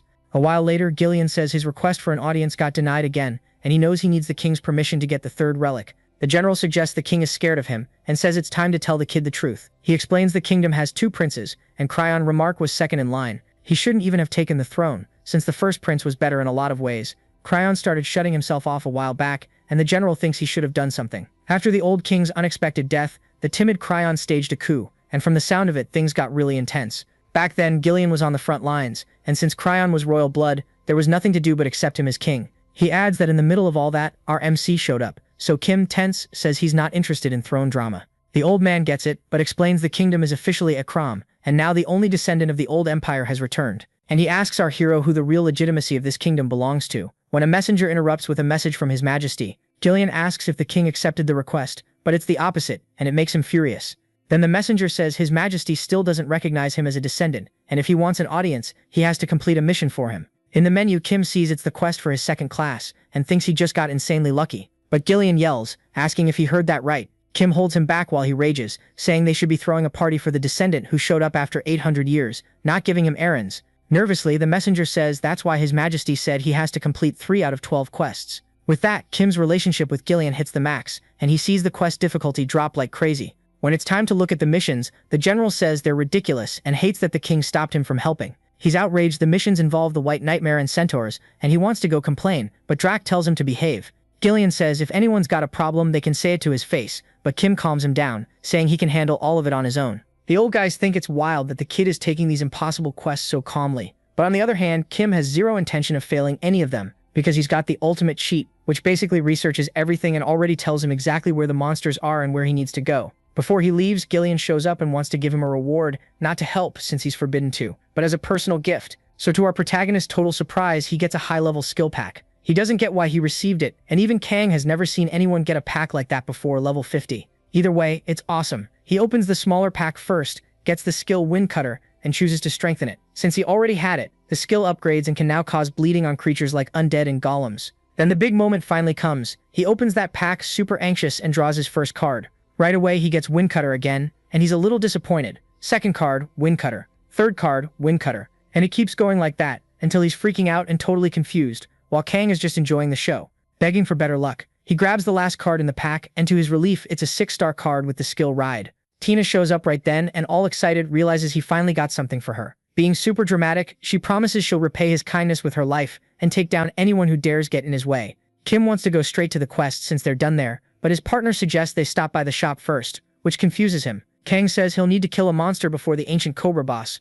but he needs an item to summon that creature. A while later, they end up in a hunting zone called the Meow Forest. And like the name suggests, the monsters there are cute and kinda evil. They're small, hard to hit, and they deal a pretty nasty amount of damage. Kang says that's why a lot of people pass through and think there's no boss there. Exactly what happened to him at the start with the Squirrel Emperor. Kim says he put the box there like he was told, but he's not seeing any monster, so his partner tells him to be patient. Then all of a sudden a huge tiger shows up. It walks up to the box and does what every kitty does, right? Kang says that's the best way to deal with feline-type species, so he tells our MC to go now and catch it. He quickly beats the monster and gets the items he needed, and the meat is what they'll use to lure the elder snake. But before going after the snake, he decides to grab the rest of the items for upgrading his room. A while later, they reach a remote spot, and Kang explains where he needs to place the tiger meat. Kim gets curious and asks if there's anything he should know about the snake, and yeah, it sounds pretty tough. Besides being powerful, the snake uses stuff like poison and petrification, but his familiar says that for him it's different. So he goes over there and tosses the meat on the ground. Instantly, the elder snake known as Black Plague appears. The monster uses magic resistance reduction and then petrification on our hero, and he just smiles. Now he gets why he's the exception, and he starts walking toward the monster, which makes it super frustrated. Kim gets ready to fight and says it'll be like taking candy from a kid. Our protagonist taunts the snake and it lunges at him while using a 7-star poison. That poison would drain his HP by 1% per second, but Kim doesn't care, because none of that works on him. He uses his unlock skill and removes the effect, once again leaving the snake totally frustrated. The snake realizes it messed up and tries to run, but Kim mocks it and attacks again, telling it to apologize for ruining the plants. The fight keeps going, and our MC is grateful he had time to craft that armor set. Out of options, the snake tries to pull a cute look, and Kim seems like he's falling for it. But he says anything goes in war and in games, so he promises to make it quick as he gets ready to strike. He charges the monster, telling it to hurry up and hand over its XP, and then he beats it. Now all that's left is collecting the loot. He gets a unique item that looks rare, but he'd have to swap out his glove for it, so Kang suggests selling it or saving it for when he needs a poisonous dagger. The second item is a poison crystal, and Kim asks if it's that thing that shows up in martial arts stories. That's the item they'll use to make the white tiger come out. Kang says there are two creatures that each have a crystal filled with the energy of light and darkness respectively. But the irony is they can't absorb those energies, so the crystal slowly consumes their bodies, and since the crystals act like a neutralizing force, they fight each other for control of them. Kim realizes everything's lining up and that the tiger isn't far from there, so he asks if it'll be easy, but his partner says the kid already knows the answer. After beating the monster, he comments that training with Gillian really paid off, and with that he meets the 2 requirements for his quest, plus a bunch of items. When he picks up that crystal, his menu shows he can fuse the 2 using his sorcerer engineering skill. Without hesitating, he tells them to fuse, and excitedly realizes he hit the jackpot and the item got a bonus. He gets a legendary item called the Taegok Crystal, a symbol that represents balance between yin and yang. Kang tells him to take a good look at the items because they're semi-epic, and Kim kinda gets it, but he doesn't get this awakened potential thing the item has. His partner explains it's a random ability, usually a stat bonus. It can also give a defense or power boost, and he adds that it wouldn't have any effect if Kim used it. Kim asks why, not getting it, and Kang says that in Lhasa, tolerance doesn't reduce damage. It's all about resisting status effects. It would give him 50% resistance to that, but since he has the unlock skill, it becomes pointless. Annoyed, he realizes the crystal is useless because of his god-tier skill, but his friend says that either way they wouldn't be able to use it. Leaving our MC confused, his partner says he can't take it, but he knows someone who can. He even agrees, but while glancing to the side he comments that the 3 of them have already started fighting over the crystal. A messy situation kicks off, and Tina starts pitching her case, saying that since she fights on the front lines, she's the best person to get the crystal. Kim even agrees and decides to hand it to her, but Mirage cuts in saying he's not okay with that. He says he sneaks into enemy territory as a doppelganger and puts himself at even more risk. While the 2 argue, Kang says it's normal for family members to clash hard, and that their guy is an exception again. But even so, Kim still doesn't know what to do. But it seems like all of this is part of the quest, and they'll go back to normal afterward, so he figures he won't have to do anything. The conflict dies down, and the 2 agree to talk about it later, but at that point Mirage isn't seeing the crystal anymore. When they look to the side, it's in the cute little squirrel's hands, and it doesn't hesitate, it just gulps the crystal down, instantly getting a bunch of benefits. Our hero just watches, expecting something different, but everything seems normal, until an alert pops up above his pet. The menu says the kid meets the requirements to evolve his familiar, and that totally shocks him. In most MMORPGs, a pet is essential. It can fight with you, give buffs, or even help with XP. Unlike familiars, pets get stronger through evolutions. The higher the pet's rank, the harder the requirements are. The protagonist is pissed because who would ever guess that feeding a crystal like that to a pet would actually meet the evolution requirements. Kang says that if it evolves, the pet will go up a rank, and since it's already epic rank, it'll probably become mythic rank. And that's not all. When a pet evolves, the owner gets a bunch of rewards too. Like in the MC's case, probably a level 9 card pack. On top of that, there's a whole chain of quests he'll have to do, and since this evolution is mythic, who knows what those quests will be like. The menu shows the quest, and it looks like he'll have to kill a ton of monsters, but Kim can definitely handle it. To do Fofo says he'll make sure he becomes mythic rank, and everyone's all cute and happy about it. Back in Remark, Gillian is happy to learn that the monsters from the local legends were real beasts. Super excited, he's going to personally deliver all of that to His Majesty. So the only thing left now is the centaur. His teacher says it's in the castle basement, because the sorcerer used to run experiments down there, and after the war the monsters stayed there for 800 years. Since our hero already saw that hunting ground, it's not that surprising. The old guy adds that since the sorcerer designed the place, it's probably full of traps and treasure. Plus the legend says the centaur guards it. He says he doesn't really know because the entrance was sealed, and because of the Sorcerer King's techniques. Not even return magic works inside. He finishes by saying Kim should get ready and that he's counting on him. So when he's done, he should come find him. A while later, the duo finishes buying everything they need, but the MC wonders if he should put the dagger and the bow up for auction. To everyone's surprise, the MC messages Hanzo, who's totally shocked that the god of war is reaching out to him. Kim asks if he wants the bow and dagger he got, but the ninja says he unfortunately bought a solid gear set not long ago. Still, the MC insists and sends the link so he can check the items. After a moment, on the other end, the ninja lets out a shout, and finally he says he'll take them, paying 40,000 gold coins for it. Kim is pretty stunned by how much money that is, and wonders how this ninja can drop that kind of cash like it's nothing. Changing the subject, he asks how the move is going, and Hanzo says it's going really well.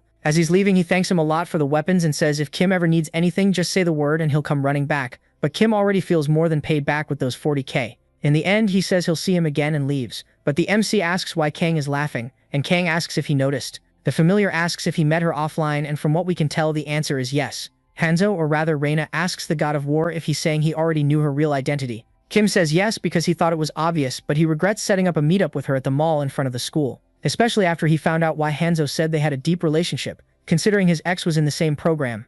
Our hero hopes nobody got the wrong idea and asks if all he has to do is help her find a place to live. She says she's never done that on her own, and she used to live with a friend who had to move away, so the landlord asks for the place back. Then the woman, being as dramatic as humanly possible, begs for help, otherwise she'll end up on the street, and Kim just wishes she'd stop acting like she's in a movie in real life. Hanzo tells him to follow her to her new place, leaving our MC wondering if this is for real or if he somehow teleported into another universe. She shows him this super fancy place and asks if it's good enough, while our protagonist is like, who even are you really? Back in the game, our hero is more ready than ever for the mission, and his teacher goes with him to the entrance of the labyrinth. Gillian says it's a secret place that only a few people know about.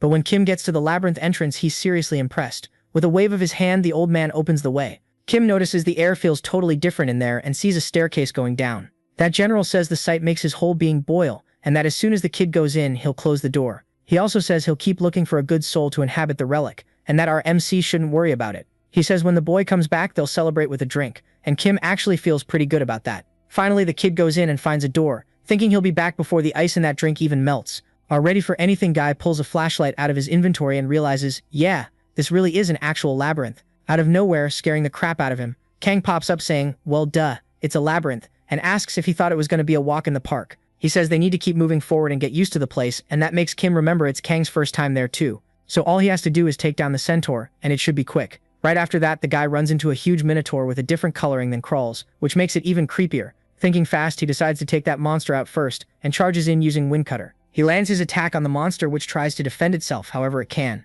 but it doesn't stand a chance. It gets hit and ends up with a nasty debuff. Not giving it a second to recover, he attacks again, nailing it with a flurry of quick strikes. No big deal, the kid finishes it off and thinks he got worked up for nothing. This is going to be easy, but Kang complains, saying he literally just walked in.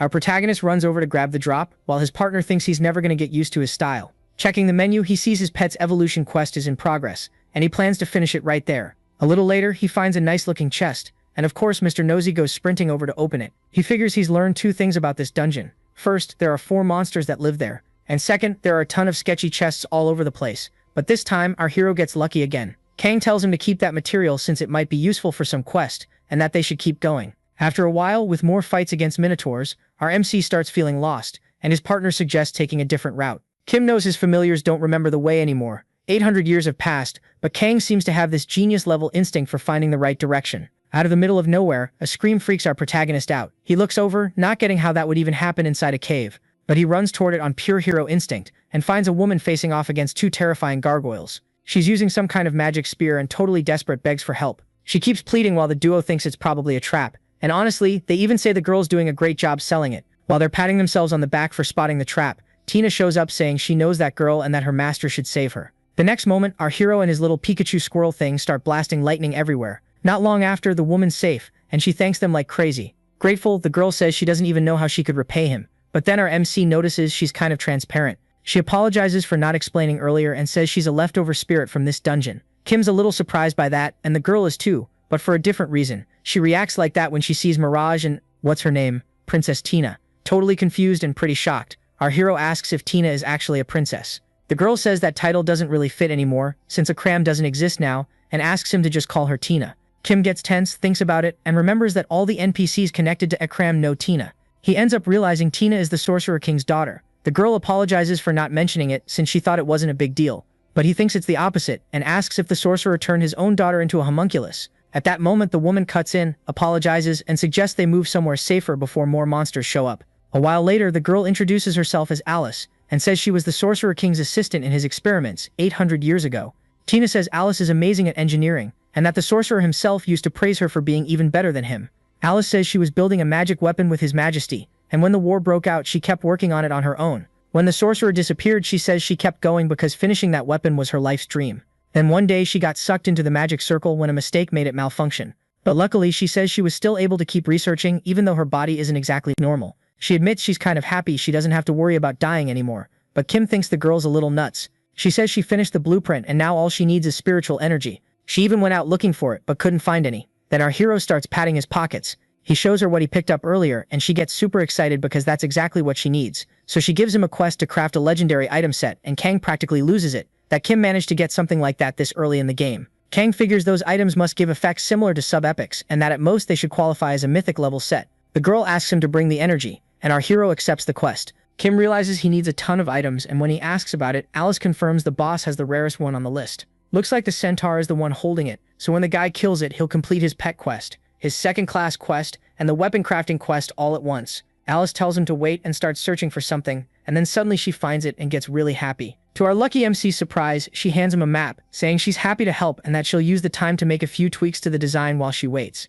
Kang gets a little jealous of the protagonist. After all, he only ever used a legendary item once, back when he was still alive. Looking at the map, our guy sees 8 possible locations where the centaur could be, so he decides to start with the closest one, obviously. Kim suggests putting Alice's soul into the third relic, but Tina immediately says she's against it. She says that even though the girl's engineering skills are great, her combat skills are basically non-existent, so her soul might not be able to settle in. Our protagonist is starting to realize this whole process might not be that simple. Then out of nowhere he gets curious and asks how Tina became a homunculus, and unlike what he expected, it doesn't come off as rude, and she agrees to tell him everything. She says it was at the peak of the war, when humans got fed up with her and teamed up with the patrons, betraying Akram. The Sorcerer King created weapons that would obey his commands, and that's when the 7 homunculi were born. They had the power to wipe out enemies on command. They were basically living weapons made for war. Tina explains her soul was one of the ones chosen.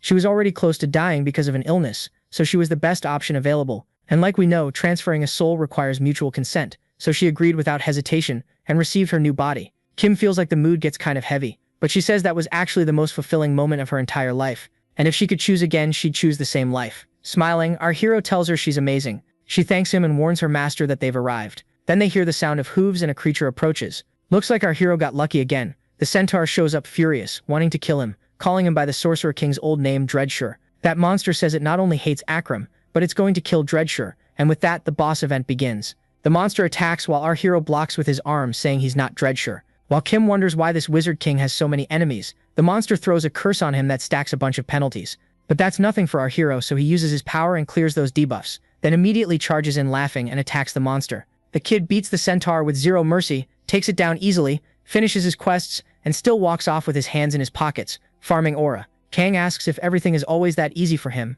but our hero tells the kid to chill and says he's also gathering materials for the magic weapon. 3 days later, our MC shows up to Alice with all the crystals he needs, and she's super excited and thanks him. Kim hits level 55 and gets another skill pack, plus a new skill for reaching his second class. Checking the menu, he sees he got Dimensional Portal. Even his familiar thinks that one came out of nowhere. His partner says portal-type skills like that are insanely rare, like only around 10 people have them, and of course it'll be super useful, even with some restrictions. Our MC wonders if he should max it out since he doesn't have any saved coordinates yet, and Kang explains that doing so cuts the cooldown by 20%.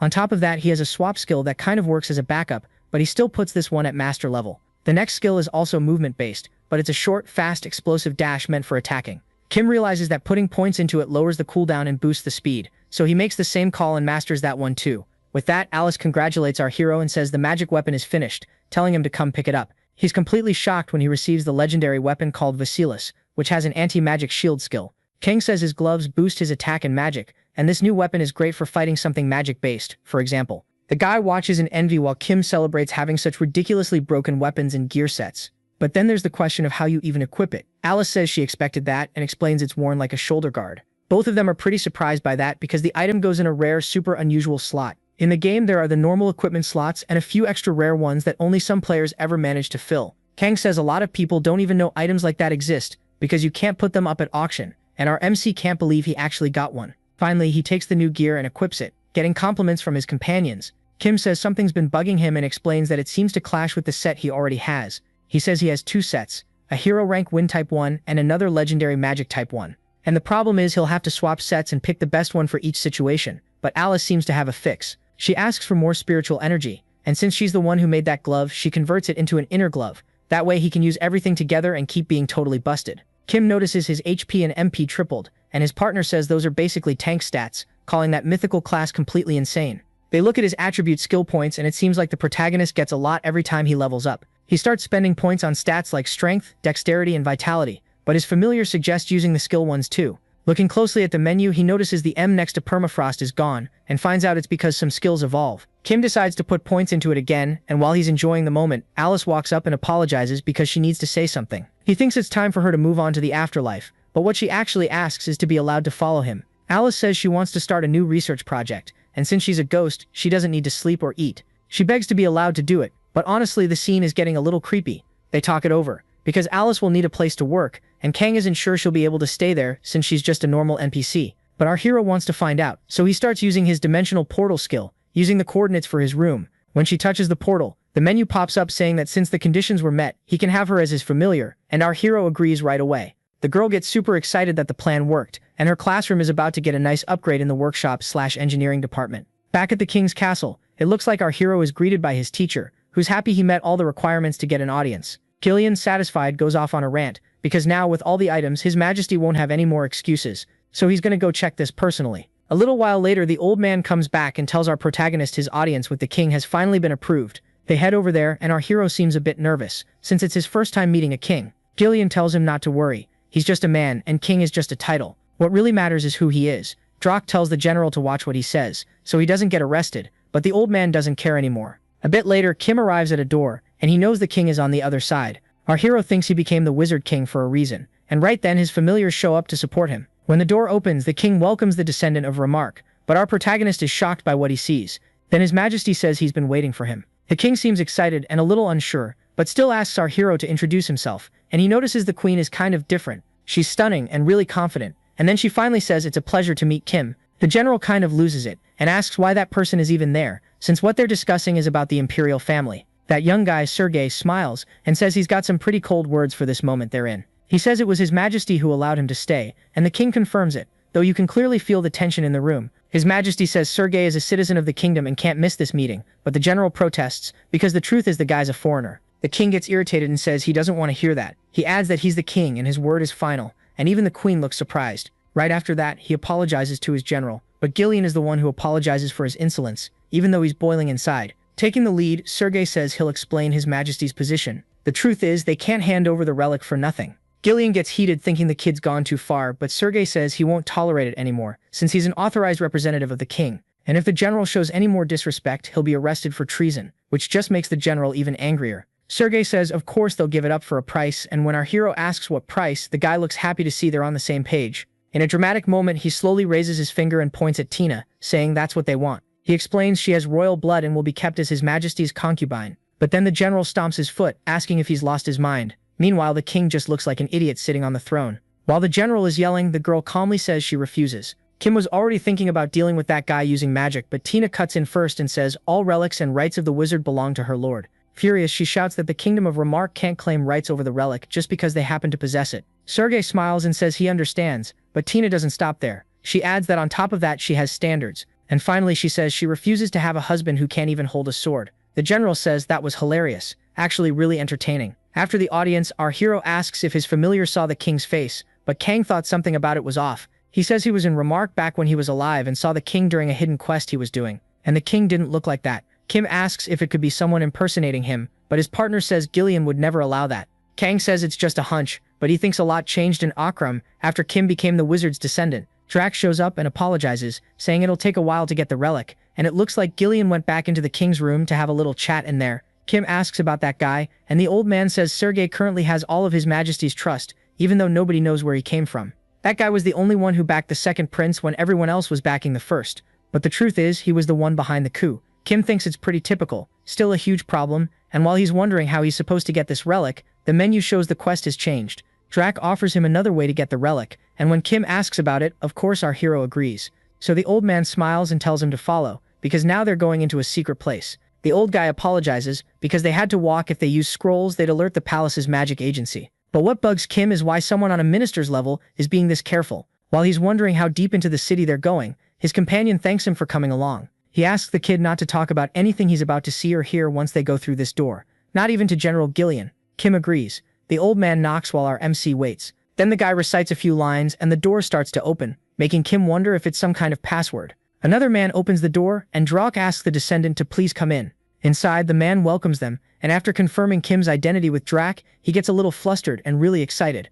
As they head upstairs, the guy keeps geeking out over the protagonist. They reach a door guarded by two people who smile and step aside. Then the old man says, "Sir Roy, we're coming in." A man welcomes them and says he meant to meet them downstairs, but as they can see, he got held up. Roy says he's heard a lot about our MC and that it's a pleasure to finally meet him, at which point Kang says he gets it now. The familiar asks if Kim remembers when he said the king he remembered was different from the current one. Then to Kim's surprise, his companion says, "This is the real king." Finally, the man stands up to greet him, says his name is Royston Remark, and welcomes him to Akram's secret organization. Right then, the menu drops a revolution quest on Kim, and he realizes just how serious a mystical quest that involves an entire country can be. Kim thinks that if he says anything, the kingdom is basically screwed, but then Roy says it's his fault for not noticing what his brother really needed. He explains that Sergei used his brother to gain public power. Taxes went up and were collected brutally, making the people furious. On top of that, the defense budget started getting cut, so the number of soldiers dropped. He says that since the kingdom borders the Gillian Empire, they're going to fall soon, and even though he's ashamed to admit it, he needs help. Humbly, the real king asks for help. Kim thinks for a moment and says it sounds like a good idea since Sergei did seem like a problem. He finishes by saying that if they need any help, they can count on him. The moment our MC accepts the quest, the guy spreads a map out on the table showing strategic locations. He explains he has around 30,000 soldiers waiting for the signal to move, and Kim realizes there really are a lot of unhappy people in the country. The king brings our hero back to the map, tapping it with a pointer and saying the problem is right there. Those mountains are hard to cross and full of monsters, and most of the revolutionary army is made up of regular people. So there's no choice but to involve the army that guards the fortress. But at that point, our hero notices something. The king gets it and confirms it, which freaks Kim out. The general guarding those borders is one of the 11 strongest on the continent. After talking it over a bit, they conclude they'd have a better shot taking the risk and going through the mountains. Meanwhile, in the Gillian Empire, Marquis Huinan asks if someone is seriously trying to tell him that angelic gods are willing to become his servants. Evans, one of the Great Ten and leader of the Silver Angels Guild, says there's no reason for his lord to make a move like that against some small country. The guy asks him to leave it to them. Of course, the lord agrees and gives him permission to form a strike unit, and says he'll reward him. Evans seems pretty happy about that. His guild isn't one of the most popular, but once he streams himself clearing a national-level quest, that's going to change. That guy believes it's finally their turn to sit at the top of the world. The lord is pleased and says he'll wait, while looking at the gift he received and commenting that foreigners really are interesting. He asks someone lurking in the shadows what they think, and someone answers that they're greedy. The old guy agrees, but he doesn't exactly dislike them. After all, for a reward they'll get their hands dirty, even if it ends in death. But he says that's only possible because they're immortal. Then he brings up the peace agreement between the countries and the political movement that justifies interference. He adds that a foreigner isn't part of the agreement, and after tossing that gift on the ground he says they're rookies, but then he's like, who knows? He suggests that a bunch of mutts can scare an old tiger, and the lord wonders how Gillian is going to react to that. A while later, our hero is complaining about getting another tough quest right after the ice fragment, but Kang says that's just how the Sorcerer King's quests are. His familiar wants to know what the problem is this time, and it's simple. Kim is going to have to confront Gillian. Our hero doesn't want to face him because Gillian has done a lot for him, but his partner warned him not to get emotionally attached to an NPC. Pretty shaken up, Kim says he just needs to clear his head, so he opens his inventory, and like an addict, like Kang says, he goes, the best way to feel better is opening a little card pack. Kim opens it, and on the second card there's this glow that makes him think it's an 8-star card, which totally freaks his familiar out. He gets the skill Sharp Punch, which is also a really rare card. Kang says it's an attack that ignores defense and applies a debuff that lowers it. Plus the cooldown is short, so he can use it a bunch of times. After putting points into the skill, our MC knows exactly what he has to do. He's going to try to persuade Gillian. Later on, the two of them are sharing a drink, and the professor is happy they managed to meet up. Our protagonist thanks him, and Gillian says that even if it's not some fancy drink, it's got its own refinement. While he drinks, Kim thinks that thanks to the guy, he can hit level 56 fast. And on top of that, the drink is amazing. Gillian says he called him there because there's something he wants to talk to Kim about, and our MC wasn't expecting that. He says the Gillian Empire has been making suspicious moves, and the country's unstable, and our boy wonders if the old man knows about the revolution quest. He says he needs to focus on the border, and that his absence could hurt the soldiers' morale, so he won't have time to hunt with him right now. Trying to calm down, Kim realizes Gillian doesn't know, so it's fine. The old man keeps going and says he doesn't want things to end up like they did 10 years ago, when the king lost the people's support, and it feels like this is the moment our MC has been waiting for. So downing his drink for courage, he taps his glass on the table and asks why. This time, they don't just do what the people want. He thinks about it and asks if that's how Kim feels. Our hero panics because that's basically treason, and he has no idea how the man is going to react. But Gillian puts a hand to his face and says that if they're speaking for the people, the kid actually has a point. Then he adds that he can't do that, and when Kim asks why, he says our hero already knows the answer. It's because he's already sinned against his majesty. He explains that the second prince was virtuous, so he offered his granddaughter's hand. That's when Kim realizes he's talking about the queen. The general confirms it and says she really liked the second prince, while our hero can only think about how different she is from the old man. Then he says all he can do is stand by the prince and believe that one day he'll wake up and distance himself from Sergei. Just like the revolutionary army, Gillian has his reasons too, so that wine that tasted sweet before now goes down bitter. 2 days later, Gillian's army invades Ramark. That same day, Evans arrives at a border fortress. He thinks the time has come, gathers all the guild members, and believes he can pull it off with 5,000 people. The livestream is up and people aren't reacting well, but the guy figures even bad attention is still useful. He decides he'll start soon, and the two opponents stare each other down from a distance. A worried guy asks if he's really going to do this since the general already spotted them, but Evans says the old man won't be getting reinforcements, and he knows that because there's a spy planted in Gillian's court, who's already been working on weakening their defenses. Grinning, he adds that they're not the only ones there, and right then, another group shows up yelling about taking down the incompetent king. Evans knows everything was part of the Marquis' plan, because there was no way they could handle this using the usual methods, and pointing at the crowd's army, he says they're going to attack something else, not the fort. The group gets fired up because they think the king sent his army to kill the people. But right then General Gillian shows up, demanding to know how he dares do this. Furious, the guy lunges at the general saying he won't lay a hand on him. Happy with how things are going, Evans tells them to start the broadcast. Even though he's pretty strong, the kid knows the general can't handle that many people, and orders the attack. But at that moment a massive explosion goes off. Our hero appears right in the middle of it, making the guy wonder where this player even came from. While Kim is using magic in the middle of the fight, the menu shows that a war between Remark and Gillian has started, so PK effects won't count. The players there say our guy is one of Remark's men and order everyone to stop him. The protagonist can't believe they actually came all the way there, but Kang says he warned him this would happen. He remembers his partner saying the national level quest probably started because of something connected to him. The kid realizes it was because of the revolutionaries event, and Kang suggests they make a plan and give them a really warm welcome. And just like planned, our protagonist is following the plan perfectly. That guy thinks the whole point was to show on the broadcast how they crushed everyone. But if this keeps up, it's gonna go badly. Like Kang said, the guys in the backline are weak, and the familiar explains that even if the guild is top tier, not all members are ranked, and he tells him not to let his guard down, because if too many group up he could be in trouble. But Kim says he's got a plan for that. That plan is hit and run, so right after that, he uses his permafrost skill on the area. Kim uses his freezing skill and starts taking out a bunch of opponents at the same time. People get confused because the only one who can use that skill is Kate, rank 6 of the Sun Guild. It really looks like people actually think it's her there, and they get pissed that they finally decided to show up and join this mess. Our hero pulls back while those players yell, telling everyone not to let her get away. A little tense, our hero finally breathes because even though he thought he had enough mana, it ran out fast, and Kang also says the kid overdid it. Kim says with a grin that they seem to have mistaken him for someone named Kate, so he'll borrow that name for a while. Evans freaks out because he doesn't understand what's going on. Everything is happening totally differently from what the Marquis said. He remembers the Marquis saying he'd come back easily,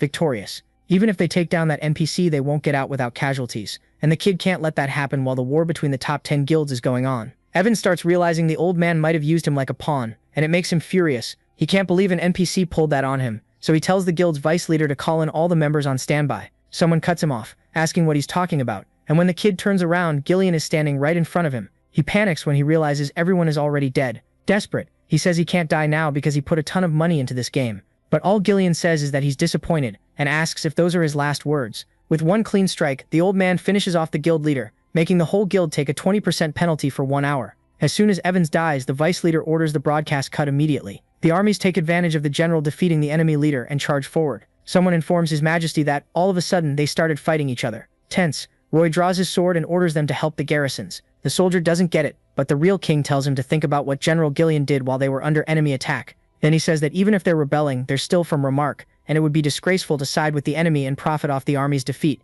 So with a swing of his sword, he orders everyone to advance and wipe out Gillian's cowards. That guild guy realizes he's in trouble, because now everyone has teamed up against them. When a player dies, the time to come back is anywhere from hours to up to 3 days, and if a lot of the guild dies there, they won't be able to log in, which would be a huge problem. So to avoid that and even risk losing their top 10 title, he tells everyone to fall back to the nearest portal. But Remark's army notices the escape attempt and goes after them, making sure none of them get away. Meanwhile, in Remark's castle, the king, terrified, asks what's going on. Surrounded by armed guards and with bodies on the floor, he demands to know what all of this means. Clapping his hands, Sergei tells him not to look so shocked because it's not as bad as it seems. Or maybe it is. Walking closer, he smiles and says he's been waiting for this moment for a long time. Sergei asks where the guards' manners are and tells them to put their weapons away. The soldiers obey. The king, angry and scared, asks what the guy thinks he's doing. Smiling, Sergei asks how the king still doesn't get it, and calls him an idiot. He says the king should have dug a little deeper into his past, and to His Majesty's horror, the guy reveals he's a spy from the Gillian Empire. He explains that the king was the perfect target, and that controlling a pathetic man living in his brother's shadow was like taking candy from a kid. Then he says he manipulated him to gain enough authority to replace him, and adds that he feels sorry for the people stuck with him as their king. Stretching, Sergei says it was only a matter of time before they took over Remark, but something was in the way. To his surprise, the queen cuts in and says it's the general. Cedric looks surprised and says the queen is as sharp as ever, confirming she's right. Worried, the king asks if Cedric is going to kill them, but Cedric mocks him and says he just wants to repay him for his kindness and let him live. But there's a condition. The king has to come with him to the Gillian Empire. The king realizes the guy wants him as a hostage, which is insanely humiliating. Now he gets that he should have listened to Gillian. Leaving the king crushed right there, Cedric pulls out an item and says it's time for the grand finale, and now they'll watch the general meet his end. Back on the battlefield, someone asks Roy what's going on, saying all the invaders ran off. On the other side, people comment that the garrisons and the Revolutionary Army are all that's left. Up above, our MC wonders what's happening, and Kang says now he'll have to fight Gillian, asking if he really thinks he can win. Kim says no, because even exhausted, Gillian is still insanely strong. Kang brings up everything they've accomplished together, so there has to be some way to beat him. Suddenly, an event called Secret Attack begins. Kim freaks out and realizes nobody can interfere, and even irrelevant family members get removed. Someone screams, begging to be set free, and when he looks over, the guy realizes it's the real king. Roy orders them to say who they are, but the person holding him warns it'd be better not to make a scene. To his horror, the person says they'll let him go once they finish their objective. Nearby, the general just watches as he's surrounded. These are the Darkwings, a notorious assassin group with a 100% success rate.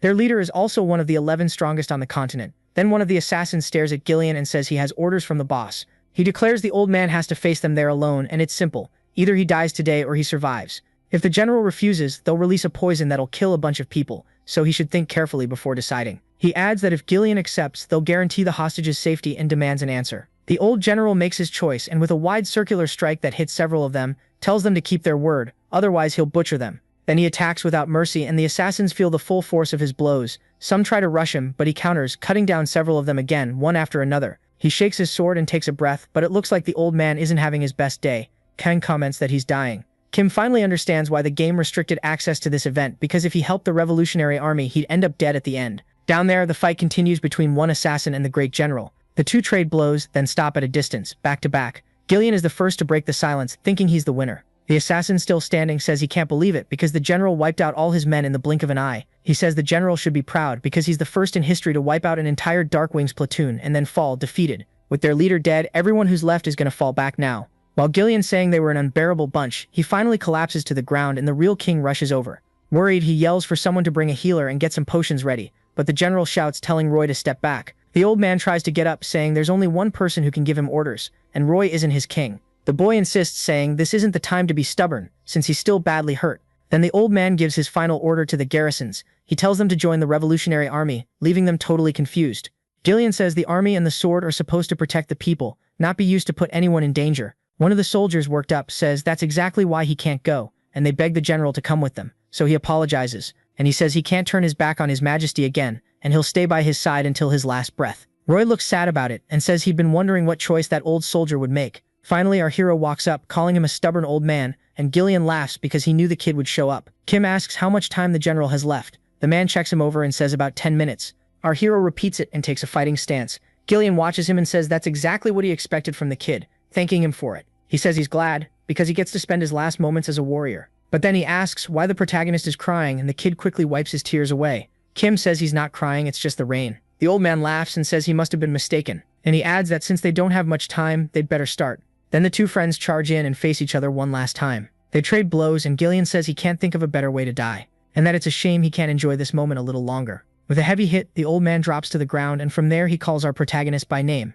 Kim kneels in front of him, and still with tears in his eyes says he's listening. Gillian says it was an honor to fight the kid in his final moments, and thanks him, while our hero thanks his teacher for everything he did. Then the general says it was a pleasure, and that he's lived a long life, but only now does he realize just how tired he is. He says the sun will rise one more time, and now he'd like to rest.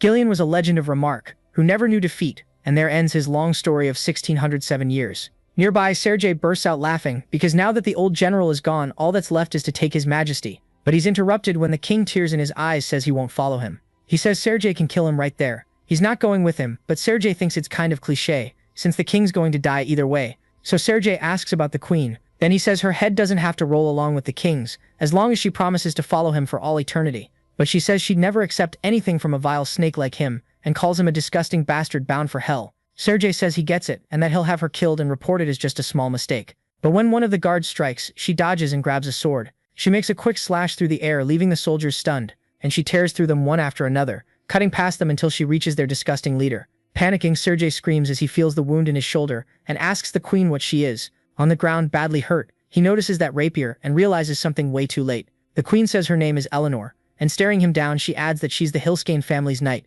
Standing over the fallen man, she says there isn't a single soul in the kingdom who can defeat her. Not believing it, he thinks there's no way some little brat could ruin his plan, but the queen clearly doesn't care and has other plans.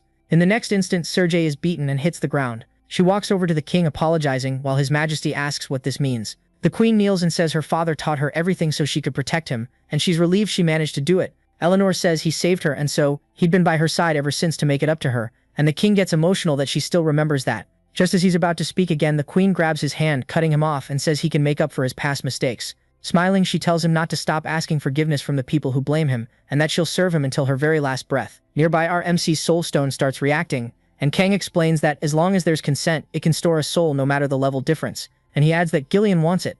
Then a prompt pops up asking if he accepts bonding with the general's soul, and of course Kim picks yes.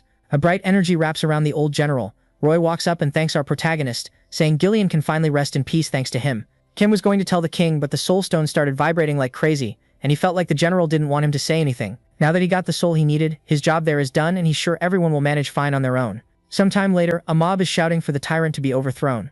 Then Drac, dead serious, orders the gates opened. The soldiers obey, and the gates swing wide open. Right after that, the revolutionary army takes the capital, and the defenders give up fighting. When they find out the leader of the revolutionary forces is the first prince, the surrender comes fast, and with the people celebrating, that moment marks the end of the war. Later on, Drac welcomes our king and our protagonist, thanking him for everything he did. Roy says it was all thanks to our hero, and Kim's surprised because the queen looks totally different. Smiling, she says she is, and that she doesn't hold the title of queen anymore. She says she was assigned to the position her father used to have, since you never know when the kingdom of Gilead might attack again. She explains the ex-king was appointed as a low-ranking officer at the fort, and he said he'd serve the kingdom for the rest of his life. Sergei, meanwhile, was arrested, and they found out he was involved in the murder of the gravedigger Gies, which means the priestess Kim met was also part of Gilead, and our guy realizes just how tangled that kingdom is with his quests. He thanks her, but the ex-queen says she was just doing her job.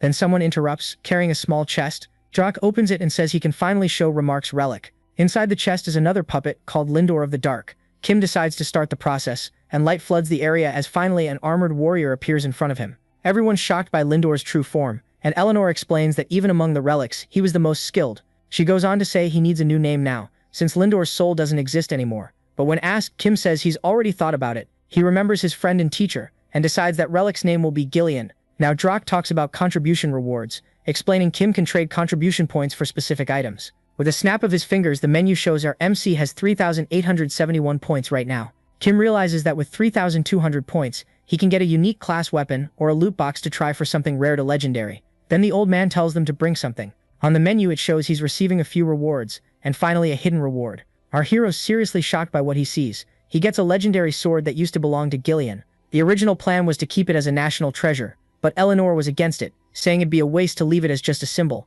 and she adds she's sure her grandfather wouldn't want that. But all our hero can think about is that he has to choose between Gillian's sword and a loot box. Kim keeps thinking, and his partner begs him not to say he's actually considering the loot box. Our MC asks why he'd think that, but honestly he really is tempted like a total loot box addict. Drac asks if Kim's stressed about the choice and says he can relax. The menu shows he's hit max relationship with Drac, so the old man says there's a quest Kim can take to earn more points. So everyone heads to the new king's coronation. The people celebrate, while the menu shows our hero got the powerful gravity blade using his contribution points, and he also gets the loot box. Kim still can't believe they pulled off a national level quest and that he managed to level up a ton from it. But then he starts wondering if it's really okay to just leave like that without saying goodbye to the new Lord of Darkness, Gillian. And the old guy's totally fine with it. Gillian says everyone would probably end up crying a lot, and besides, he's excited to try out his new freedom. Seeing how hyped the old man is about retiring, our MC figures he must have been at least a little stressed before. Gillian says it'll be like sailing through unknown waters, and wraps up by telling his new master that he can't wait to fight by his side. Somewhere else, a woman yells that it's absolutely not. She tells them to open their eyes and asks where the hell that looks anything like her. Super annoyed, she says that person even looked like a guy, but a friend asks her to calm down. Gunther walks up and says she should be used to hearing their names getting thrown around by now. But Kate says this isn't good. Why are people talking trash about the guild because of that guy? She wanted to use her game log as proof, but she can't because of a hidden quest, though Gunther says that might actually help. Then he suggests they just take the credit for it, which totally catches her off guard.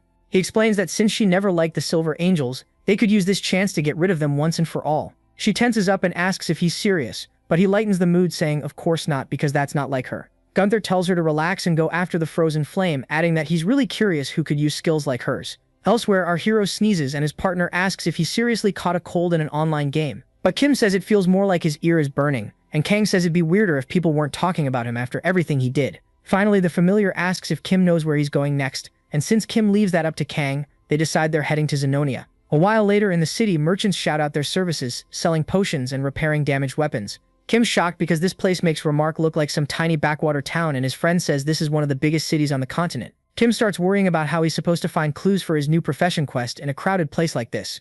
Kang asks if he wants to bet they won't even have to go far because the clue is right in front of them. Impressed, our MC notices that massive tower towering ahead. The familiar asks if he remembers when they first met, and Kim asks if it was when he became a wizard. Back then he ran into Drac in his trinket shop, and right after that his affinity went up, and that's when Kim realizes something. His partner says he noticed too because he's already been inside. While climbing the tower floors he found a secret door, and inside were tons of books. And among all the dusty records he saw the name of the Sorcerer King Dreadsure for the first time. Kang says nothing unusual happened when he went in before, but this time it might be different, because now the actual descendant is about to go in. Kim agrees and starts wondering how many floors the place even has. Suddenly people around them start murmuring, and he hears that Eden is there. Looks like that group has a lot of fans, and everyone wants to know if today they'll finally clear the 30th floor. Kang says Eden used to lead the tower raids. Our MC is surprised because he thought high-level players couldn't go into low-level areas. The familiar confirms that's usually true, but the area around the tower doesn't have PK, so this place is an exception. Inside the tower, there's a repeating pattern.